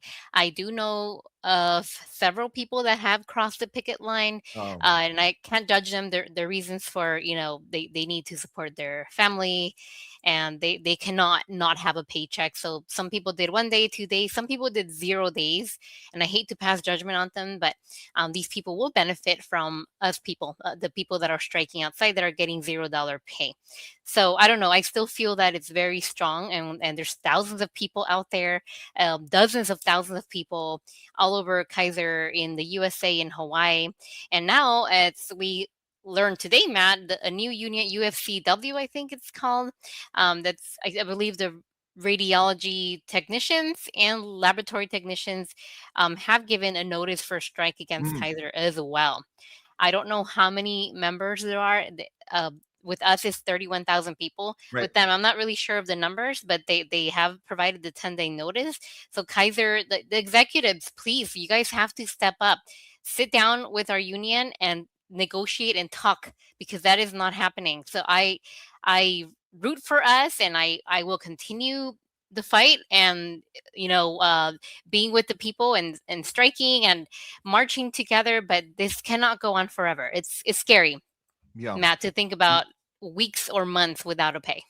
Yeah. No, it is. And you're talking about other people, maybe crossing the picket line, meaning that they're not gonna tough it out. They're saying, there's a reason, and we can't be in their heads. We don't know, but there's other reasons besides financial. There's reasons due to feeling guilty, feeling bullied, feeling like being told you're the reason the patients are suffering right now, not us. You guys are. And I think that's a problem we see in all sorts of strikes in every industry. We always see that technique of union busting, right? We see this idea that the unions are being greedy and they're trying to earn because you guys are you're paying all the money to the union. So they're just trying to pretend they're doing something for you and being greedy and look what's suffering no, that's not, you're talking about doing this on behalf of the patients that are getting not just these poor conditions where they're overstaffed and resources are missing, but it's also because they're getting bait and switched on their premiums and what they're paying for. So when they get their when these horrible diseases and treatments start being needed, all their lifetime of paying is now being baited. So all these different factors that have to do with protecting the elite and screwing the patient, and then pretending that it's the workers that are responsible for this, and it's not. Yes. And I think people need to understand that that's a technique, and it's unfortunate when people fall for that technique, but it is a technique. It's not real. And I'll just show one of these examples. We found this on a local. This is what local San Diego 10 News wanted to do. They wanted to give us a little pull on the heartstrings about a patient.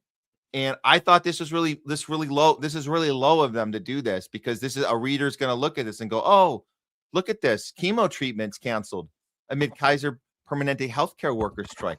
Yes, okay, I do see a lot of news outlets and media report on the strike, not just with Kaiser. Anytime any company workers go on strike, it's in a very irresponsible way. Yeah. And a lot of them, most of them, I would say, comment on protecting the company and protecting their assets and the people that are in power. And so this title right here, it kind of makes me feel guilty. Like, oh my God, we don't have enough nurses. So a lot of these people that need treatment are not being treated. So it doesn't feel good. It doesn't feel good, but let me try to help with that. I'm warning, because people are going to see this on their own. So I'd rather bring it to the discussion now, so you can look. So I want our viewers to know you can look out for this when you see headlines come on when you're going down your feed and you see headlines. Let me explain to you why this is manipulative and not to fall for this. Okay, let me explain this. So this is a particular woman they focus on, a Lakeside woman battling stage 4 breast cancer. Says her anxiety skyrocketed after Kaiser canceled her chemo treatment due to the ongoing healthcare worker strike. Okay, so they're setting this up like it's so who's to blame? Mm-hmm. It's the worker. That's the premise here. So this is her, Christy Basham, 41, received the devastating phone call last Wednesday from the Kaiser Infusion Center, informing her that her Monday chemo sessions were canceled because of the strike. When you hear those words, it's fear, anxiety, the unknown. Yeah. Okay, so when she gets that call, it's not from somebody representing her interests. So let's start with that. The people you're dealing with are people that are there to make the paycheck and to sell the drug or the treatment to that person. And if you guys weren't striking, this person, Chrissy Basham, is already dealing with the enemy, already going into battle, constantly going into battle with people that aren't being honest with her. And she might be having bait and switch on her chemo anyways. So what you're doing, what needs to be explained to her and to people reading this and watching this, is that you guys are trying to improve the conditions for her treatment, for an honest relationship with her team, because there's too many people like her. And I'm not saying her personally, but there's enough people like her who are going to be screwed one way or the other. And because of the conditions of that environment and the bait and switch methodology, which is a profit over people system that isn't really interested in her getting better. It's interested in selling treatments and drugs. And so if you guys can make a statement and say, hey, billionaires, why don't you do something about this, and we can improve it for her. So she's not getting that message when she's told her chemo's canceled, that, hey, there's people in the streets working for you right now. They're sacrificing their paychecks for you right now.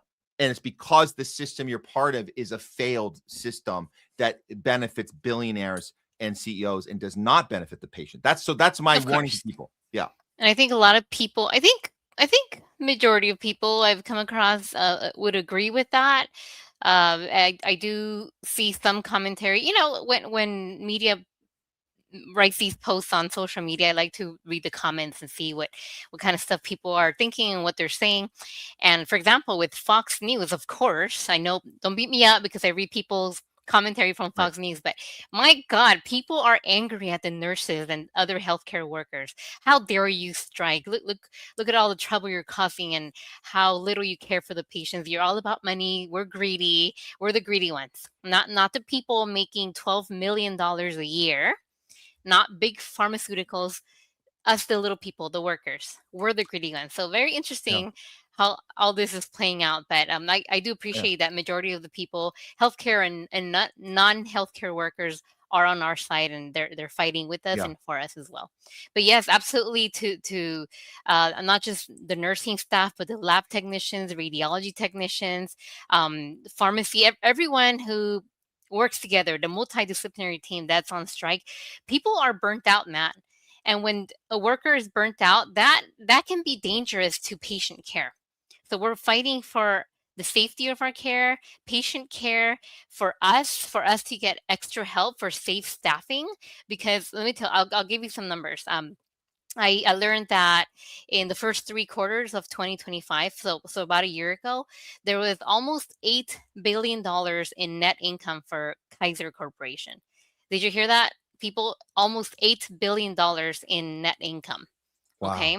And collectively, there's about $67 billion of surplus for KP. And, you know, even outside analysts have described this as extraordinary. So we're talking about a multi-billion-dollar corporation that is having a lot of trouble sitting down and negotiating with the union to talk about increasing help, increasing wages, and helping the little people. Not again, and I'm talking about those chiefs, the people at the very top, Matt. They're making anywhere from $1 to $12, $13 million a year, but we're the ones getting beat up. The nurses at Kaiser, the nurses striking in New York. Maybe there's other strikes I don't know about. So anyway, what we talked about already, we're doing. The nurses are doing this. Everyone, not just nurses. Everyone who's striking in healthcare right now are doing this for patient safety, to increase staffing, to increase wages. This is ultimately for us, the little people, and the patients, because we do care about them. Fox News, we do. Yeah. And people are waiting significantly longer times to be seen by a provider. I'm talking about 3 months for your primary provider. In the emergency room, people are waiting hours and hours and hours just to see a physician. So we need more support. Nursing staff, everyone in the hospital needs more support. And I just want to touch on a couple of people were saying about chemo. I do agree with you guys. Let me see. It was a few minutes ago. We know, me and Matt do acknowledge chemo is not the answer for a lot of people, probably both people. Thank you, Mary. Longmeadow says, I wouldn't advise chemo treatments. Frequency healing, I'm very interested in that, Longmeadow. It's more effective and 0 side effects. So that's a whole nother conversation as well. Well, it's a reason I use this one as an example, because that's the irony, to go to the next place, which our audience wants us to go, because we need to go there. The irony is she's not getting her treatment, and that treatment itself, probably there's a good chance that treatment was going to kill her anyways. And so wouldn't it be a reality that we could live in an alternate universe where there wasn't this profit machine in place that put money before people's lives? You think that she could maybe be told in that universe, she could be told, hey, check it out. We can't do your chemo right now because of the strike, because there's problems and the workers are working for you out in the street for no pay right now. But in the meantime, why don't we start recommending stuff you can do for your body that doesn't involve us giving you radiation? How about we start talking about intermittent fasting? How about we start talking about health? Things you can go home and do while you're waiting for that call, because you just told the San Diego News 10, you just told them that you're petrified and feeling anxiety, and no one's calming that anxiety. They're exploiting that anxiety. They're putting you on a cover of this health news article and putting your face with a mask on it, featuring it, saying you're petrified, and nobody's giving you anything to calm you down. They're allowing you to be afraid, and they're exploiting your fear and not telling you that there's other things you can do for yourself while these healthcare workers are fighting for you, not against you. That would be a different reality we could possibly live in, but we don't live in it. And we're in this one. And that's why I featured this one. But there's a lot of this going on. I think that it's important we give the full story here. Of course. And to add salt to the wound, is that how you say it? To add salt to the wound. The healthcare premiums, and not just for Kaiser, but everywhere, I think, in the US, the rates continue to increase. So we have the same care, the same patient care with the same staffing, the same people getting burnt out from work, except the cost is rising to get care. Now, make that make sense. The rich are getting richer. We're staying in the same place. Patient care is decreasing. The quality of care is decreasing. It makes no sense.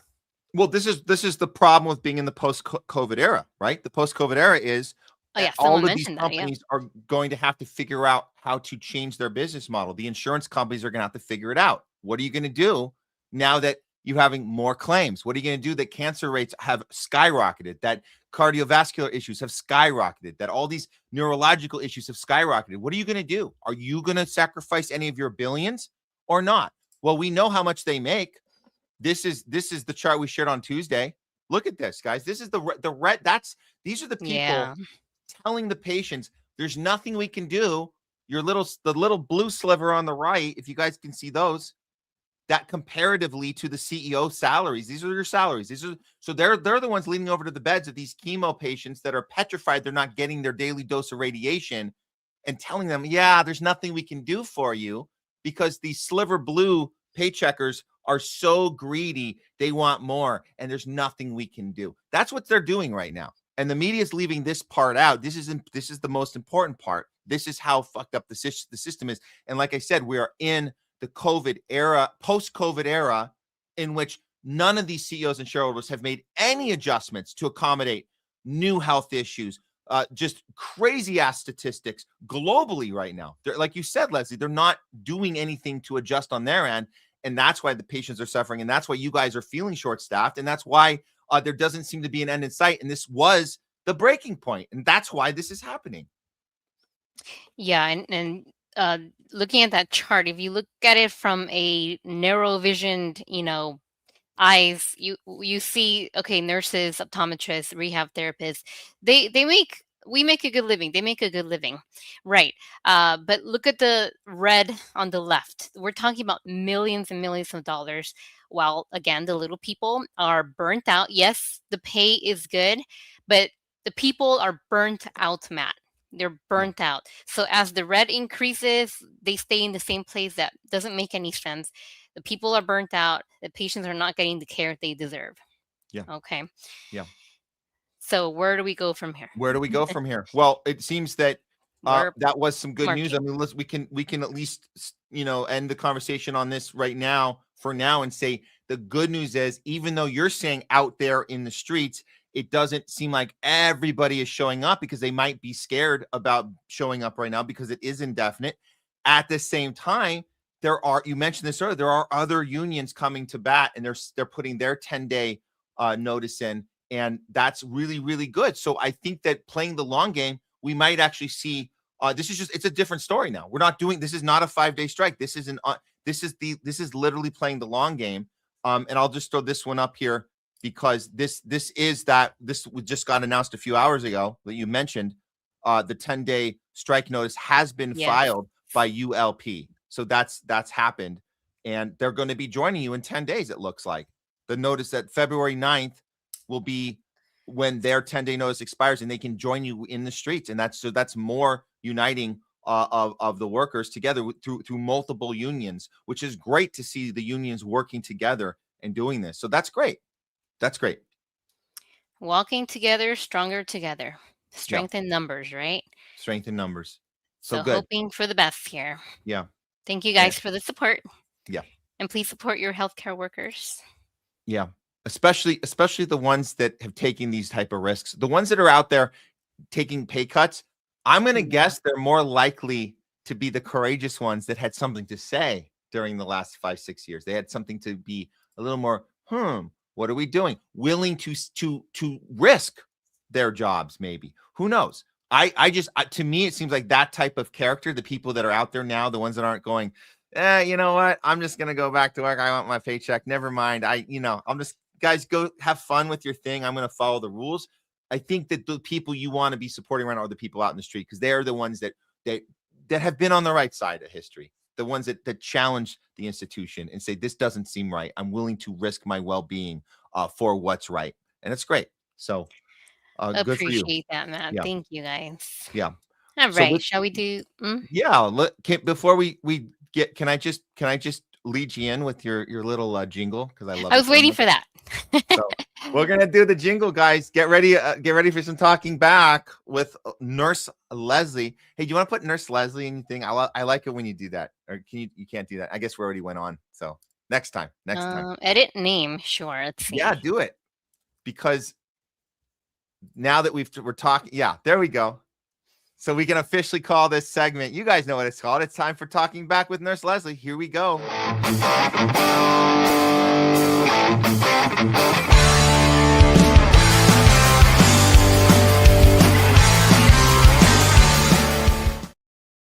You got the glasses on in the little thing. I love it. Just like your little character. Talking Back with Nurse Leslie. Here we are, guys. This has been a monster of a show so far today. But I'll pass it to you, Leslie. We got some comments coming in on all the different topics. But yeah, take it away, and I'll follow your lead. Cool. Thank you. And thank you, longtime listener. I appreciate that. I appreciate all of you tuning in. We appreciate Banzo Beans. Thanks so much for moderating. All the Do Dissident people that came along and stayed to listen. Thank you so much. And thank you especially to all the people that have supported us for the last how many years, Matt? We're heading to our 3-year mark in the next couple months. But 3-year mark, yeah. So to all the people that have supported us with your Rumble rants, and what are the YouTube ones called? That's YouTube. It's called THL Presents. And the support. What is it called when they're called super chats? Super chats and Rumble rants. Thank you, guys. Very cool. So thank you. And this is the thank you for that. That's funny. Y'all rock. Yeah, little Yoda. Yoda. Yeah. And so this is the THL Presents. That's our 1 year. We have a 1 year with that one. We just hit our 1 year mark. And so we're really excited that we got to that point with our YouTube channel. So okay, I gotta hide that one. That was a banner that came up in the middle of the comments. Sorry. I didn't even see what you're talking about. Okay, so you guys have posted a million great comments. It was really hard to pick. I usually try to pick like 20 or 30, and I overdid it this time. But I think you read all of Citizens from YouTube, right? I did get the Citizen. Yes. Yeah, very cool. Yeah, Citizen, thank you so much for your support every single time. We really appreciate it. You guys keep Matt going. Thank you again, Bonzo. Really cool. And then I think for some reason the Rumble rants don't show up here. So no, but I already copied them over here. We did this one earlier. We saw we appreciate this one. I see. You did a little. I did not see that one. Okay, very cool. Thank you for that one. Thank you. Really from Anaid. I am $5. Thank you so much. Yeah. And I'll post the other one from Rumble We as had this one well. earlier. This was Mark Dansky, said first time here, got a prime the pomp. Thanks for that Rumble rant. Really appreciate it. And then we had a new one from Stoop Sign, who said you could be the Hamas because I love to play Qatar Hero. These are funny. Yeah, very cool. Very witty. We got some witty viewers that are doing We doubles. really do. You guys rock. I say this often, but I can't have these conversations with people in person very often. I can. So it's really, really cool and refreshing to be able to read all this and have these combos with you guys. Leora, thanks for tuning in. As always, Nailem, I don't know if you're still on, but really awesome for you to support us this way. Thank you. Galen has been always in the Rumble room first before anyone, giving the initial like, the share, and just doing that as soon as we put the banner up. And we do that on Rumble today, but we always do it the day before to get it up and get some momentum going. So yeah, we always appreciate that, Nailem. Thank you so much. Thank you.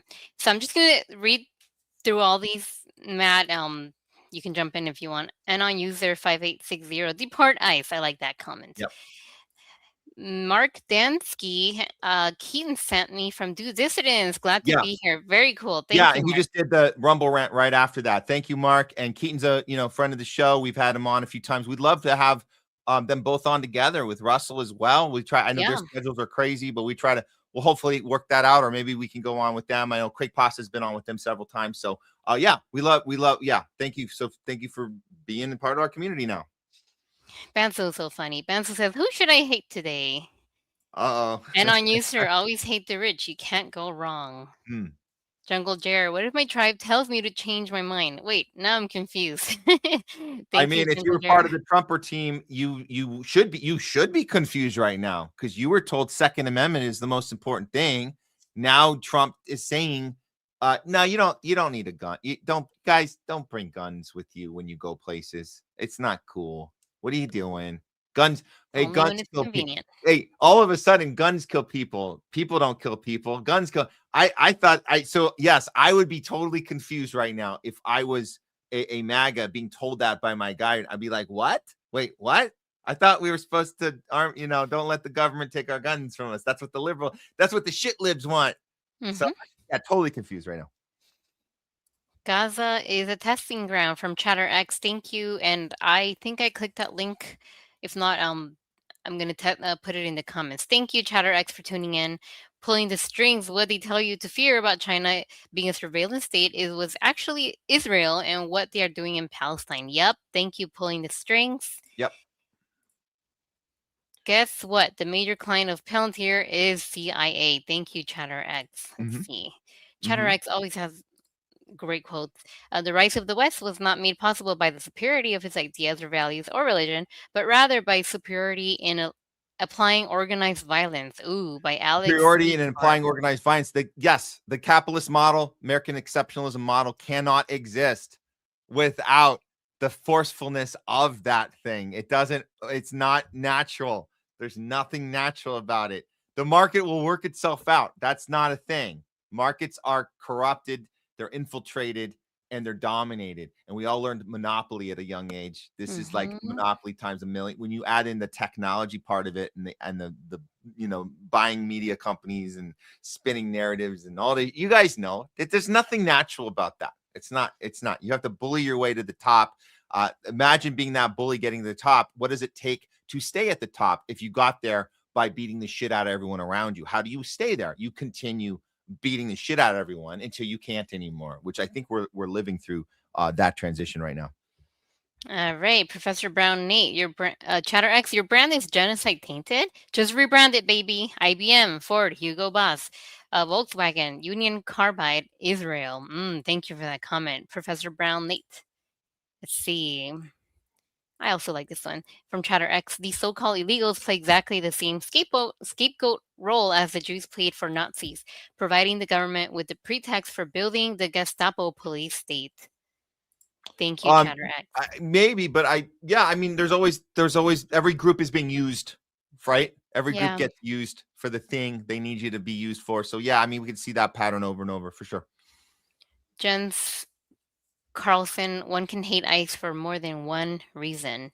Thank you. Jens, Jungle Jared.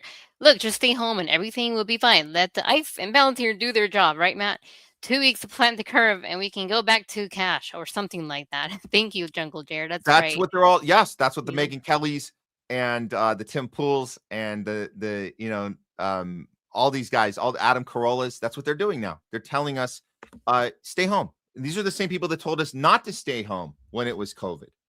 Now it's reversed. That's what we're literally experiencing a 180 on who's telling you to listen to orders until you're told the further instructions. And people say, no, don't listen to that. That's bullshit. Don't take my rights from me. So both the teams have switched. We're noticing that from our tribal point of view here, and it's easy to see it, guys. It's easy to see the switch if you step outside of it. It's not just one side switching; they both are. It's not enough just to call out the Trumpers switching. It's not enough. You also have to point out that the same people that are in the street against ICE right now were the ones with 6 masks on that said, if you come to Thanksgiving, you don't have 5 jobs, you're going to kill me. Stay the fuck away from me. So that's the same person. So let's be clear. Both sides have shown the hypocritical behavior when you are tribal, and check in with your tribe to tell you when to stay home and when to not stay home.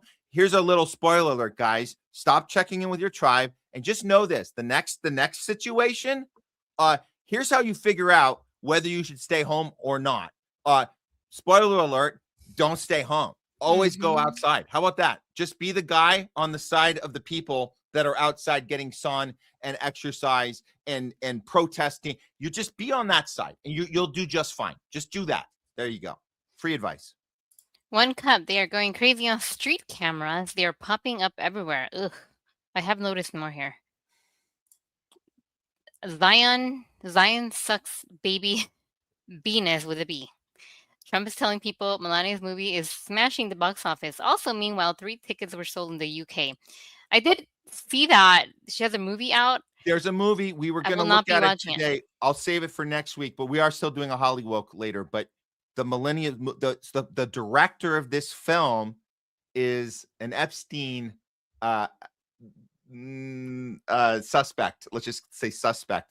His name's Brett Ratner, and he's done a bunch of you guys might know him. Brett Ratner's done a bunch of films. He's been accused of a lot of shit over his career. He's had to step aside from different franchises over the years. And he's the guy that Trump got to do this, a guy who's literally on the new Epstein files. And so we have to look at that. We're going to look at that film and why Trump is bragging about it being the best movie ever made, greatest film ever made. We'll look at that. And we'll give that to you guys next week. All right, let's see.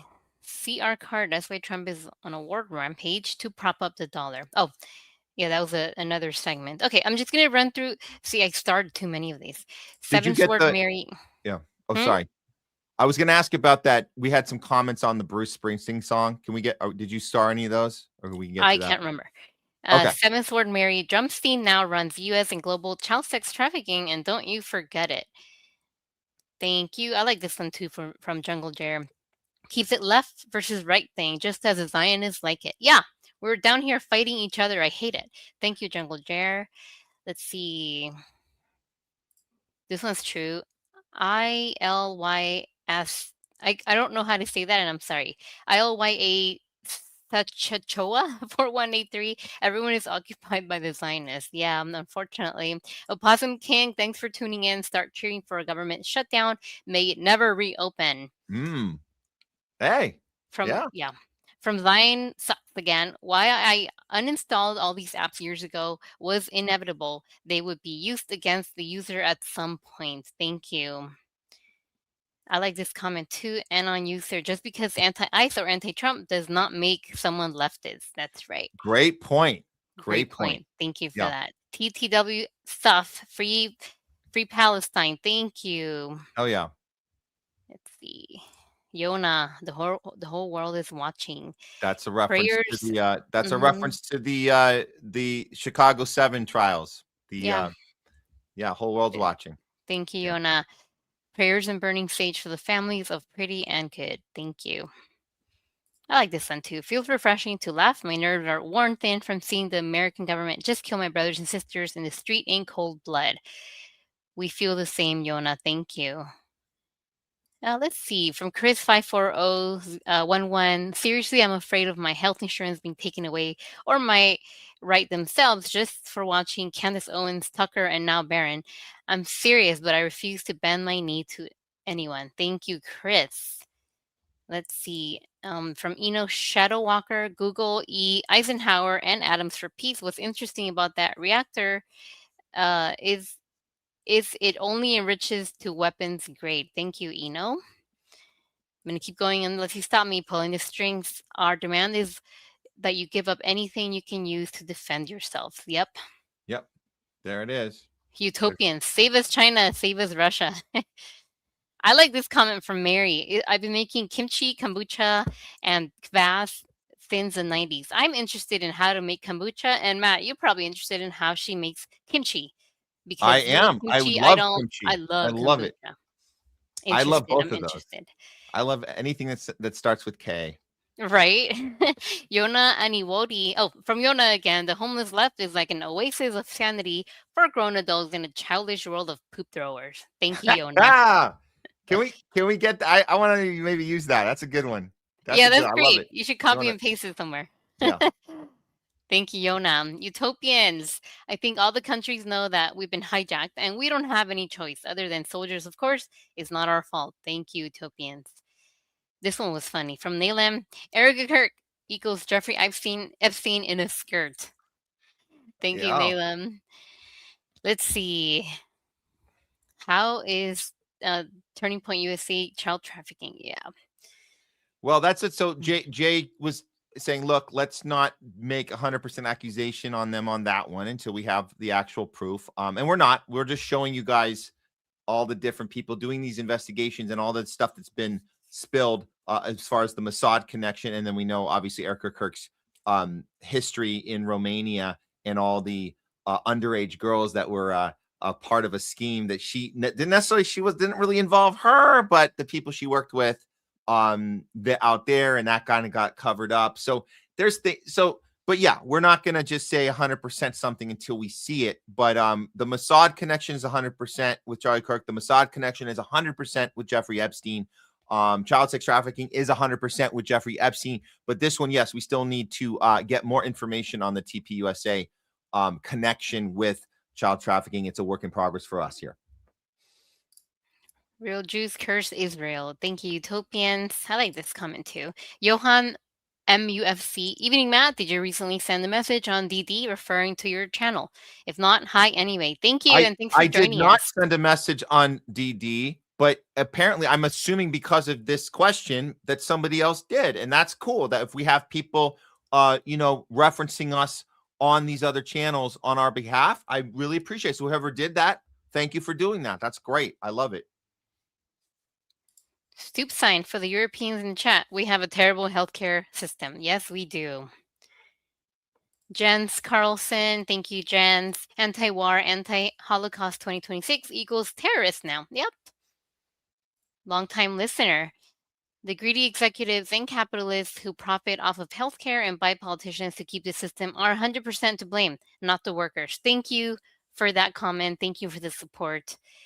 Let's see this one from Eric. Anyone see the study of arsenic in all the candy? One roll of Jolly Ranchers. Oh, that stuff is garbage. I hate those things. So anyway, one roll of Jolly Ranchers or bag of Skittles has a year's worth of arsenic. Oh my goodness. I did not know that. Thankfully, we don't eat that. Wonder why people and children are getting sick. Thank you, Eric. Why is that allowed to be on the shelves? Why are we selling arsenic on the shelves? Oh, I forgot. Free market. It'll work itself out, right? People won't buy it if they want it. Hey, the freedom to have arsenic, we should allow companies to sell it. How about it's called informed consent? What if they don't know? You know what I'm saying? It's like, why are we not like, why? Why is this a thing? Why is this a thing? Our incredible system of free market runs itself. The good guys will prevail. The bad guys will fail. That's not how our system's designed. It's designed to trick you into having poison willingly, so you'll end up in the hospital where you'll be getting all these drugs and treatments will then cost you more money and more health problems, and it's an ongoing cycle. They should all be in jail for this. But that's socialism, right? That's we can't have accountability, in government overreach if we have restrictions and oversight. Can't have oversight on company. Let them do whatever they want. Sell us poison. Literally sell us poison. Citizen, thanks again for the support, calling for an open-ended general. Oh, I already read that. Wait, did I? No, it just came in. Calling for an open-ended general strike. Masterclass, Matt. Let's pass the word to the Italians. And Zio. Yeah, no, Zio. POS. Is he talking about Melania Falls? I think he meant Melania. Yeah.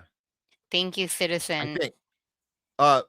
No, but here's the reference to the masterclass on how strikes work, because we had that discussion, Leslie, about Kaiser, and this is how do strikes work? How does organizing work? You have to make things uncomfortable. You have to stick it out. You have to get through the hurdles of the bashing and the bullying and the name calling and the media being against you. You have to do this. You have to go for the long game. So these are we do need to do a masterclass on this. And I'm glad that you bring this up today, Citizen, because we did finally put together a Loudest Voice of the Year, and we will be featuring successes from last year. And we need to recognize the successes of how actual strikes work that are effective when you actually make it uncomfortable and you're there for the long run. And you force the change. You have to force the change from them. And it's in a bottom up kind of way, outside of the two-party duopoly. That's how you have to do it. So yes, we will actually be doing a little bit more later in the show. Pulling the strings just said, no, he means the Italian PM Meloni. Oh, of course. I just realized that now. That was my fault. For the correction. Yes, of course. Yes, this is forcing Meloni to cave. You have to force the powerful to then. And if you guys know, we've done this in this country, and you might have been taught this wrong about FDR, because FDR was this great, passionate, caring dude that just woke up in the White House and said, I'm gonna give the workers 40-hour work weeks. I'm going to give them Social Security. I just feel good. I feel like I'm a good person. I want to give it back. No, that's not how it works. You have to force these pieces of shit. You have to force them to push policy that you demand, that you give them no choice. That's what happened to FDR. That's what happened to Meloni. They're all pieces of shit. We can celebrate them after and say, look, worker rights, FDR, yay. It's like, no, he was forced to do it by a real bottoms up movement. And I think that's the last one we really had in this country, was the FDR days. I don't know if we've had a real effective civil rights, maybe little incremental, but not a real stick it to the class system, and really stick it to that we haven't really seen that since then. But Italy, we saw it last year. Citizen, thank you again. Let's give Matt an earful. He is sweet on Pearl. I'm going to give you an earful later, Matt. Well, she's talking about Pearl. That's who Anna Kasparian went after. I see people still covering it. They're seeing it for the first time. By the way, guys, can I just say this? In this media industry here of independent journalism, we can't know everything all at once. And I know that people are seeing the Pearl debate now, and I've seen other channels covering it now, like they just saw it, and that's fine. So we happen to see it more immediately, and we covered it like 2 weeks ago. But sometimes we're the last to see something too, and we'll cover it late. So it switches off. Don't ever hold people, give them a hard time if their channel gets to something later than it, because we all rotate on who breaks news first and then who gets it 2 weeks from now. So just throwing that out. But go back and check that segment. Anna Kasparian kicked the crap out of what's her name, Pearl Daly. I love her now. Yeah, it was great. Donald Duck's mom. Leslie, please announce that Bruce Springsteen has released a beautiful, heartfelt Streets of Minneapolis. Ooh, I didn't know that.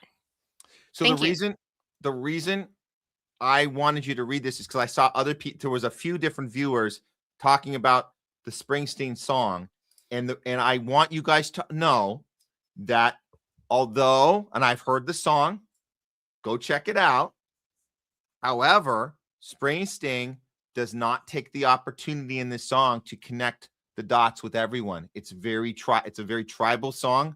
I get that you're of course, if you're on the side of Renee Good and Alex Pretti, then you are on the right side of history. However, the way, and I would just go listen to it so you guys can see how this works.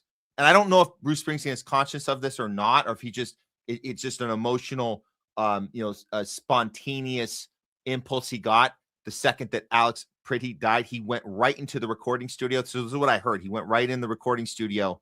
Well, first he wrote it like immediately. He wrote the song. He went in the next day. He put it out. It's out. It exists. It's got the whole, both murders are described on the song. So I would listen to it. But he uses language that's very divisive about this being a unique Trump situation. We have to stop the orange man. We have to stop King Trump. He even says King Trump, I think, almost immediately in the first verse. And to me, that's not what this should be about. And I get it. You're on the right side, Springsteen, but imagine a musician writing a song about the entire capture right now. That would be awesome. I hope someone's working on that. I hope maybe Ice Cube's working on a rap, or Eric Clapton's working on something, or I don't know. I don't even know who would be the connector of that. Maybe Ice Cube. He could connect. Ice Cube could connect. He could do like a rap, like a really good, if he wants to get in there and just do something. I don't know. There might be a few others that they just understand the functionality of the tech machine, the surveillance state. This goes well beyond Trump. What's happening with Palantir? That's what we're talking about. The Israel capture, the Gaza technique, the Rafah. You guys heard this? Rafah right now is being built into a one big surveillance state open air prison. It's like a modified open air prison. They're doing it right now. They're doing it. It's a tech operation where they're all living in this supercomputer. They're using Rafah's the first to get this. We're all getting this. This is what's happening right now in Rafah. So Springsteen won't cover this on the song. Maybe he doesn't know about it. Maybe he needs to watch The Homeless Left. But again, check out the song, listen to it, and listen to those cues in the lyrics that tell you to get in your tribe. And that's the problem with the song. But again, it's worth a listen. But yeah, let's try to get out of our tribes. Maybe get someone who knows Bruce Springsteen, get him to watch our show. Maybe he'll write an actual song that can do something for all of humanity, not just half of it. Yeah, thank you anyway for letting us know. And yeah, there's like 80 new comments since I started or more. Shoot. I do appreciate friendly discourse and friendly debate. There's a lot of debate right now about modern medicine compared to medicine from the 1800s, 1600s, oils, a lot of health topics that are being kind of debated. And I do appreciate friendly debate always. And I do learn from people that I don't agree with as well. So we always welcome that kind of dialogue as long as we're respectful and, nice to each other. There's some comments where I'm like, ooh, I know. be a little nicer about things, but we want to align, not be mad at each other. So it goes to show you that our mods do a good job, because I think Bonzo Beans had to step away today for whatever reason, but he generally has been good at policing that for us. Sometimes we just don't want anybody attacking each other. So I hope that there hasn't been no any attacks. Okay, that's good. Can I just throw this one up? I'm just saying, please don't attack each other. Please don't. But I appreciate reading all this. I learn from everyone. Yeah. That's from Nalam and Yona and One Cup and Jens Carlson. Thank you. Speaking of One Cup, I got to throw this Mary. one up. Yeah. Please let me throw this up. This is important. One Cup, thank you for pointing this out. I totally forgot her name. It's Aya May. This is what says this is the song of times. Aya May is hopefully working on a song right now for Minneapolis. She is an artist that can handle it. Go check her out. She's got these are connecting the dot music artists that we just don't have many of. Yeah. And this girl can do it. She can connect it and call out the entire thing, not just we have to stop Trump. We have to stop Trump. So that's it. I just want to say, look up IMA if you haven't heard. Absolutely. And here, let me throw one last one up, maybe from Whitewood 66. I'm still new to the Homeless Left. My first thought was, what's wrong with tribes, Matt? But I wasn't equating tribes with political parties. Yeah. Oh, because you heard the opening. Yes. And we're just trying to define the language, and we're just doing our best with the language we have to work with, and just happens to be the English words that we have at our disposal. But we're saying that tribe is something that's defined by checking in with a leadership that you have to check boxes. And I came up with this idea when I was with Craig Pasta and Leslie was with us in Chicago during the DNC, and we walked into a Green Party a room where Joe Stein and a bunch of people were there, and we were able to meet a bunch, Nick Cruz was there and Kit Cabello, Harled's meeting. We were able to like all get together in this third party arena, but it didn't feel right. Something was wrong. What was the problem? There literally was a checkbox bulletin board at the front. That when we walked inside the building, it said, only come in if you believe these things on the billboard. I'm like, what? Me and Craig are like, what? Wait, so you have to walk into a Green Party event, you have to check 10 boxes? Mm-hmm. And I was like, this is a little weird. And then it started making me think that it's not just the Democrats and Republicans that do this.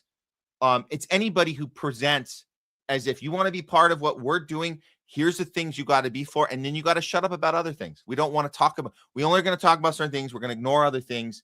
And if you don't like it, there's the door.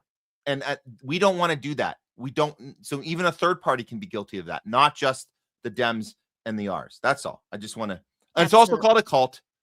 Definitely. We're just trying to use nicer language when we say tribe, because I think that we can get to people better with that word, because people might think that's a good word. Everybody knows that a cult is that's a bad word. Everybody knows it. I'm saying with tribe, we can say, no, that's not the same as community. It's not the same. We don't have a sign on our door. You have to check these boxes to walk in. We just don't. And we can actually answer questions and use our critical thinking skills. And we're not going to shame and bully people if they have something to ask about us. And we're not going to, oh, you're helping the other team. You're helping the other team. Don't do that. Cognitive dissonance. Right. Yeah. Yep. Yona, really nice to meet you. I'm a recording artist and plan to compose a new song for Alex and Renee as Americans loved by all. Oh, we want to hear it. Yeah, we would love to hear it. That's awesome. Well, there's 100 more awesome comments, but I gotta go. Thank you guys so much for listening to me and sticking around. I think a lot of you are still here. Very cool. I'll go ahead and throw a few of these up. Yeah, awesome. Thank you, Leslie. Thanks for the time. And yeah, keep charging on. We'll see you next time. Thank you. Bye, guys.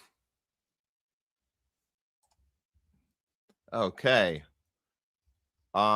Man, guys, thank you for all the engagement today. It's so much to weed through, and we try to do our best. And Leslie does such a great job with that when we have her. Sometimes on Thursdays we have her. I try to have to do this myself on Tuesdays when we go. And it's tough. It's tough. But we want you guys to feel part of this show. It's not just entertainment. You're not just sitting back with a bowl of popcorn. You know, we want you to feel part of what we're doing, and that's the whole point. And so anything else on I will try and get the remainder of your comments, at least some of them up before the end of the show. And we'll do our best, but we are running longer than we thought today, but that's fine. We try to not go over the 4-hour mark, but we probably will spill over a little today, which is fine. What we're going to do is we have 2 more stories for you. We'll be right back. I'm going to set them both up and we're going to get right to them.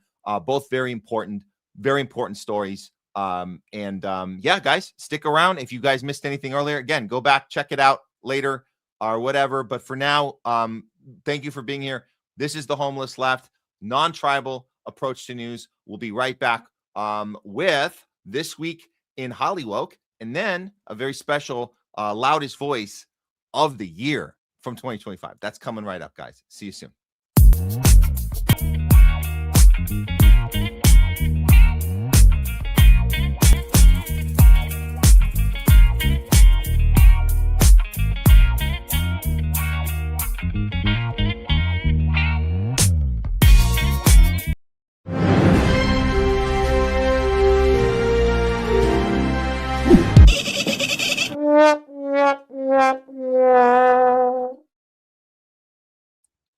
Here we are. This Week in HOLLYWOKE. This is award season.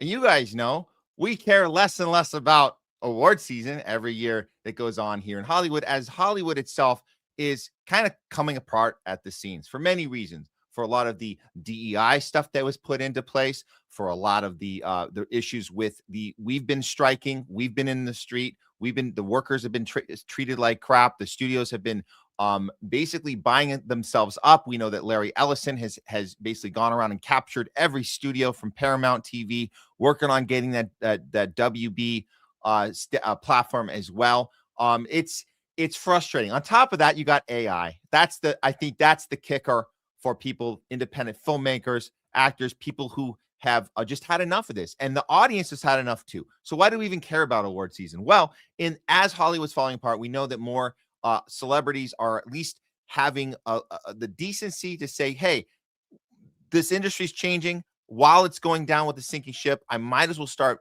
being loud about some stuff. I might as well start talking about things that are important, like Palestine. I might as well start talking about things that are important. So where were they 5-6 years ago when the lockdowns happened and they had nothing to say about stay home and wear 6 masks and cancel all film shoots because we might kill each other?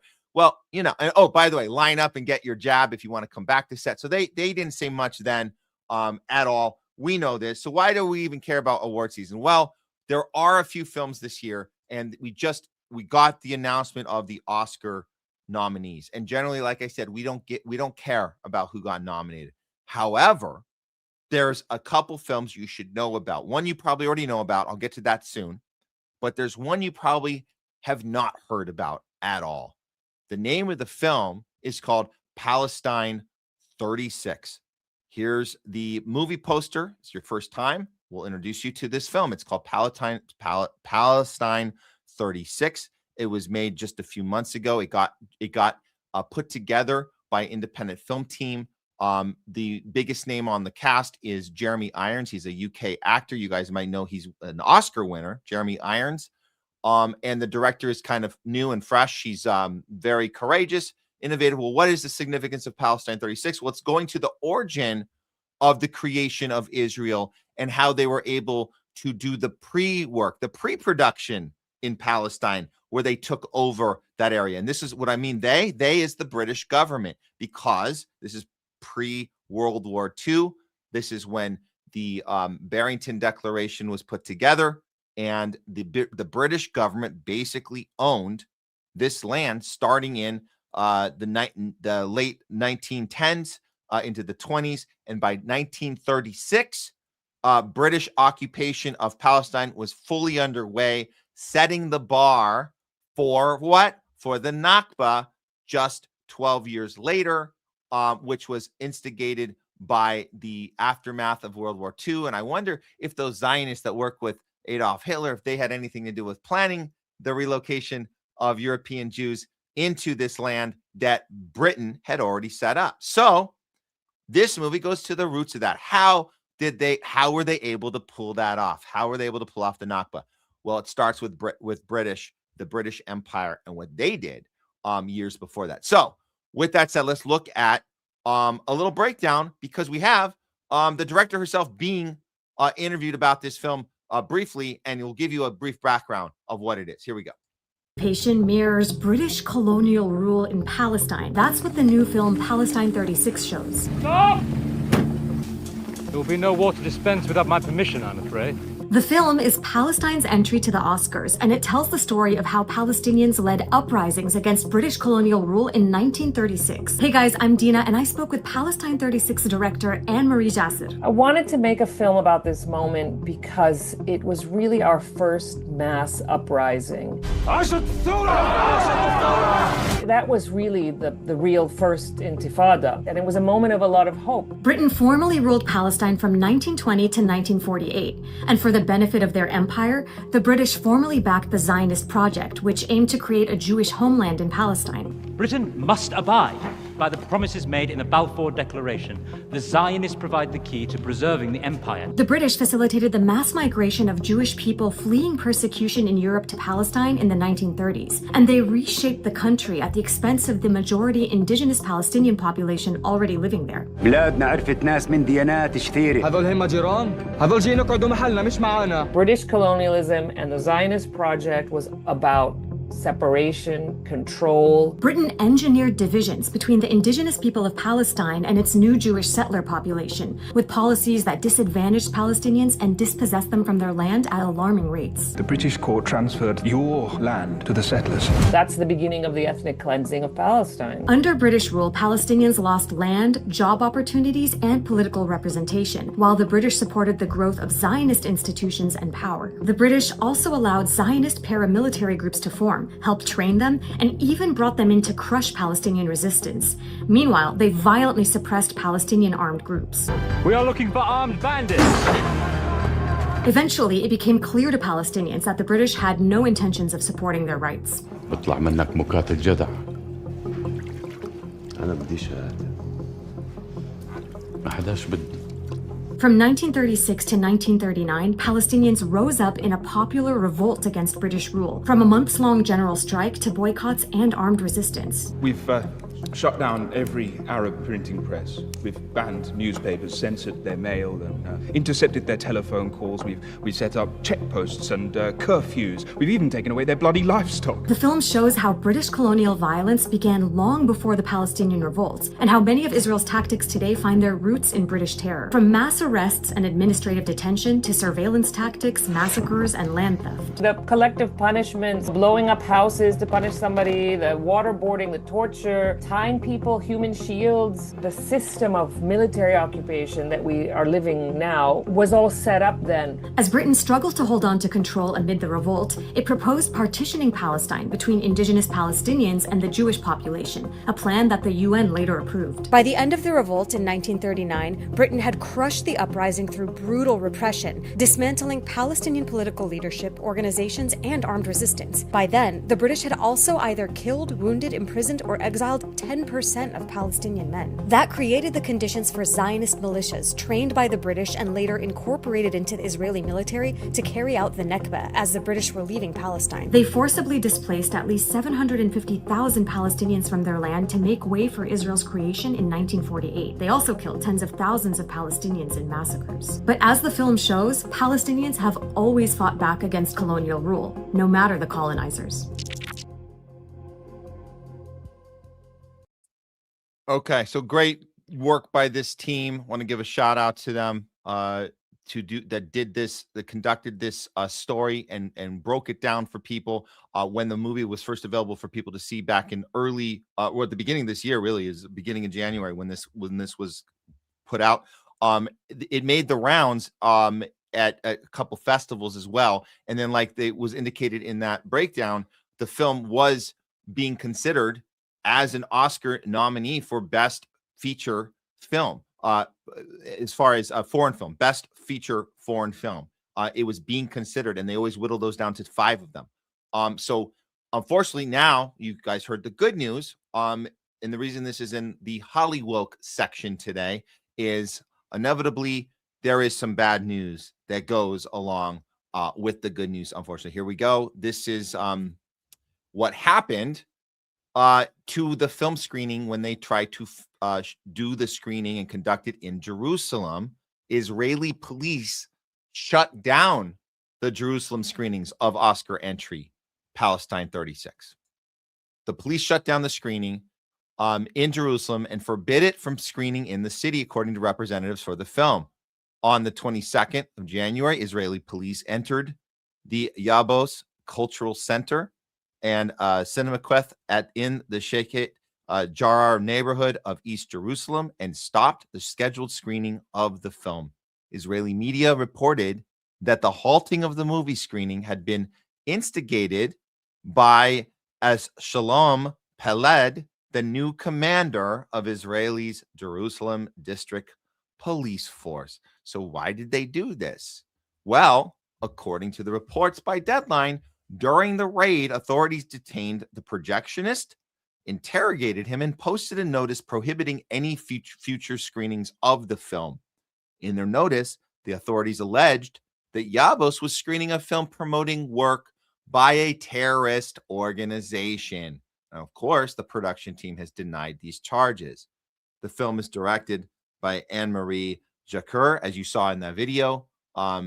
The amazing filmmaker that she broke down why she was making this film. It's a historical drama that chronicles the 36 to 39 Arab revolt against British colonial rule in Palestine during the Mandate period. And it lists the talented cast and crew. For some reason, does not list Jeremy Irons. He should have been mentioned because if a Western audience wants to connect with this film, sometimes you need to have a familiar name with some credibility for Western audiences, which they didn't mention, unfortunately. In the interview with Variety, the director discussed the themes of the film and why she, decided to bring this perspective. of Palestine uprising. Why wouldn't you? If there's no other film about it, why would you not want to have a film about a narrative that we don't ever get to hear about? Duh. How many films do we have about Israel this, Israel that, U.S. imperialism this and that? Not imperialism, I'm sorry, U.S. exceptionalism, this and that. We have to fight him over there so we don't fight him here. How many of those do we need? How many Judeo-Christian backed films do we need to connect with a Christian audience here about why protecting our greatest ally, the greatest democracy in the Middle East? How many films of those do we need? Anyways, she asks the question, why hasn't this story been explored before? Well, we know why, right? It is one of the most pivotal moments in history as Palestinians, and it sets the stage for everything. Absolutely everything that comes after that. So why would we not want people to know about that? That's weird, right? Not so weird. We saw this coming. It's sad, but anyway, sharing her video her vision for the first time is authenticity is important to me. Wow, that's weird. As a director, you want authenticity? Huh, where do you get that crazy idea? I wanted it to be true to the period in every way and yet indulge in the freedom of cinema and creation. Wow, how well, beautifully said. I love this artist. She's amazing. The artistic, and she's courageous too. By the way, she's courageous. We don't have too many of those here in Hollywood. We don't. Sometimes, every once in a while, you get an artist with vision, not really courageous, not willing to put everything on the line. No, not really. The artistic collaboration with my team is a big part of that. The production designer, the props manager, they're all Palestinian. So they're deeply involved in our visual work. And so what we look like, what we dress like, where we came from. So she was interested in the details. Wow. Imagine that. So this is where it gets a little more frustrating. So Palestine 36 was selected as the official Palestine entry for Best International Feature Film for the upcoming 98th Academy Awards. So it made it to a short list for 15 films. And as I told you guys, only 5 are allowed to be nominated. Okay. So with that said, top 15, despite this, despite what? Despite the fact that, despite that, the last sentence here, I guess I just skipped over the 15 short list. Unfortunately, it did not make the final 5. So it's not part of those 5. It will not be in the Oscars this March. It will not be, unfortunately. But the movie has been made with widespread praise. It had a roaring 20-minute standing ovation during the premiere at the Toronto International Film Festival at the end of last year. The movie went on to win Best Film at the Tokyo International Film Festival and was shortlisted for the European Film Awards. Wow, all of that happened. Well, here's the actual 5, if you guys were wondering. These are the 5 films we're looking at, and I gave you guys a little indication of the one that we should be cheering for that will represent Palestine the best of it that it can. The Voice of Hind Rajab has officially been nominated, and that's the least that the Oscars could have done. The Academy would have been insane for it not to be nominated. With the people that got behind this film, you guys know we covered this.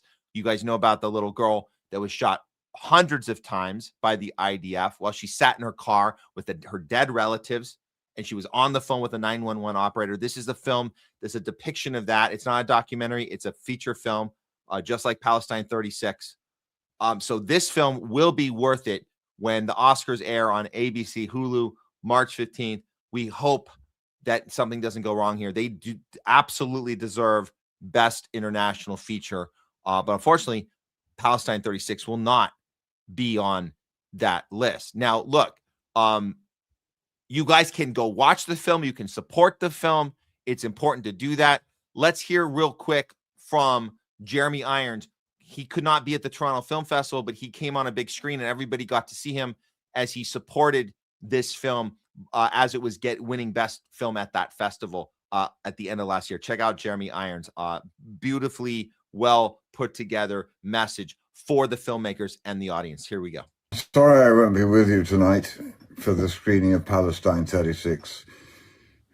Anna Maria Jacia told me about the film she planned to make when we were on the Berlin Film Festival together, and I was amazingly touched by her extraordinary will and strength to make what at the moment is a difficult film to make in a difficult place. I think to be able to understand the atrocious behavior that's going on at the moment in Palestine, this genocide, I think we have to call it. In order to understand this, we have to know the history of it, to understand the Palestinian people and what they've been faced with since not only 1948 or 1936, but 1890. He's referencing the Balfour Declaration, 1819, and the British occupation, and then the Palestinian resistance, which is this film depicts, all of which I said earlier, all of which happened before the Nakba. But what Jeremy Irons is discussing here with the film audience that's watching this this film and winning the awards it deserved before the Oscar snub, I guess we'll call it an Oscar snub as of now. What he's saying is we have to look at historical context to understand what's going on today. Wow, what a crazy idea! What a crazy radical idea to understand historical context, so we know what we're getting upset about today and and who to be mad at. As our earlier viewers have said, who should we be mad at today? Who are we mad at? How would you're going to wait for them to tell you who to be mad at? Or are you going to do your own research and look for films like this to help you understand the stuff that we were deprived of, the information we've been deprived of in our education system, in our entertainment industry, in our media, captured media, Zionist captured media that does not tell us this, the plight of the Palestinians. How else will we know this? Well, people obviously know, and that's why they show up for Palestine protests, because they are starting to figure it out. That's good, and that's good. That's technology working for us for once, not just working against us. Let's hear just the tail end of this. And I think this film goes a long way to doing that. I hope it will entertain, educate, and make you see more roundly what is occurring at the moment in Gaza and in the West Bank, and hopefully draw the world's attention a little bit more to the huge injustice that is occurring. I hope you have a great evening. Sorry not to be with you. God bless. To hopefully draw the world's attention just a little bit more, just a little bit more. And that's what good art does. So why the Oscar snub? What is going on? What are they doing here in Hollywood to intercept the momentum of a film like this? What are they doing? Well, here's one thing that we found out. The film's being hit with coordinated 1-star ratings on IMDb by Zionists. So you can fight that. You guys know how the rating thing works. Anybody can go on and rate. You can go and counter that. Go to IMDb. If you guys don't have to be a paid IMDb pro. You can go to regular IMDb.com, find the film. It's easy to find. Help it out with the 5 stars. I think that there was a counter campaign, so there's been some more 5 stars put on there. You also can just watch it on YouTube. It's actually available right now to rent or buy on YouTube, which is great until it's not, right? Until it's not available. It's available until it's not available. So let's look at the IMDb page real quick, or I just kind of gave you guys a little piece of this. So this is the film on now I'm seeing it on IMDb Pro, but you can see the ratings. There's Jeremy Irons at the top of the cast. If you go to the right side, you can see it's got a 7.7, and that's because there was a awesome campaign of real 10-star ratings at the top. But look what happened at the bottom. You can see the 1 stars deliberately placed there. Doesn't make sense. That's always a red flag. You can't have 1s and then no 2s, 3s, 4s, and 5s. You can't. That's not a thing. You can't have 1s and then no 2s, 3s, 4s, 5s, and 6s. Not a thing. Unless those 1s are fake, right? So help out, get on there, get the 10-star rating. Again, it has no chance for Oscars now. It has officially been removed from the HOLLYWOKE list of what's acceptable, what's not. There's if you want to see what's on the documentary side, I won't go down that rabbit hole right now, but I'll tell you, always look for propaganda films that do get nominated, right? We have another Russia film that's propaganda. It's about Putin, what Putin did, Putin's war. So that one will probably win Best Documentary. So look for those CIA funded films all over the place. Look for Best Film. I'm not going to waste my time giving you the effing list of that anymore. I used to care about that. We used to care about Best Film of the Year. We don't give a shit anymore. Just to give you a little quickie on that, Sinners, I guess, broke all records, got a bunch of nominees. Who cares? It's actually a pretty good film, but I don't really care. The movie that will probably win Best Film, here's my prediction, is that Leonardo DiCaprio, Sean Penn CIA film. That one will win Best Film. One Day After Another, better than the worst day of whatever the hell it's called. Day After Tomorrow, fucking whatever. The fucking name. You know that movie. That'll win all of it. That's a CIA film. Sean Penn, Leo. And Benicio del Toro. That's a CIA film. One Day After Another or some shit. That's what it's called. Probably will win Best Film. CIA film. Just so you know. Have fun with it. Great. I'm sure great acting.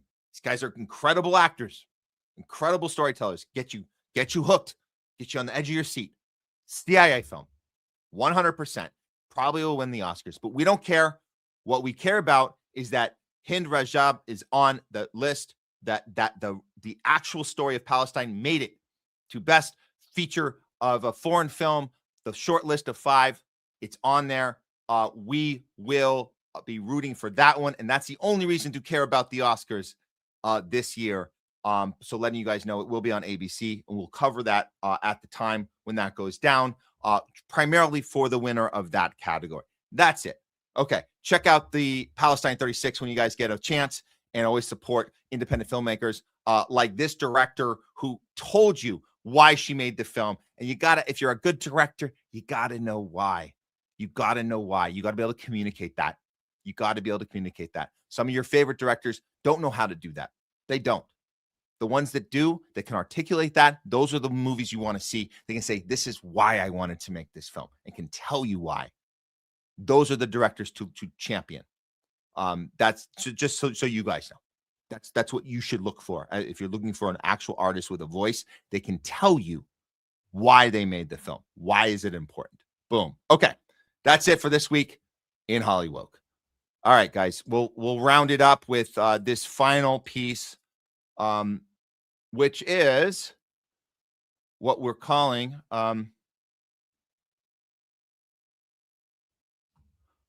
We have a comment here. Let's see. What do we have here? Is it? Oh, there was like a fact checker, something. Oh. Who did we upset? Let's see. I can't tell. Guys, I don't know what's going on in the comments. Whatever. If you guys are upset, fine. But this was, we can't please everyone. Whatever. I don't know. Whatever you guys are upset about. Sorry that you're upset, but I know this industry. I've been in this industry for several decades. I know how it works. I know what a good director looks like. I know what a good film looks like. And we should be able to separate the difference between the talent and the character. Those can be two different things. So Leonardo DiCaprio, extremely talented dude. Character, I don't know. He just bought some property in the West Bank. Where did he get that property from? That's interesting. Interesting, right? Huh. Oh, go Leo. Go ahead with your new property and just make some money off of Palestinian property that no longer belongs to them, because now it belongs to you. Good for you, Leo. Okay. This is true. Some shit movie about nothing will win.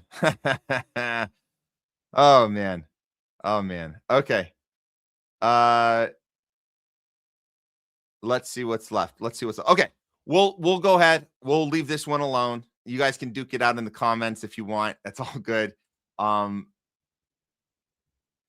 Yeah. Oh, this is true. This is true. Oh, this one. This is the comment. Hollywood will be dead in 20 years. Probably. That's looking like it. I would actually be shocked if it lasts 20 years. I would be shocked. Okay. Let's go ahead and oh, we have I was looking for that. I was looking for that comment. Let's see. Did we find it? I'm not sure. I'm not seeing it. Somebody got upset. Whatever. I'm not gonna waste my time with it. Somebody got upset. No worries. Okay. Here we go. Final segment of the day. It's time for, what are we calling this?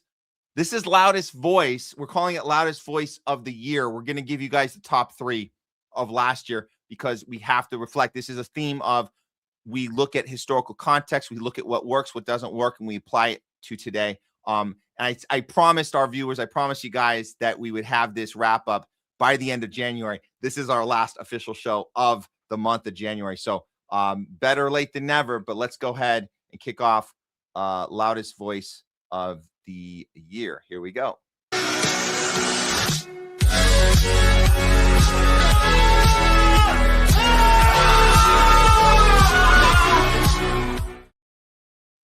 It's the Loudest Voice of the Year. We're looking back at 2025 to give you guys the top 3 most effective moments that we've covered here on the Homeless Left throughout the calendar year. And when I say effective, I mean the moments in which people being the loudest, whether individually or together, made the most impact on society, on politics, on our fellow man. And we can look at these 3 moments and use them to our advantage and apply these techniques into this year as we're a month into the new calendar year. It's good to kind of reflect sometimes. So here we are coming in at number 3. Dave Chappelle emerges, and he emerges as the top Hollywood voice to speak out against Israel's genocide. And he used the leverage he had with SNL and with Netflix to do this without being canceled. Now, did he go as far as the biggest deep dive into it? Was he the most revealing? No. But what he did is he had the biggest platforms, and he got away with just subtly bringing up some stuff that most people that didn't know any better, because they don't watch our show and they just kind of watch CNN and they wait for the next SNL and the next Netflix special. They don't know what's going on. Dave Chappelle used his platforms to get messages across on levels that no other celebrity was able to do. The others tried, but they either didn't reach as much people, or they got punished too harshly afterwards and lost all of their jobs in Hollywood. They lost like the Susan Sarandons. There's a whole bunch of them that lost their representation through as a consequence. They made an example of them.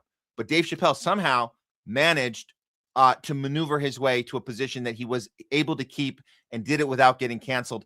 Let's look at the 2 examples in 2025 where Dave was able to slip something in. The first one came on SNL on the stage of his monologue he did about a year ago. So this was early in 2025, right after the LA fires, and he did a genius thing. He got the audience empathetic about the LA fires and people displaced because their homes were no longer here. They were here, and then they weren't. And it happened overnight. A lot of people lost their homes. And you guys know we covered this last year. Well, Dave Chappelle used the opportunity going on SNL, and he connected the dots from displaced people in the Palisades are very similar, if not exactly worth our empathy, as actually more so, Palestinians being displaced and having nothing. So way to connect the dots on that. I'll play the clip right here. Like much when he does it, but it is a lot. Just in that last line, he was very well crafted, very carefully put together. And like I said, he didn't get canceled for it. In fact, his contract with Netflix has also stayed intact. He's able to go back on Saturday Night Live again. I don't think he's been on since, but he hasn't lost his relationships there. But that gets out to a lot of people, drawing that connection. So the next one he did was more recent. It was on his Netflix special that came out. And this was there were two big moments. I'm going to feature one of them. If you guys missed it, this is when he explains to the audience, not just in the room, but the people watching, the countless people watching on Netflix were able to be told for the first time, because they haven't heard it before, how many journalists that Israel has killed. Very important to get that number out. And by the way, it's a low number that he says, but a lot of people didn't know that. It's a big deal. If you didn't know that, now you do. Just wanted to put that there because, yeah, the number was a bit low. But that's the point, is he got it out. He got it out to people. That's the point. And he did it in a very smart, effective way. Everything Dave Chappelle does is calculated. He's not going to be the rough and tough, raw, unedited dude that just runs his mouth. He's not going to do that. He's keeping his access. He's keeping his resource. So it's worth a shout out to know that he can continue doing this and educating people, even with just a little sprinkle of truth, just a little bit, can get people to go, holy shit, I didn't know that. Okay, good use of your resources, Dave. Too bad there's not more people in Hollywood doing that. Okay, let's move on to the number 2 loudest voice of the year from 2025. This one actually hits home with us because we were certainly positively affected by this. UK protesters cause shutdown of film shoot, which featured Zionist Gal Gadot. So activist protesters actually disrupted psychopath Gal Gadot and her film shoot that was filming in the UK last year around, I believe it was around May that this happened. Let's go ahead and take a look at the protest. Let me grab that. Here it is. And this was highly effective. And the film's crew had no choice, because what do you guys know about film crews? There has to be silence on set. And because they were filming in a public area, they were counting on the fact that people would maintain just a regular, peaceful, quiet tone and allow them to film. That didn't happen. And the reason is because you guys know protest is about being loud. Take it away, protesters.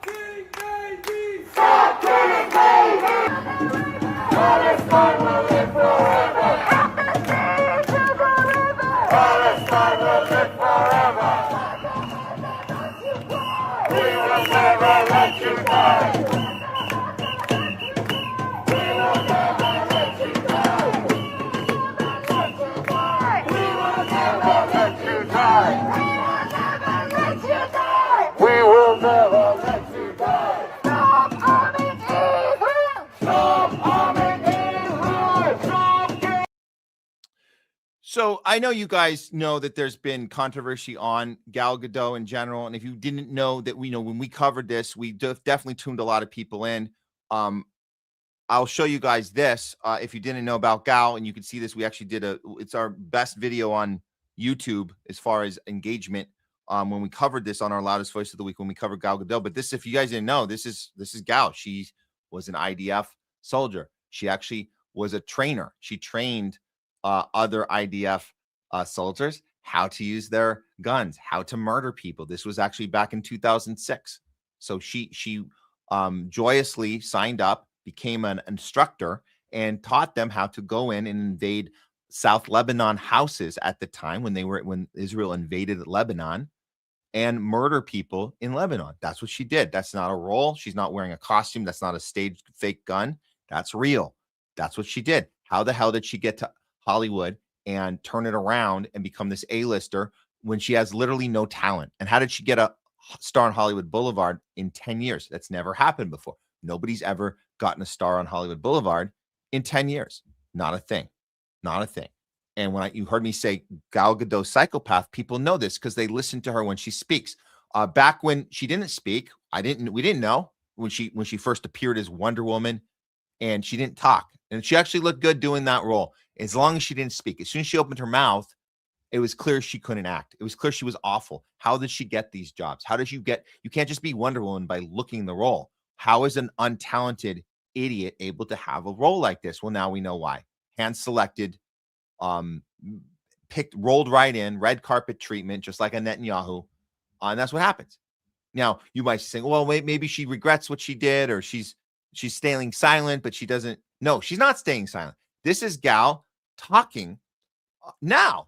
And this is what led to that protest. People said, we've had enough, and we don't care that there's other people affected. You need to know you don't hire this psychopath. And the way you handle this is you show up and you interrupt a shoot. Guess what? The director and the crew have to figure out how to redo this. And they were in a jam because you're paying all this money and you can't finish your shoot. And maybe you'll think twice about hiring a psychopath that talks like this. Never did I imagine that we would witness such a day of such death and destruction of Jews in our lifetime. And never did I imagine that on the streets of the United States and different cities around the world, we would see people not condemning Hamas, but celebrating, justifying, and cheering on a massacre of Jews. My name is Gal, and I'm Jewish, and we have had enough of Jew hatred. Oh, but you haven't. This is the whole point. You know this, you guys, that you haven't had enough. How would you, if you didn't have anyone to blame and excuse your behavior, that would not be good. You need to have excuses. So don't tell me you have had enough.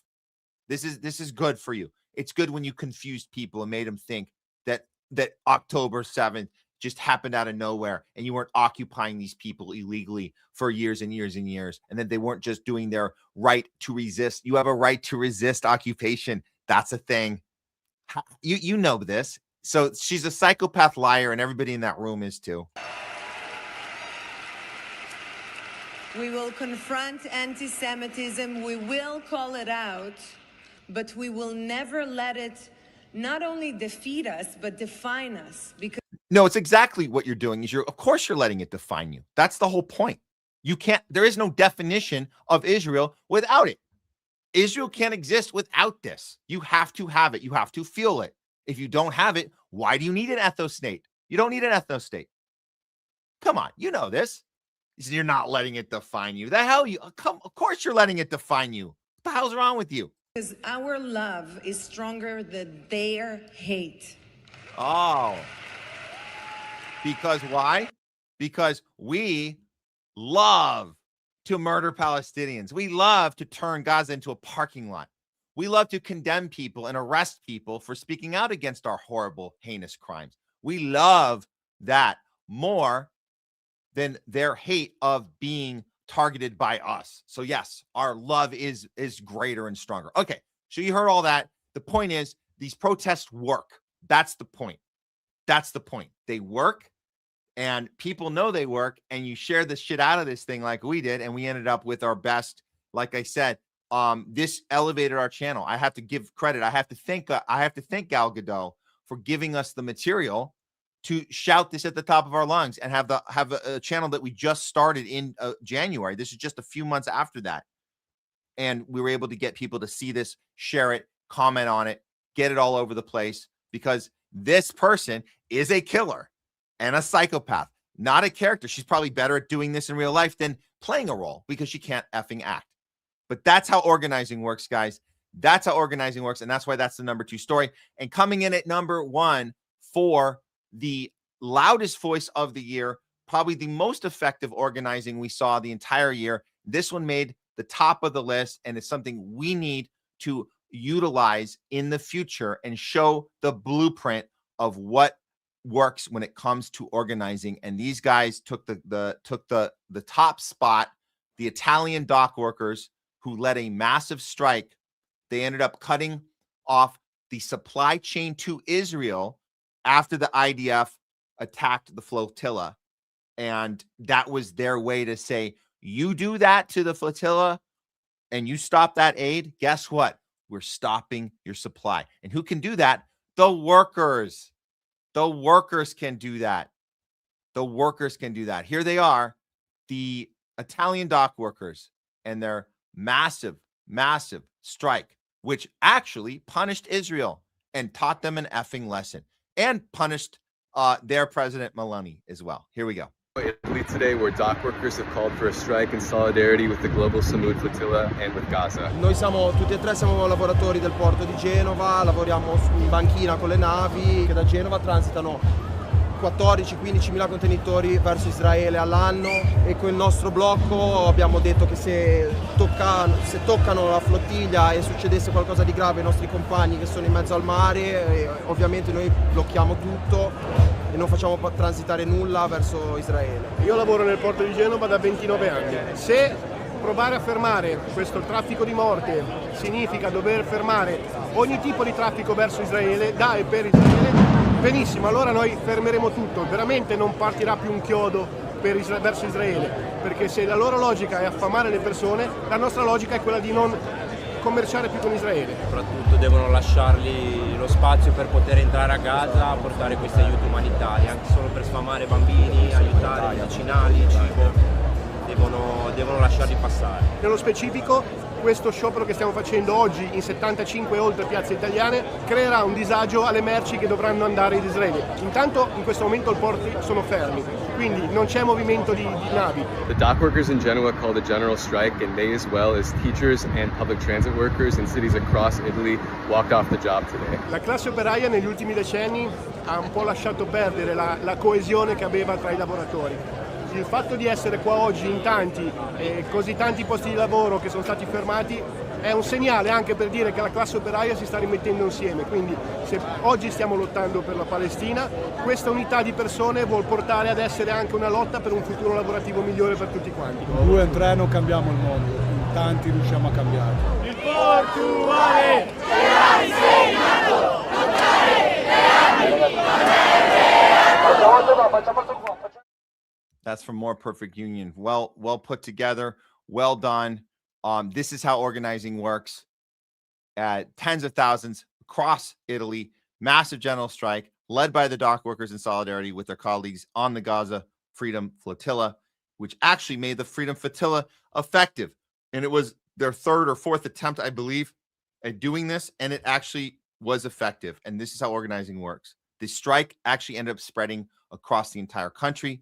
And the one dock worker that told them, if trying to stop this traffic of death means having to stop every type of traffic to and from Israel, then fine. We will stop everything. And this is what it looked like when they did. There it is. This is the result of effective organizing. This is the result of having conditions put out, very specific.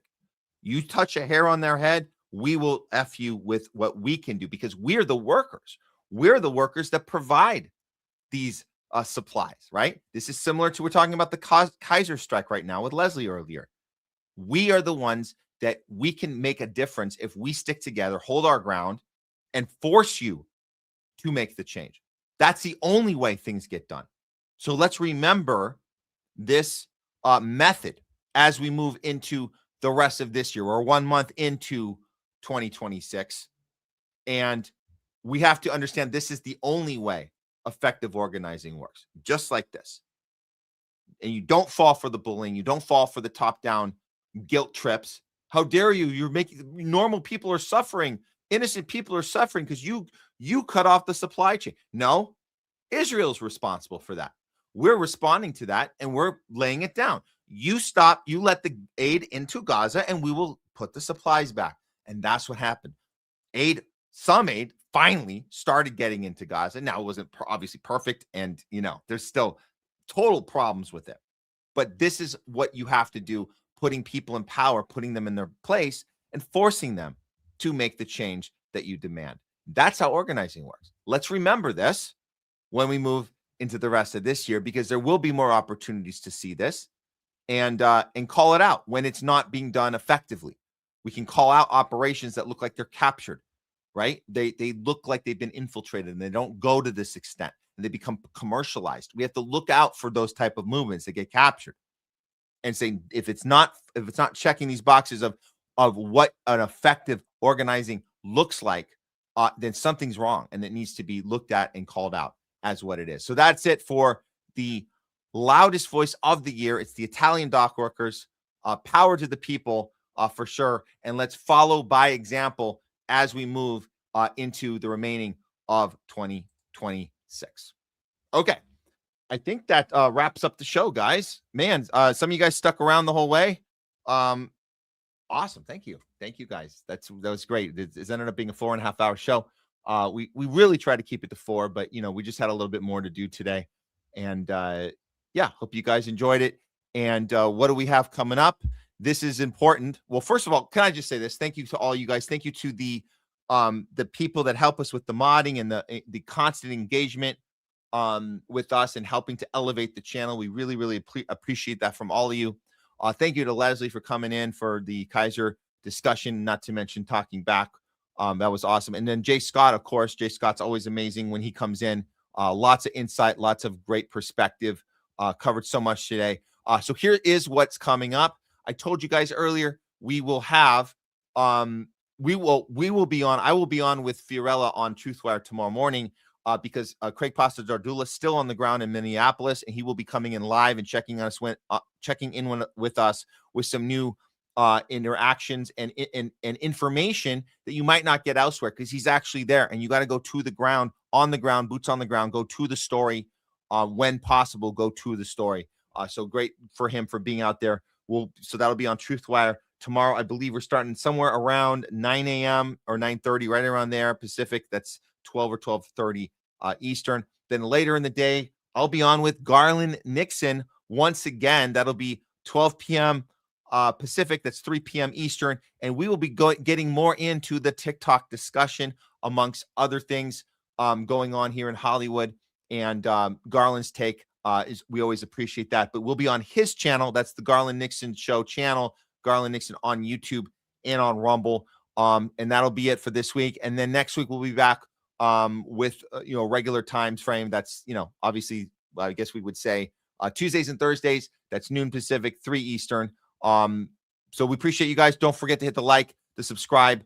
We appreciate everything you guys do. I'm going to leave you guys with one more positive note from on the ground in Minneapolis. This is Abby Martin, the great Abby Martin, riling up the crowd in freezing cold weather, sticking it to the man, sticking it to ice, sticking it to the tech bros and the Palantir State. And great job on her end, being out there amongst others, courageous people out there right now, including Craig Pasta and others out there on the ground. Here's Abby Martin, and we will see you guys next week. Have a great weekend. Remember, when you go out in the world, always do it with courage, with conviction, and above all else, principle, power to the people, and free Palestine. We'll see you next time. Sick of being gaslit? You sick of being lied to? I'm sick of these parasitic billionaires robbing our future and my children's future. That's right.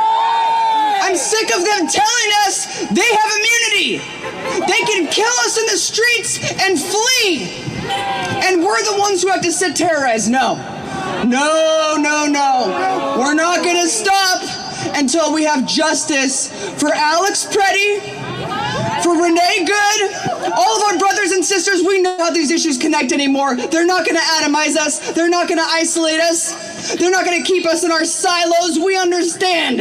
We understand how everything connects. We understand how our brothers and sisters in Palestine, our brothers and sisters in the Congo, our brothers and sisters in Sudan, our brothers and sisters right here in Minneapolis. We're all impacted by this system. They're the enemy. They're the ones terrorizing us. It's not our immigrant neighbors and trans brothers and sisters. We woke up to the truth. They're not gonna gaslight us anymore because we see the truth, baby, with wide open eyes. I've never had more revolutionary optimism than I do right here, and I'm so goddamn happy to be on the streets of Minneapolis with all of you. Let's go! Let's get ICE the fuck out of our country!